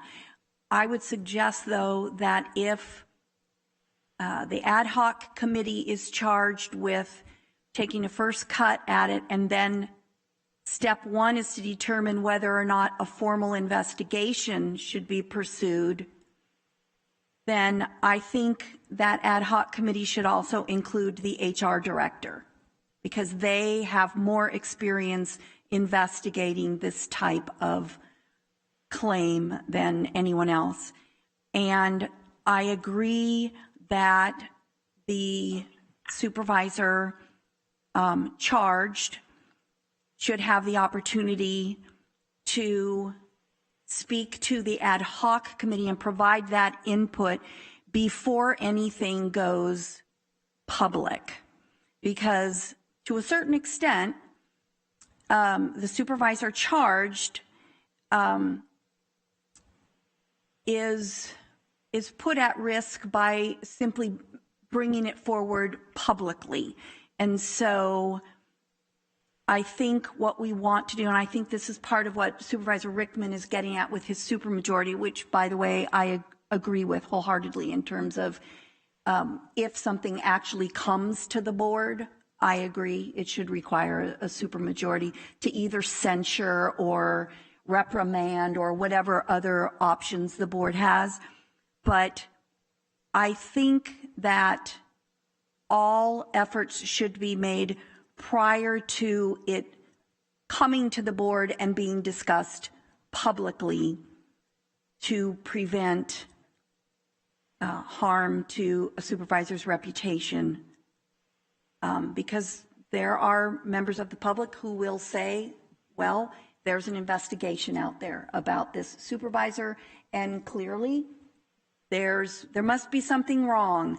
And so I think we should have an uneven number of people on the ad hoc committee, and I think having the HR director there would be helpful. And I think that, yes, the first decision made by the committee should be either there may be something here and so we need an actual investigation, or there isn't anything here. And then my question on that would be, would it be sufficient for county council to report to the full board if the ad hoc, on the decision, that first decision the ad hoc committee has made? This is being referred for an investigation, or the committee has determined that there is not a violation and it is not going to come forward to the board. Is that something that can be done by county council reporting out from the ad hoc committee directly to the board, or does it require the ad hoc committee coming forward publicly to the board for discussion? I'd like to think about that and think about the ramifications from that. But Ms. Bennett, do you have any thoughts on that? I too would like to think about it. I know that there are older Attorney General opinions that do speak to this issue on whether it has to be reported publicly. But I want to look at those again and talk with County Council. Okay, fine. Supervisor Wynn. I think one of the things that this code of ethics has changed because it used to just deal with the Board of Supervisors. Now it deals with all employees. And I would suspect that if there was a question or an allegation of violation of this, and I understand the collective bargaining agreements, I understand all the things that we need to look at, but I would say that probably first the department head and then probably the CEO would look at those and make a determination as to whether or not it was a violation. I don't know. I mean, I would leave it up to County Council and Shalene to determine whether it needs to come to the board, but I think those things may be handled at the lower level. When it comes to and this whole process, as Shalene laid out in the beginning, it is an effort to at least ensure the public that we are holding ourselves accountable and those that work for the county accountable. However, I do recall, Mr. Miles, that there was a question that came up in one of the complaints in regards to the civil grand jury, as far as them looking into it. And it would seem to me that, I probably along the lines of Supervisor Rickman, I believe in processes. So my question would be, and this is for future discussion or review, but it would seem that first of all, County Council needs to be involved. Probably HR needs to be involved, at least those two individuals at the beginning, to determine on receipt of a complaint on what the next stage would be. If it gets to an ad hoc committee, I would say those two, probably the CEO, and then just for standardization, the chair and the vice chair of the board would then sit and discuss the process by which this would be completed. And I throw that out for just consideration. But again, I think there's a process that needs to be done for lesser violations. The comment earlier, Mark, in regards to the civil grand jury, I don't know where that factors into this whole process, but I know you've made that comment in the past in regards to a complaint or an allegation. So again, I think there needs to be a review and then determination, which would include possibly an outside investigation, because to be honest with you, it's hard to put, county council, HR, even the CEO in a position of having to review, especially a supervisor's conduct, because there's a lot of scrutiny in regards to this. So I just throw that out as just kind of an option, and how you would, vet that or determine that is certainly up to your expertise. And as Shalene said, your Attorney General's opinions or whatever. So, but again, in this document, it is expanded beyond just the board. It does include all employees, including department heads. And I guess my other question, is this intended to include other elected officials for the county? Bennett? It's intended to be that broad. Okay, thank you. I have a quick question on the Article 5 Ethics Code violation, skipping the very bottom, where county council who shall assess and make recommendations to the board on whether any action should be taken in response. Do we need to include the gamut, excuse me, of what those actions would be? What have you seen in the past on this, Ms. Bennett?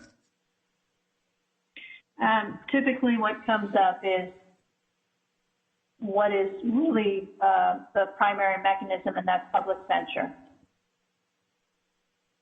Okay. So that's about the only mechanism of action, really? Correct. Okay. Do we need to highlight that, or no? That's just, do we want to add that, which may include public censure? We definitely can. Okay. I think it's worth considering adding it, but I think all the suggestions and discussion are good. I like the document. I appreciate the hard work. I know you've taken a dive into this, and we've streamlined.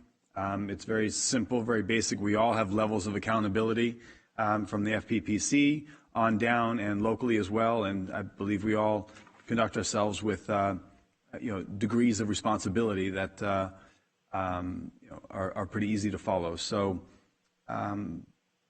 at this time, County Council, you've got enough notes. We don't need to take any action. You'll bring this back for approval? We can bring this back. We'll take a look at it. We'll see if we will prepare to bring it back a second time. If in that second time it looks like there's some additional tweaks that need to be made, then we'll bring it back a third time. So, okay. But I think we have enough direction. Do you agree, Ms. Bennett? Agreed. Great. So then I believe I have to ask if there's any public comments. Madam Clerk, do we have any public comments at this time? Chair Patty, no, we do not. Okay. Well, then is this actionable where you need a motion to accept it, or just we've got your direction? Okay. Well, then we're moving on. We are going to take a 20-minute lunch break, so we'll reconvene at 2 p.m. in this chamber.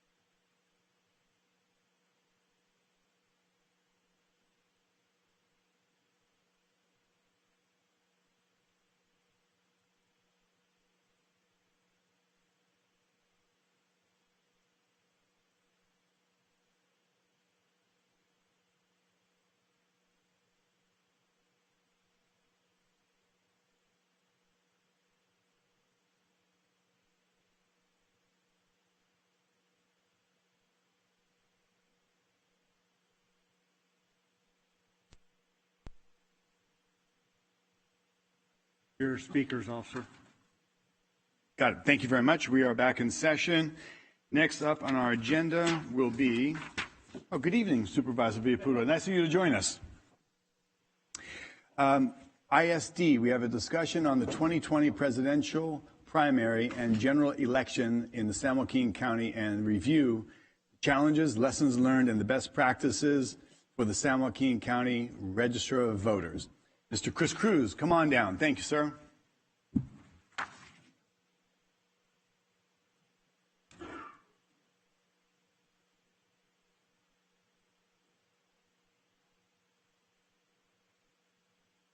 Microphone, please. That better? All right, thank you. Appreciate that. As mentioned, Chris Cruz, Information Systems Director. I brought with me a wingman today, Payson Hall. I've talked about Payson in prior discussions here with the board about his role as providing oversight in terms of the election, starting after the primary into the 2020 presidential election to ensure that we have I concede roadmap, a comprehensive work plan, and a level of oversight that we needed to ensure that the right changes were being effectuated appropriately so we can conduct this election in a fair and impartial, balanced manner. So I'm looking for my presentation, and it's always embarrassing when you're the guy running technology, you can't get your presentation to work. There we go. Perfect. Thank you. Appreciate that, Tony. So really discussion topics for this effort is really resources to the ROV. Oversight resources is talked about. What are we doing with oversight? Just so we can put a collective best practices and lessons learned collection together to give throughout this. Legal deadlines and requirements meant function and structure of the Register of Voters. Challenges during the elections in 2020. So what best practices and lessons learned did we acumen from the primary over to the presidential election? We'll talk about that. Obviously, what are the challenges that we had as well? And what are we doing for risk mitigation to address those challenges moving forward? So we can align best practices moving forward, maturing our election processes, given that we moved from a labor-intensive election process to more of an automated component and competency. So we'll talk more about that. Internal challenges in the ROV, looking at resources, actions taken, improvements in actions taken, and final next steps. So what are the critical success factors that I want to leave the board today with in terms of moving the ROV forward and really enhancing the resident experience? So when we're in this position next time, we'll ensure that public trust is high in terms of the confidence in San Joaquin County to deliver these elections. So oversight resources, as I mentioned, I wanted to introduce Payson Hall. Payson Hall came to us as an oversight consultant. Obviously has 40 years of project management experience. You're going to hear me talk a lot about project management experience, whether it's elections, vaccine management systems, or other things within the county. It's really industry best practice that we have people in so we can develop roadmaps and work plans to move forward with as what I call a single pane of glass. So Peyton's clients are California State Auditor, California Department of Justice. I brought him in to, again, hammer out the project management framework for the presidential election after some of the lessons learned that we found in the primary, given that was my first election here as the Information Systems Director. So again, also too, looking at voting systems and best practices and lessons learned in March is how do we leverage those things to make sure they don't happen again. Again, Payson comes to us with a lot of experience. I also wanted to mention Lupe Moran. She's also here in the board chambers. She was also brought in to function as an elections manager consultant to look at the operational components of this election. And you can see she has 20 years of experience as well. So one of the things I'd be remiss in not mentioning before we get started is really talking about the statutory deadlines and requirements that were reached within this election. So you can see there's a number of items that are bulletized that really point out the significance of what goes and constitutes an election, from planning, from initiation to planning to actual implementation and then execution. So these are areas that were all addressed in this last presidential primary in terms of putting everything into play. That being said, there's also opportunities to be more successful. So we'll talk about the opportunities to, count votes faster, to be more efficient and effective on how we utilize and effectuate our automation of our technology components, and how we bring in the right types of people, because we need to be able to effectively train our people, ensure that they have the adequate requirements to provide public confidence in the feedback that they're giving. So we'll talk more about that. But again, I wanted to pull this out because these are all the things that have gone into an election. Elections are very much big bang. They take 2 or 3 months. We want to talk about more of a planning process for elections moving forward. So we're proactive as opposed to reactive, and we don't take the crisis by fire approach to doing business. So register of voter functions really quickly, just a quick background on what this constitutes and the level of acceptability. Obviously, there's voter registration in terms of registering voters, which is a process that happens continuously within the register of voter. And these are some of the prospective functional areas that actually happen. So you can see that things go through a particular process. There's daily interest in registration and updates that go through. There's also looking at VoteCal and other systems that the Secretary of State provides to ensure that we're validating that people are in the right levels of jurisdictions and regional competencies and components moving forward. Signature checks, statewide petitions, obviously conducting elections. There's voter outreach and education. So obviously there's a big public outreach and communication component that goes into these elections to make sure the necessary questions and feedback are alleviated with the public and how we move forward and address that. Obviously maintain campaign finance disclosures and conduct filings and precinct district definitions. And as Director Kwong talked about previously, obviously the ROV and ISD will be involved in the upcoming redistricting process as well. So there's a certain amount of collaboration and coordination of cross-jurisdictional functions within the county that we need to continue to leverage. Structure of register of voters. I know this was a question that Supervisor Rickman had when this first came to the CAO's office about the relationship with the Information Systems Division. And I thought it was, in full transparency, this is what we have. So the register of voter is actually appointed by the Board of Supervisors, you folks, in the same manner as other county officers are appointed. And so she has basically responsibility for her budget and all functionary responsibilities and roles within the register of voter. How this is documented today is that she has an administrative relationship with the ISD director. And I think that that's really important to mention in terms of the process when there's been many folks asking what is the relationship between the two. And I think this particular area and effort codifies that particular relationship. And I think how it needs to, and what the real changes could be moving forward. So you can say that there's some statute and section code in there that qualifies that relationship. So it's very similar in other counties in terms of that appointment.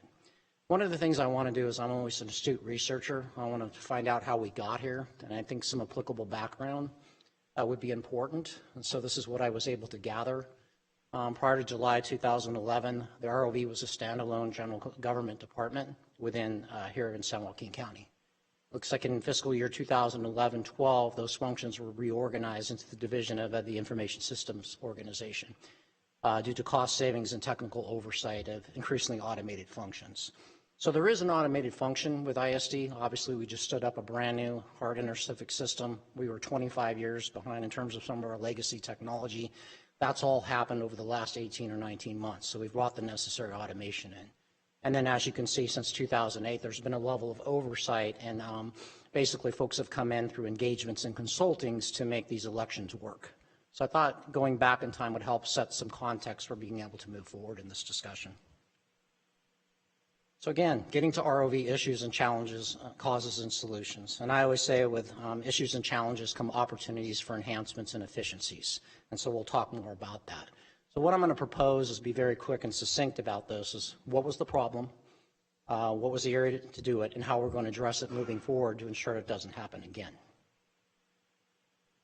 So really looking at going back to the primary election and the recount, one of the issues that we had within that area was a discovery of 21 ballots during the recount.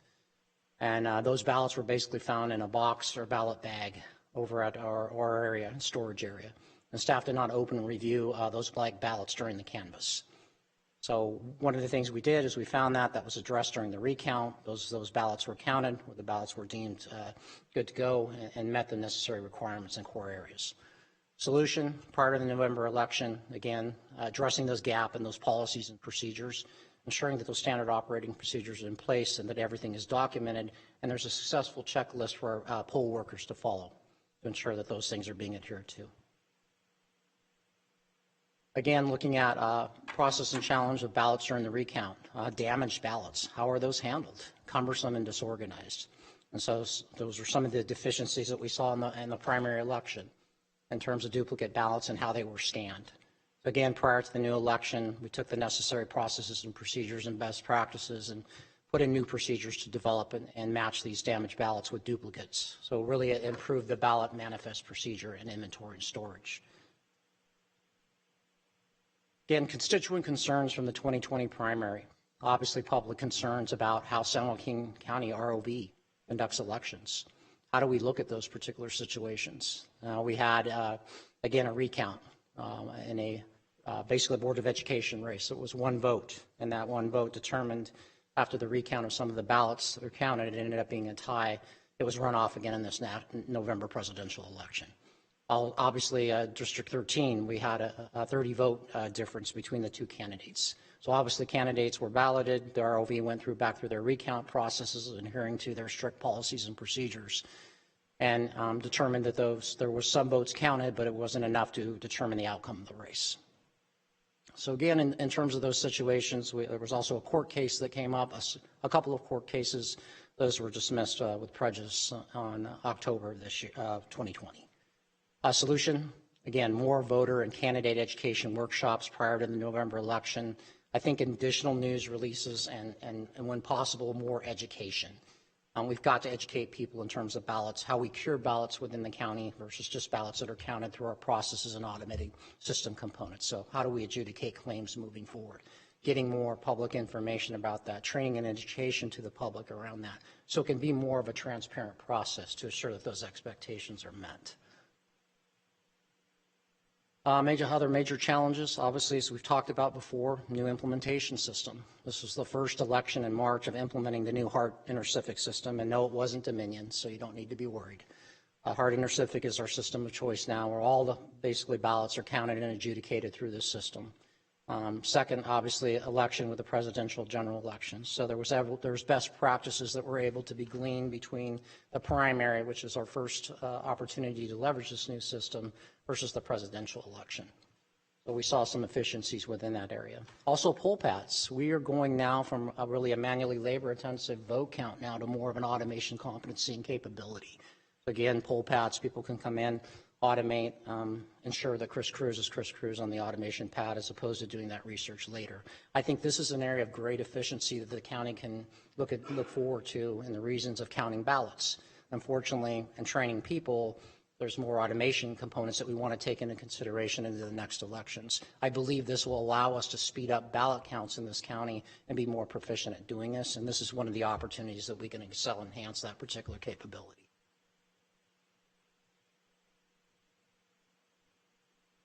Again, talking about emergency-related legislation, as we all know, we've been in a pandemic since March of 2020.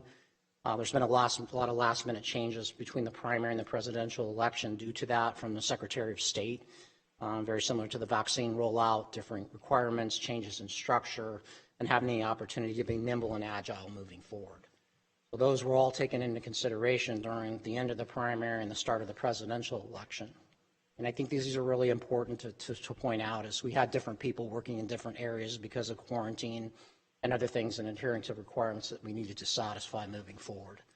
Official ballot drop boxes, 7 in city halls in March to 24 locations in November. And early into the ballot tracks from Secretary of State also sent confusing information to voters, which put us more on a reactive mode rather than a proactive mode to manage and control our own destiny, and I think send the right level of information and education to our voters. Other challenges, too, is with this new criteria that the Secretary of State laid out between the end of the primary and the presidential election really is what the Voters' Choice Act requirements are. So there's other counties within the state who've gone to the Voters' Choice Act, like Fresno County, for example, doing research. So obviously there's some counties that are more versed in the new processes and requirements laid out for the Voters' Choice Act. So this was also an opportunity where we had to switch to 34 different centers, voter choice centers, for people to actually go in and vote versus the old customary ballot precinct process.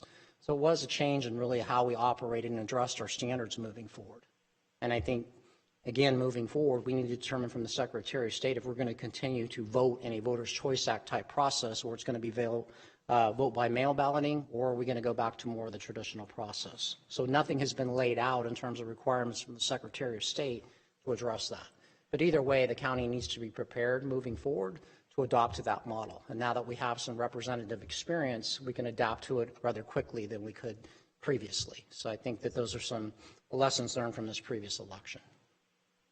And as we talked about, we had voter service centers. We had some folks test positive for COVID. We were able to move those folks out and respect social distancing and other rules and move other people back in gradually to ensure that nothing was missed within those particular processes.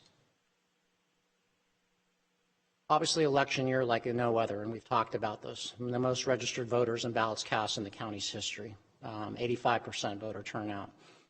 Historic numbers, as we've talked about, moving forward. There was some issues with group demonstrations and other things at the local levels as well, but nothing that was too disruptive for our ability to get the votes and make sure every ballot was counted. Some of the things that were pointed out during this process that also, sowed public distrust is we've had some cars that were rented that had non-California license plates on them. So folks thought that perhaps that, that these things were outside our normal standard operating procedure. So the corrective action was, given it's an optics type situation, let's rent cars that have California plates on them and decrease those risks. So let's measure twice and cut once.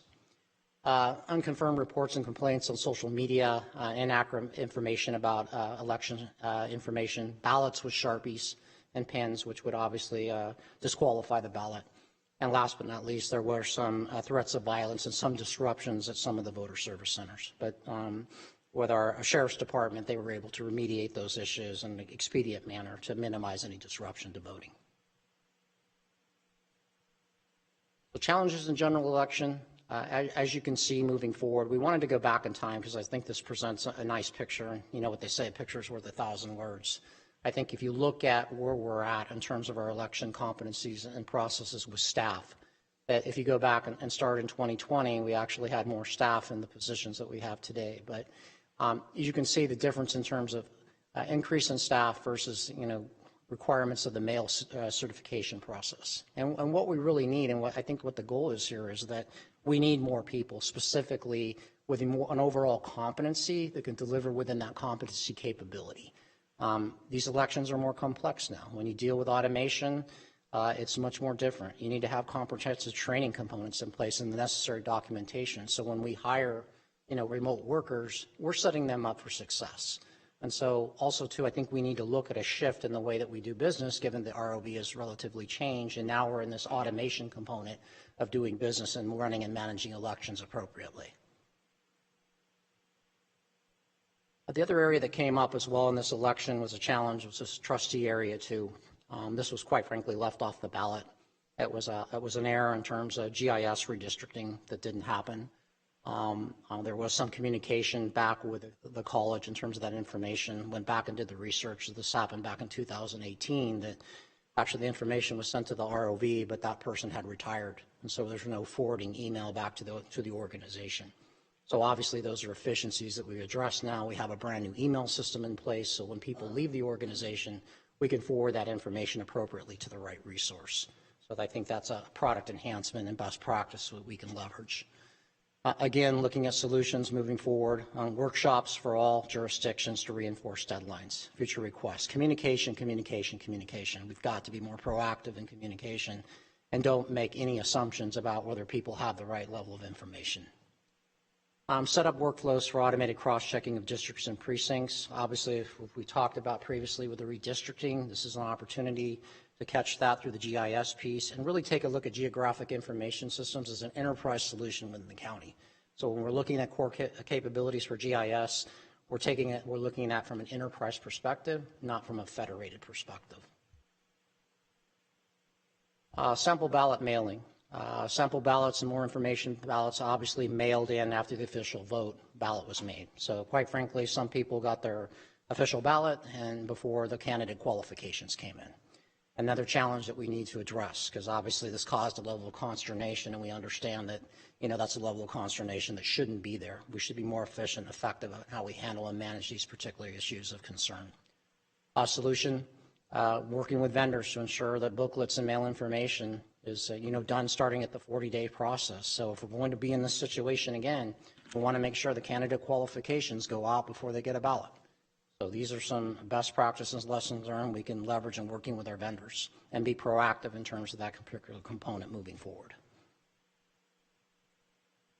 Inconsistent answers to voters. Again, voter information hotline. We set up a dedicated service desk. As mentioned, a lot of times we're hiring and outsourcing folks to manage that service desk. Lesson learned at times is, these folks don't always have the answers to questions. But it's important that we have the necessary follow-up and give them the tools to be successful. And that means having the right types of information, having the questions, and when to appropriately hand off a question if you don't have the answer to the right subject matter expert. And then set up some applicable timeframes so we're going to return that call so we can be responsive and proactive in terms of managing, proliferating the situations moving forward. These are all very important because, obviously it instills public trust and credibility and integrity within the voting process, which we take pretty seriously here. So I think that these are some issues definitely that we can correct, we can manage, but it's about giving people the right information to be successful and being responsive to their needs. Election night reporting. So final election night results were not completed until the morning of the next day. So completing election night results reporting with all live ballots cast at these voter service centers needed to be tabulated. So they were stressed and broken into processes. So what happened was with a normal voting process, when we go back to a precinct issue, those ballots are normally validated at those precincts. A lot of that validation, given that we went by vote by mail in some of these other areas, had to happen here in the building. So that created some additional timelines for counting these votes in an expedient fashion. As mentioned in the prior discussion with the poll pads and taking advantage of future automation, we'll be able to address those deficiencies and speed up the amount of votes and tabulate those votes counted in a more expedient fashion. I think that that's important to also scale back in terms of that area as well. How we address ballot counting processes, do we have the right people in place? Do we have an assembly line approach to ensure that we're being more successful in counting, validating, and ensuring that every ballot's count, every vote is cured, and doing it in a way that is seamless and transitionable. Post-election day's results and reporting, length of time required to count ballots and confusion among unprocessed ballots. This was also an area where we had some challenges in terms of bringing those particular ballots in, counting them, and identifying what numbers we need to display within those applicable categories and criteria. So those are some areas of deficiencies that we had that we identified and earmarked for how we're going to do that. Cure letters 2 days before certification by statute, tracking systems for the remaining ballots and how we're going to address those, as opposed to overwhelming staff when we're dumping a bunch of ballots on us on election night from all of these voter service centers. It needs to be more dispersed, it needs to be granular, and we need to have resources within those applicable categories to create those efficiencies. Solution, we're looking at redesigning new voter service center ballots and verification and unprocessed ballot tracking processes moving forward. Middle of learning curve with new system. We've talked about this, but I think I wanted to point out the level of folks that go into managing election. These are big, complex elections, and you can see 965 temporary poll workers, 73 county temps, 112 agency temps, 15 ROV permanent staff, 15 ISD permanent staff, plus the whole entire ISD management team went into planning, managing, monitoring, developing the work plan, ensuring that this operational efficiency went off in terms of planning. So what do we need to do moving forward? As I mentioned, what are the critical success factors for setting the ROV up for success? My recommendation would be that we start the planning process much earlier. We have obviously this year to go through the redistricting process before we get to a governor election in 2022. That we have people that come in and can provide the necessary project management and people that can toggle back and forth to start laying out the planning, the public information, the necessary outreach, and all of the functionary components that need to happen in this process. And so having a couple people that are proficient in project management and laying out those skills will serve us better moving forward in these elections. Also, too, having an elections manager. We realize that these are very hard to fill positions, but having somebody that has the operational breadth and depth of capability to be able to move forward and manage an operations, I believe is needed. Again, internal challenges to the ROV, you can see in terms of the number of votes that have been cast. Voter registration banks are increasing every year. How do we look at this? How do we allocate FTEs appropriately now that we're going from a labor-intensive process now to more automation? So you can see in place that having 17 people in the ROV for 2020 compared to what we had in 2008. So how do we balance this out between what I call full-time county people and remote and part-time workers that we bring on? But I thought that this was essential to show you kind of a distribution of what's laid out here moving forward and where I think we need to be in managing these elections and doing it in a successful fashion. Improvements and actions taken. So again, one of the things we wanted to do between the primary and general election is leverage those lessons learned and best practices that we saw within the process. So, completing a workflow and procedure and project for 2020. So you can see there was a work plan for every detail that goes into an election, from public outreach to citizen engagement to planning the election, for providing the right necessary information to make sure marketing was successful and getting all of those things in place. So again, Mr. Hall was someone I brought in to start that process to ensure that what gets measured gets managed and that we had a roadmap to lay out given all the pieces and moving parts here. We applied lessons learned from the March recount as well, of what are the things that needed to be fixed and addressed before we took on the November election, and really realigned ROV teams to align with the new voting system and structure of looking at our teams and looking at the additional folks in there, commensurate with their skills and experience, because I think that's very important. You've got to put people in the right positions in order to be successful. Automation will only get you so far. It's the business process, it's the people and process that really enable good technology. Again, election ballot actions taken, a new strategy with a sample ballot in terms of pamphlets, printing vendor to ensure pamphlets are mailed prior to official ballot, review of precinct district verifications and identification of additional resources. Post-election to date, what we've done in terms of this process is third-party debrief with staff and ROV and ISD. What are the best practices and lessons learned? In other words, what worked out at the Voter Services Center and what didn't work? And what do we do next time to make sure all of this is documented and not repeated? Prioritizing staff and organizational changes with HR. We need to look at a different way of how we set the ROV up for success. Post-election report through operations manager. What are the efficiencies and effectiveness that we need to address moving forward to run a solid organization? And again, scheduling training in first quarter 2021 with our staff and folks about what lies ahead, so we can be proactive in ensuring we have the right level of documentation in place so we can hit the ground running for future elections.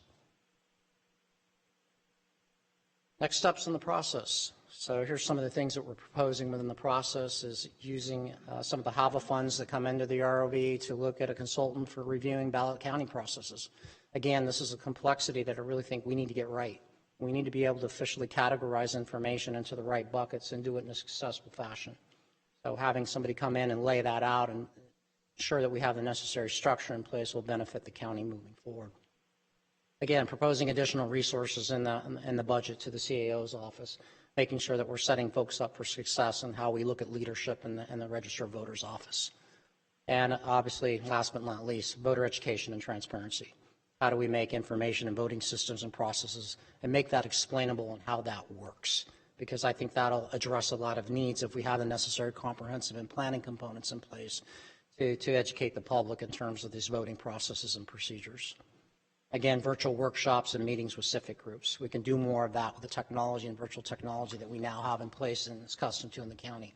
Automation is going to manage how the county does business moving forward, not only for elections, but everything else that we do. We need to rely on automation and ways to communicate with the public effectively and efficiently. And then website enhancements and videos. It's about the end user experience, right? And the resident experience. How do we leverage that so we can be more successful in the future in the things that we do? So we create the halo effect for ourselves and the things that we lay out from a county specific perspective. Well, thank you. I know I tried to run through that as quick as can. I apologize for the longevity of it, but I felt like I needed to tell the whole story here for you guys in terms of the information and what we're doing within the ROV. Yes, thank you. And it was a very important conversation. So I know I've requested we keep the time down, but this was very important to cover, and the public wants to know the results of this discussion. So opening up to the board, conversation, question. Supervisor Rickman. I just want to say thank you very much for all the work that you guys did, and I appreciate it. And I know I brought this up to the board, and it is very important that the public have the confidence and trust in the election process. I mean, this is how democracy works. So just, thank you and your team for your efforts. Appreciate it. Supervisor Rickman. All right, Supervisor Wynn. Thank you. Excuse me. Appreciate the in-depth analysis of what's happened. A couple of questions that I'm sure all of us received. The question comes up, and I know we're probably talking apples to oranges, but if you look across the United States, there are states actually that on election night or the day afterwards come up with a number of votes and the election results. and it seemed like California went on and on and on and on. And I know that the registrar of voters is pretty much hamstrung by the state and all the requirements and et cetera. But it seems to me, looking at the numbers, that obviously mail-in ballots, not absentee ballots, but mail-in ballots, add a tremendous amount of additional work. And the other question was, which is a complaint that I get from my constituents, is that they weren't validated as to the appropriate individual, either by signature or whatever, in the different ways that it was checked to make sure that this was legitimate. So my question is, does the state allow, for example, as you receive, especially the volume of mail-in ballots, and where we used to just have the absentee, I'll use that term, do we have the ability to count those before Election Day, or do we have to wait till Election Day to count them? I believe the requirement is waiting till Election Day to count them. A lot of times what happens is for those mail-in ballots we already received, we already have those queued up. So when after 8 o'clock at 8:01, for example, or 8:15, I believe this year, we already had those ballots queued up. They were adjudicated and they were ready to report. So anything that does come in before that date that we can validate and ensure that the necessary processes are in place, we can count those as soon as they happen. The challenge has been with a lot of the voter service centers is when those ballots came in, all of a sudden we had 100,000 ballots here on election night. It took time to go through and count one of those individually because we had to validate those ballots and ensure that we had the right level of security and digital matches within those particular ballots. But to your question is, yeah, we do, those ballots are already teed up that we receive and validate, and then we start reporting them after 8 o'clock, which becomes official. And I believe that that's a mandate from Secretary of State. So when you talk about on Election Day, does that mean at 12 midnight or 12:01 a.m. on Election Day, or does that mean 8 o'clock? It's 8 o'clock when the polls close here in California. Is there, I mean, again, I'm not an expert, but it would seem to me, is there a reason that they're not allowed to be counted on at least that day, if not, days before? Because it seems like that would reduce the workload on Election Day, even though they're queued up. And when we say queued, I'm assuming you're talking about signatures are validated or whatever process to verify that they're legitimate. So I believe, Supervisor Wynn, that's a statutory requirement. I'm going to ask our ROV, Ms. Dubroff, to come up and maybe address that question. I think it's important that she provides some context around that. Okay, well, I appreciate that. Through the chair, Melinda Dubroff, Registrar of Voters. Your question is, can we scan the ballots prior to Election Day? Yes, we can, up 14 days prior to Election Day. But as Mr. Cruz said, we can't tabulate them and report until after 8 p.m. on election night. So we check the signatures, open the envelopes, inspect the ballots, scan them, adjudicate them, and we're able to accumulate the results but not report them until the polls close on election night.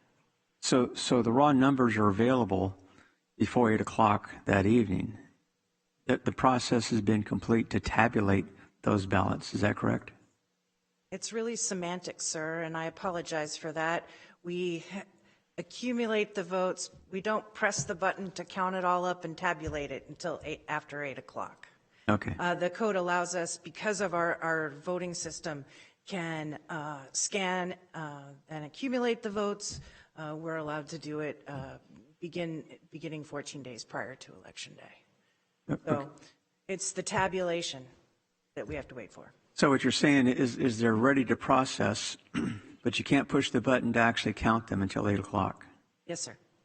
Okay. Again, I don't understand. I mean, I don't know the election laws throughout the country, but I've at least heard that some states allow a tabulation, obviously, that can't be revealed as far as prior to election day itself. And then the other question is, irrespective of the processes, why are some states able to provide those results by the next morning, whereas it seems like we just go on and on and on? And I mean, ballots are ballots, mail-in, absentee, polls, all those things that are available. What makes us, and I know you're governed by the Secretary of State, why is it so complicated in California? Because these things just go on forever, and it's not fair to the candidates, not fair to the voters. I'm assuming somebody in this group has talked to the Secretary of State or somebody to at least express their concern or maybe suggestions on how we can expedite the results, because especially on election night, every candidate, every voter is just waiting, in great anticipation of who won, and it doesn't happen. And it just, I mean, even in Supervisor Rickman's race, that went on. I don't know when it finally appeared. A few days before the deadline. I don't know when it was. It took all 30 days. And it doesn't make sense. I don't understand why it's so complicated to a system. If you took one ballot at a time and went through the process, would it take a minute, 30 seconds, whatever? I mean, once it's queued up, et cetera. So why are we so delayed in this process? Provisional ballots, damage ballots. I guess what I'm asking, the question is, why are we dragging this thing out for 30 days? That's just a simple question from a simple person. So the scanning and tabulation of the ballots themselves is not a determining factor in how long it takes. It's the process that's specific to vote-by-mail ballots, absentee ballots. We get less than half of the vote-by-mail ballots in prior to Election Day. The majority of the ballots we receive by mail are received in the day preceding or on Election Day or the 3 days after. When we receive a ballot, it needs to go through a signature verification process and a validation process. And then we use a mail sorter to, sort it into precinct order. And really that is part of the bottleneck, is to making sure that every ballot is eligible and that the signature matches what's the signature in the voter record. Certainly if we didn't have to validate signatures, that process would go faster. But I don't anticipate that would be anything we'd want to remove from the process. So I think just in terms of election night and after, we've really maximized our ballot counting process for accuracy, and now we need to look at it with an eye on how can we make that accuracy more efficient. So I absolutely agree with you and appreciate Mr. Cruz's support in getting us some assistance in making the process more efficient. But with an election, with the amount of turnout that we had, and 90% of our ballots were by mail and received at the very last minute, we had to signature check every single one of those, and a human does that. It's not an automated process. There's no certified system in California for automating signature checking for voters. So it's manually done. Yeah, there's the signature on the envelope is scanned into a computer system, and so the employees can pull up on the screen the signature that was on the envelope and compare it to the signature that we have electronically on file from their voter registration card. So we have to do that scanning process, upload the data and the images, and then they look at each signature. Okay. Well, I appreciate that, and I guess the question is I assume registrars of voters in all 58 counties have had some input along the way as to things that you think need to be done to provide, lack of a better term, better integrity in regard to the voting system. I guess maybe because I've been doing this a while as far as voting. I always enjoyed going to the polls, seeing my neighbors and signing my name, whatever, getting my little sticker. But it seems that now, obviously the majority of votes have been through vote by mail, or absentee ballots as they used to be called. And now we have a massive mail out of ballots going out. And I understand all the arguments in regards to voter suppression and things like that, but frankly, I'm concerned from the standpoint that, we are all adults. We all have the ability, one way or the other. We can go to the grocery store. We can go a lot of places. Obviously, we talked about that with our COVID discussion. So the question arises is, from my vantage point, I don't think the system was necessarily broke. And I guess now with, HR 1 in Congress, now they're talking about, no identification required, to register. I don't know how that goes. But my point is it has become so complicated and drawn out and extended for so long. The initial mail-in, the amount of days, not necessarily this state, but other states where it can be, several days after the election itself. And I think it's frustrating for most people because they just want to know. Just tell me, And I guess I don't want to pick on Supervisor Rickman, but there was a big swing in regards to his race. And so the question arises is how, well, I shouldn't say that. But again, it's just the unknown that people just wonder, what are we doing? And when people don't know, and you talked about it, Mr. Cruz, in regards to information to the public, when the public doesn't know, they become very suspicious and wonder what's going on here and so anyway, I appreciate your efforts. I appreciate the report in regards to the in-depth analysis you've done in regards to, things that went wrong and things we can improve on. But again, I noticed the discussion in regards to staffing, and I hope, that's coming up in regards to the future to fill those positions, to make it more, I guess, manageable, lack of a better term, or accountable. But these are things that I'm going to a meeting tonight to speak. I will guarantee they will be critical, I'll put it that way. And so I appreciate this information because I can share the reality, although I think, frankly, someone will just disbelieve me anyway, but that's okay. So anyway, I thank you for what you've done and look forward to making this a better system in the future in 2 years or whenever we have a special election. So thank you. Thank you. I have a question, and whoever has a pen and paper in front of you, write down on a scale of 1 to 10 how you would rate the performance in San Joaquin County in this last election cycle, 10 being the highest and 1 being the lowest. Anybody has you have paper and pen by chance, or you have a number that you could render? And just curious, like Ms. Dubroff, please go first. On a scale of 1 to 10, how would you rate the performance in San Joaquin County? My performance? Not your performance, the election performance, not your performance. This is not, and by the way, this is not a personnel discussion. That's not the point of this at all. Scale of 1 to 10 in San Joaquin County, how would you rate the performance in this last election cycle? Let's even forget about the primary because we had a hearing about that. We had a discussion, not a hearing, but we had a discussion, and we had all sorts of assurances that things would be getting better. So on a scale of 1 to 10, how would you rate the performance of how San Joaquin did in this last election? I would give it a 7. If not, okay, that's fine. Fine. And I see, and I know there will be people watching this with wide eyes of why so high.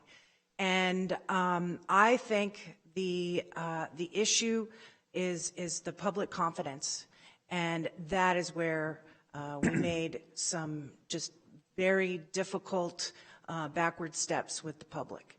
And, you know, sending out the sample ballots after the official ballot is very, very difficult on the public and on the candidates. That is a mistake.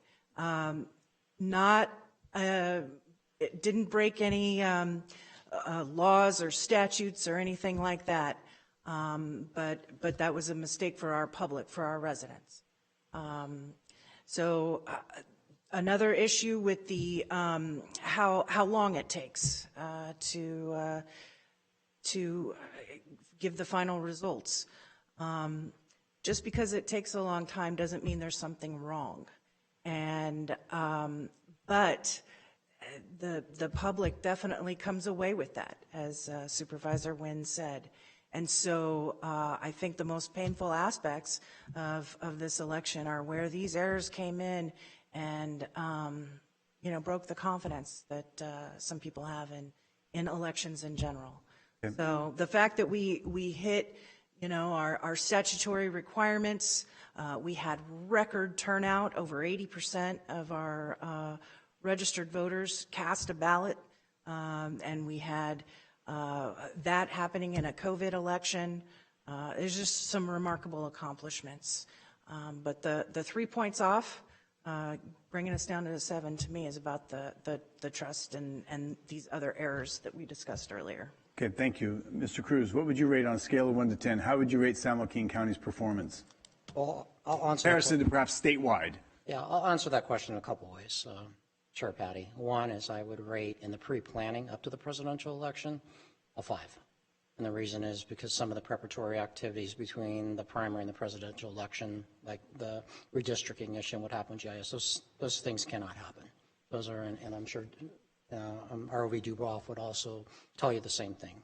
Those can't happen. But I think once we were able to address some of the deficiencies in the process and bring in the necessary subject matter expertise to address the work plan, address standard operating procedures, and reaffirming getting the right resources in place to define who does what by when, I would say that this election turned out to be more of a 7 in the long run. And the reason is putting the right people in place. But the missteps up to it definitely, I think, puts us in the middle of the pack.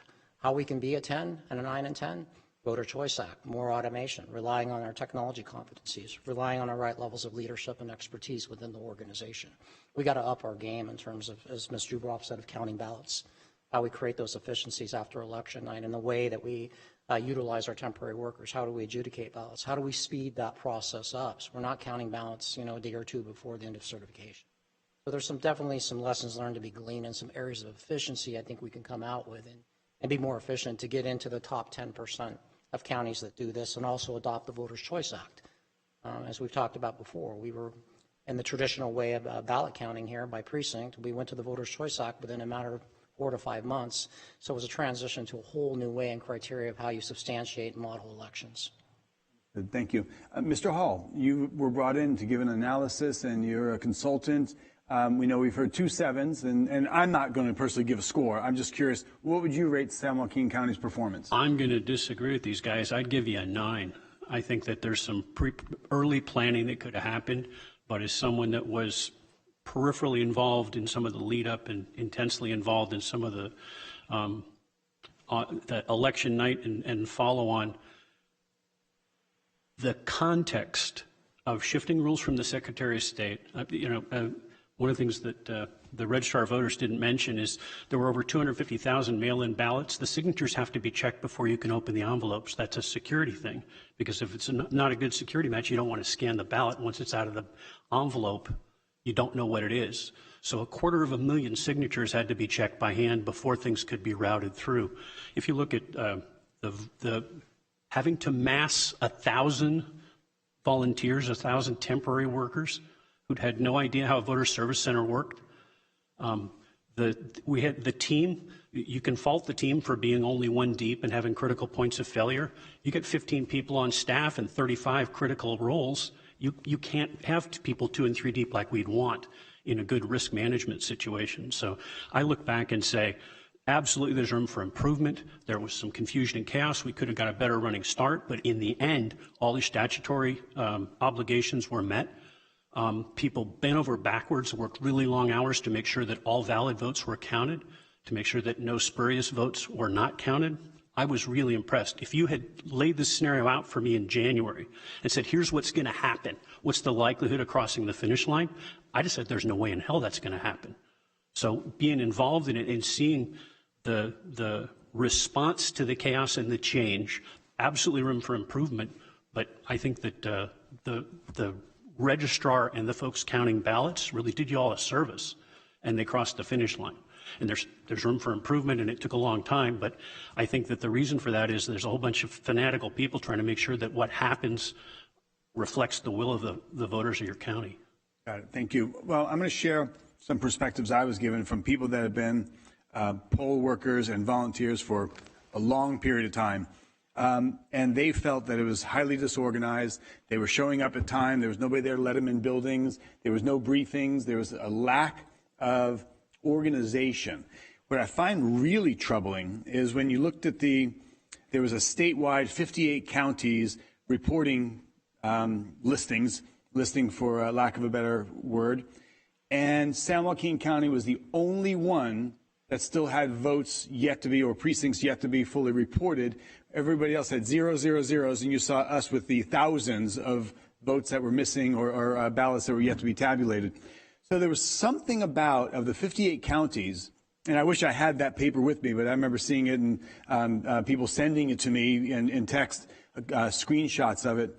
But there was something missing here in San Joaquin County, unlike 58 or 57 other counties throughout the state. Something was missing for us to be the only county with that high of a percentage that was fully unreported or yet to be tabulated, whatever the metric was, and forgive me.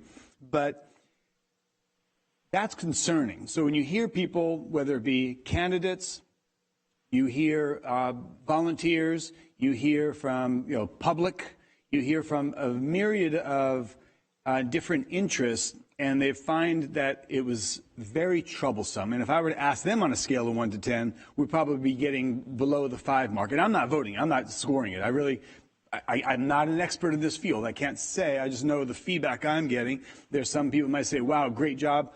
Job well done. Boy, you guys worked hard and you got it done. Wow, fantastic. You meet the deadline. And it was many challenges, so therefore, high five to everybody because you did it. And I could understand that. I could support that and appreciate that everybody that did their job was working to do their job. And I'm not going to point fingers and say where something was wrong. I just know that if you listen to those that were sending me messages, candidates, voters, and volunteers, and participants in the process, they were very much disappointed in the process that they were involved in and what they participated, volunteered in whatever capacity. So I think the challenges might be deeper than what I'm hearing based on what we saw, because after the primary, we did a discussion and we basically understood that, the buck stops here. There is no finger pointing. There is no, oh, this happened, that happened, that. No. There is responsibility for the people that are conducting this election, and it starts from the top down.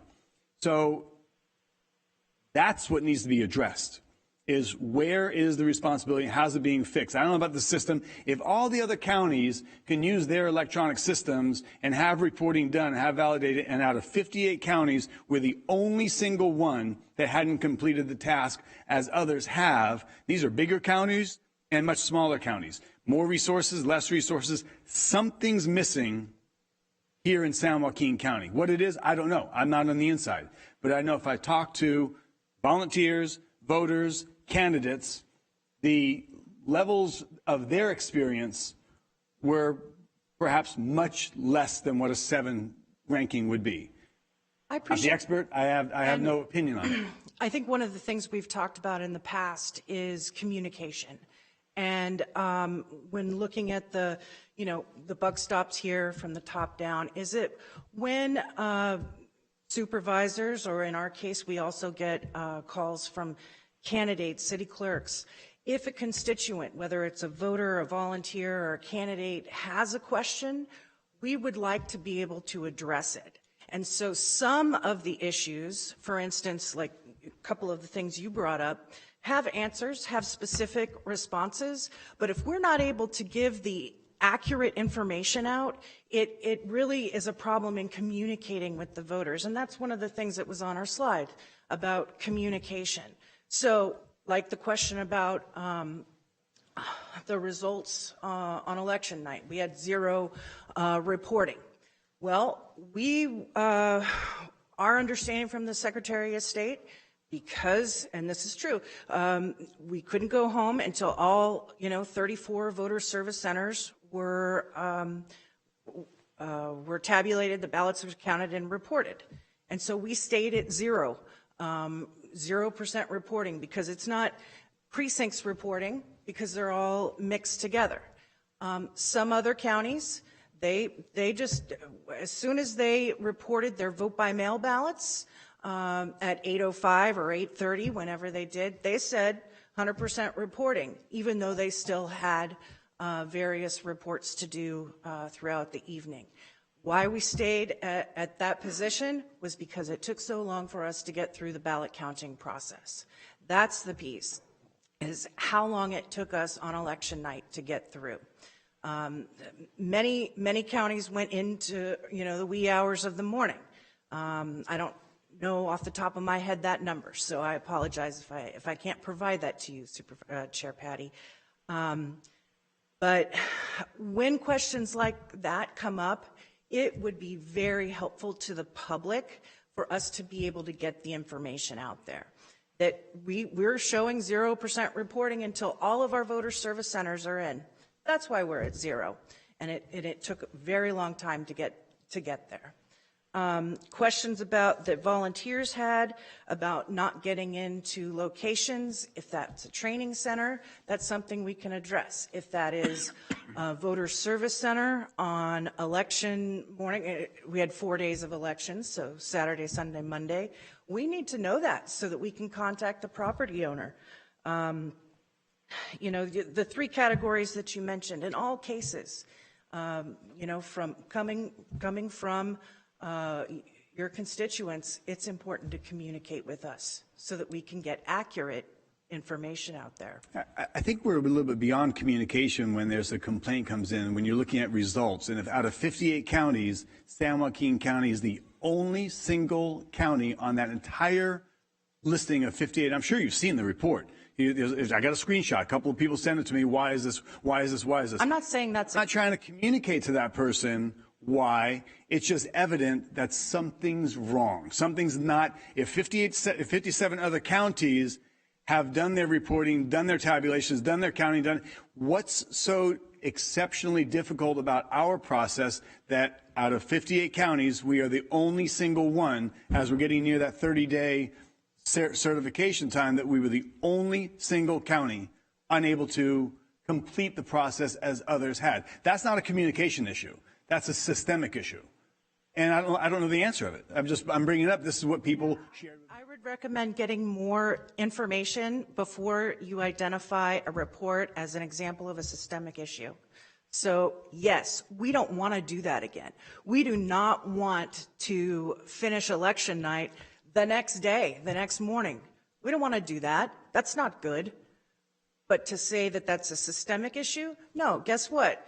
We said 0% reporting. But Mr. Bro, the 0%, that doesn't matter at all. And I don't care if it took 24, 48 hours to get 100% reporting. That's irrelevant. It's the vote count that's going on weeks and weeks and weeks later that we still don't have. Now, what was so unique, what was so difficult in San Joaquin County that of 58 counties, we were the only one county that hadn't fully reported getting towards the certification date? I don't know the answer. I don't care about the 0% precincts. I know you're tabulating. I know you're going to release numbers. The last thing I'm concerned about is those first 5, 6, 8, 10, 12, 24 hours of how many precincts have reported. Yeah. Okay? We're looking at Beyond that, as Supervisor Wynn pointed out in Supervisor Rickman's race or in Supervisor Miller's race, I mean, you had a dramatic swing late in the game. How that happens when other counties are more complete, bigger counties, smaller counties, more resources, less resources, I don't know. But just we're having a review, and it warrants the discussion. Something seems to be a little bit behind. It was in the primary. We were told that we've shored it up, we've made some hires, we've done this, I'm on top of it, it'll be taken care of, lessons learned. And then we go through a general, and we're seeing something that seemed systemically wrong with our process versus other counties. Not pointing fingers, I can't identify it. I'm just sharing some of the experiences and some of the, I guess, reviewing the results of our efforts when you start to see that scale of 58 counties, and we're the only one county with big numbers still yet to be tabulated. That's why we're here today, for sure. Excellent, yeah. Part of the presentation. This is all part of the conversation. I appreciate that. I know I've got a request to speak from Supervisor Miller. Thank you. Our county did take longer to get to counting all the ballots than the other counties, a lot longer. And yes, there were huge swings at the end. But we had some days on ballot counting that a couple hundred ballots is all that was counted. And we had, I mean, it just took a really long time, much longer than every other county. And yet the parameters of the election were the same for every county. So I think what we need to get at is, what are we doing differently? Are we stricter about what we report? Are we, I have to tell you, it felt like we were slow walking the count. That's how it felt. It felt like we were trying to use the full 30 days and finish the count right before the certification date. And, you know, and a lot, I'm not alone in that. A lot of people, I mean, I had calls from all over the state. What do you mean your race hasn't been called? I mean, it really took a long time. And I am going to say on the statement of qualifications, we went over in the primary, actually later, afterwards, that my opponent's statement of qualifications did not appear because he missed the deadline for submitting it. That's fine. But I have to tell you, I paid a lot of money to have my statement of qualifications show up, and my voters didn't get it, the bulk of them, before the election. And to add insult to injury, almost 2 months after the election, I got a supplemental bill from the registrar that said I owed another $10,000 for that. Now, I have been in the very uncomfortable position of, because I am a supervisor, of not wanting to appear to be challenging or asking, because it would be construed as asking for special favors. But I have to say, if the shoe was on the other foot in my race, my opponent would absolutely be challenging not only that supplemental bill. A lot of campaigns were closed down by then. They would have been challenged, and in fact, they would have been pursuing a claim for a refund for the initial payment. Now, I haven't pursued that. I'm not going to pursue that, and I appreciate the fact that if I do, every other candidate is going to do the same thing, and it will cause a complete breakdown in our system. But it needs to get fixed, and it is really important. It's not a little thing. It was a big thing. And so, but our chair is correct in terms of the length of time for the count. We clearly did something differently here in this county that the other 57 counties either didn't do it all or they accommodated it in a different way. I don't know what that means. I don't know if it means our count was accurate and 57 other counties weren't as accurate. I don't know, but I do know they all certified their results. And to have this, I mean, the number of races that we had that literally weren't called for darn near a full 30 days, there's an issue there. So I think that's what he's trying to get at is, and I have to say, I agree with him. We did something different here, and we need to figure out exactly what it was so that that doesn't happen going forward. I don't think we're going to see a big, massive return to everybody going back to precincts again. I think a lot of people who never voted by mail before did for the first time and found out it was really convenient. And I think we're going to see more of a push to that. So we have to figure this out. We just have to figure it out. And if that means we need to be advocating with the Secretary of State on behalf of counties, then we need to get CSAC involved. We need to get the other counties involved in what needs to change so that we can conduct these elections in a more efficient way. And I think if you look at how other states did it, clearly there are other options. So we need to band together, I believe, on behalf of the counties to figure out how California can do a better job and how we need to figure out how San Joaquin County can do a better job going forward. Supervisor Rickman. Thank you, Chair. I forgot to ask you two questions. And some of the complaints that we received that I heard of was, for example, 2 ballots for the same person arriving at the same address, or a ballot being mailed to a home where nobody lives. And I know I've heard a lot of that in Los Angeles, I guess, ballots mailed to a residence and that person has moved, years prior.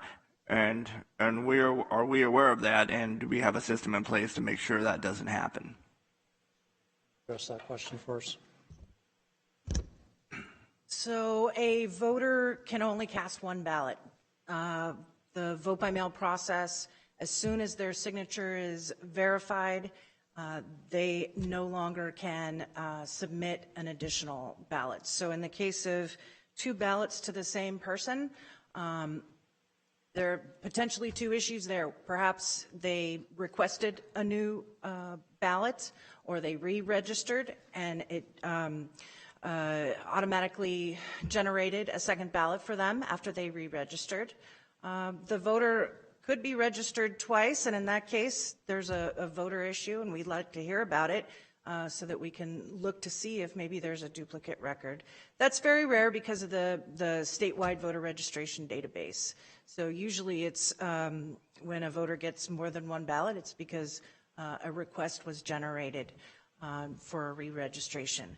In the case of a ballot going to an address where the recipient never lived, again, we appreciate getting that information from the public. It's possible somebody registered to vote there.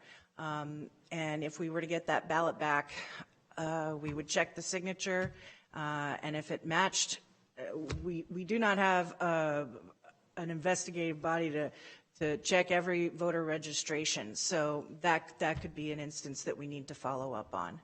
How do you check the voter profiles? I mean, the voters in the system. I mean, those who have passed away and those who have moved. And I mean, how are we keeping up with that? Is that something we look at, or that, as a county, or is it something at the state level? Both. We receive updates from voters themselves, but the most robust way we get that information are from other agencies, like national change of address from the U.S. Postal Service, re-registrations from other counties through the state. Anytime we send out a mailing and it is returned undeliverable, we update the voter's record. We get information from the Department of Corrections and vital statistics, both at the state and local level. So we're continuously getting information from the state and other agencies to update the records, and DMV, of course. All right, I just wanted to make sure that we're aware and that there's a system in place to make sure. I mean, because, yeah, there shouldn't be 2 ballots going out. But, yeah, of course, we shouldn't have, one loose ballot out there. I mean, what if somebody takes one? And just the integrity of the system itself, we have to make sure it's maintained. And, the vote by mail versus vote in person, and I think, if people had a choice, of course, it would have been more vote in person. And I think, a lot of people mailed in the ballot at, the very, very end versus early. Well, we actually had a large quantity of people vote early too, but a large chunk of people also voted last at the very end, which a lot of those people would have been people that went to the polls and, filled in the box itself. So, I mean, it's nice when people do have an option.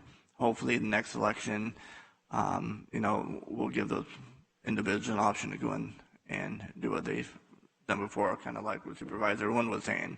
I know I myself enjoy going down to the polls and talking to my neighbors and seeing people when I vote.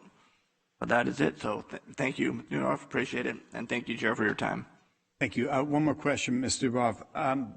This is something that came to my office in the past. Prior to coming to San Joaquin County, are you a certified ROV, or what constitutes the qualification to be an ROV in the county, the chief head person? Here in San Joaquin, the minimum qualifications are described in the class position classification. I don't know off the top of my head if there are where you can have a certain amount of college education, and if that is replaceable by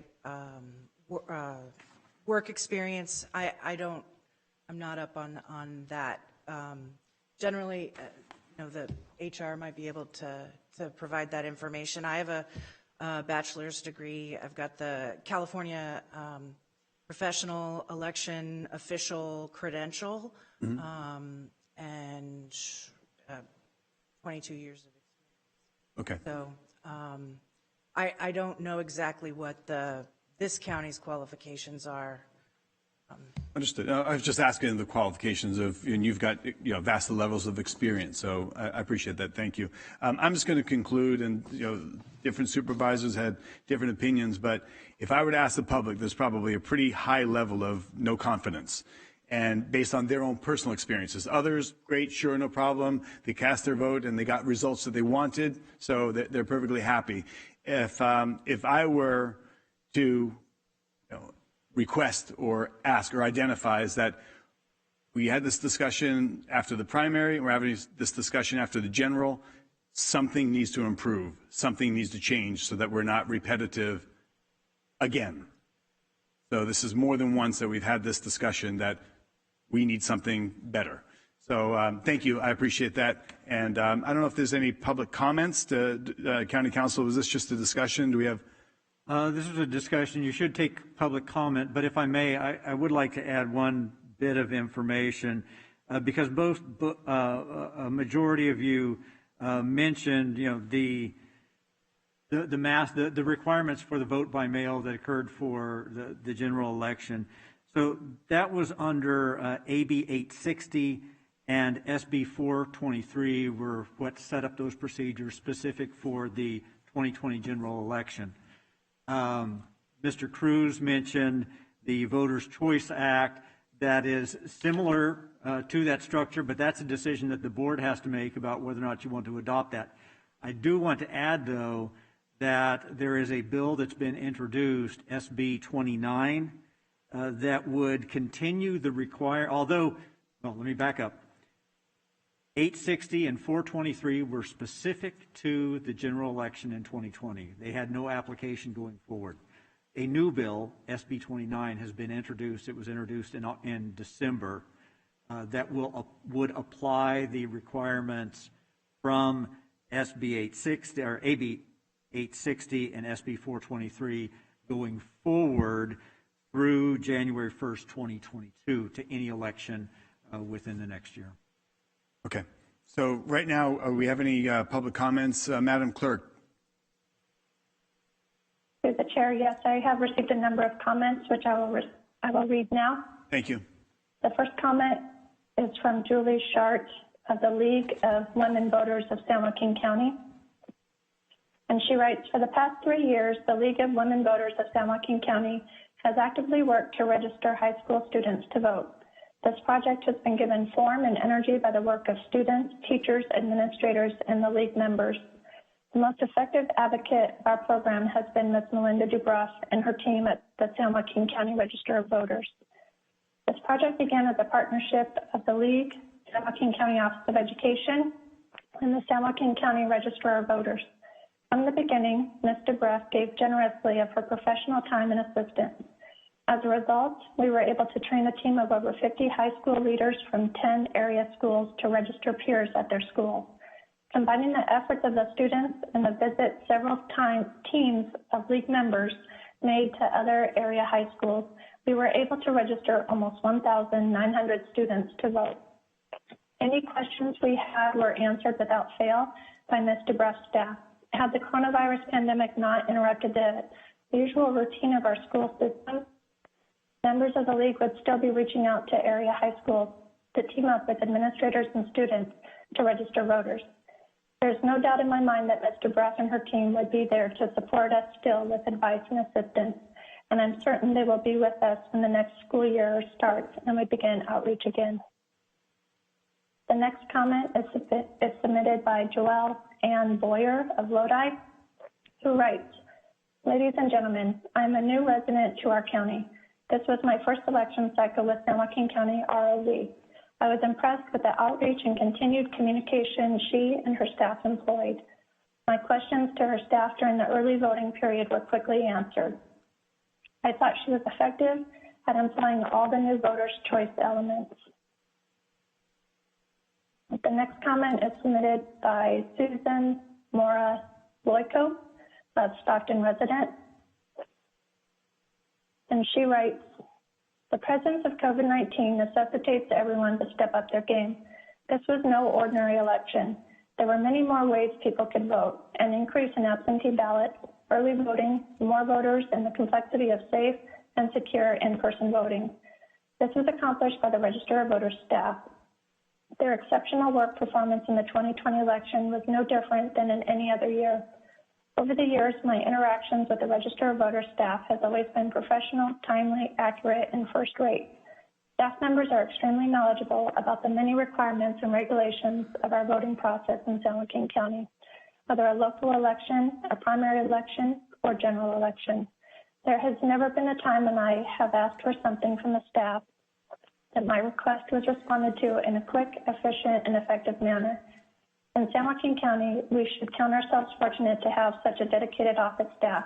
In my opinion, they always strive to go above and beyond to serve county residents. And the next comment is submitted by Patrice Lincolnfelter, who writes, this year with COVID-19 restrictions, lockdowns, and multiple changes, the process has been difficult for all. Unfailingly, I have found Ms. Dubroff and her staff accessible, responsive, knowledgeable, and always helpful. Calls to Ms. Dubroff and her staff are either immediately answered or responded to in a timely manner. Although this year has been exceptional, in my experience, I have found the efficiency and effectiveness of the Office of Registrars to be consistent, regardless of obstacles or difficulties. She and her office are focused on ensuring all residents eligible to vote have the opportunity to do so.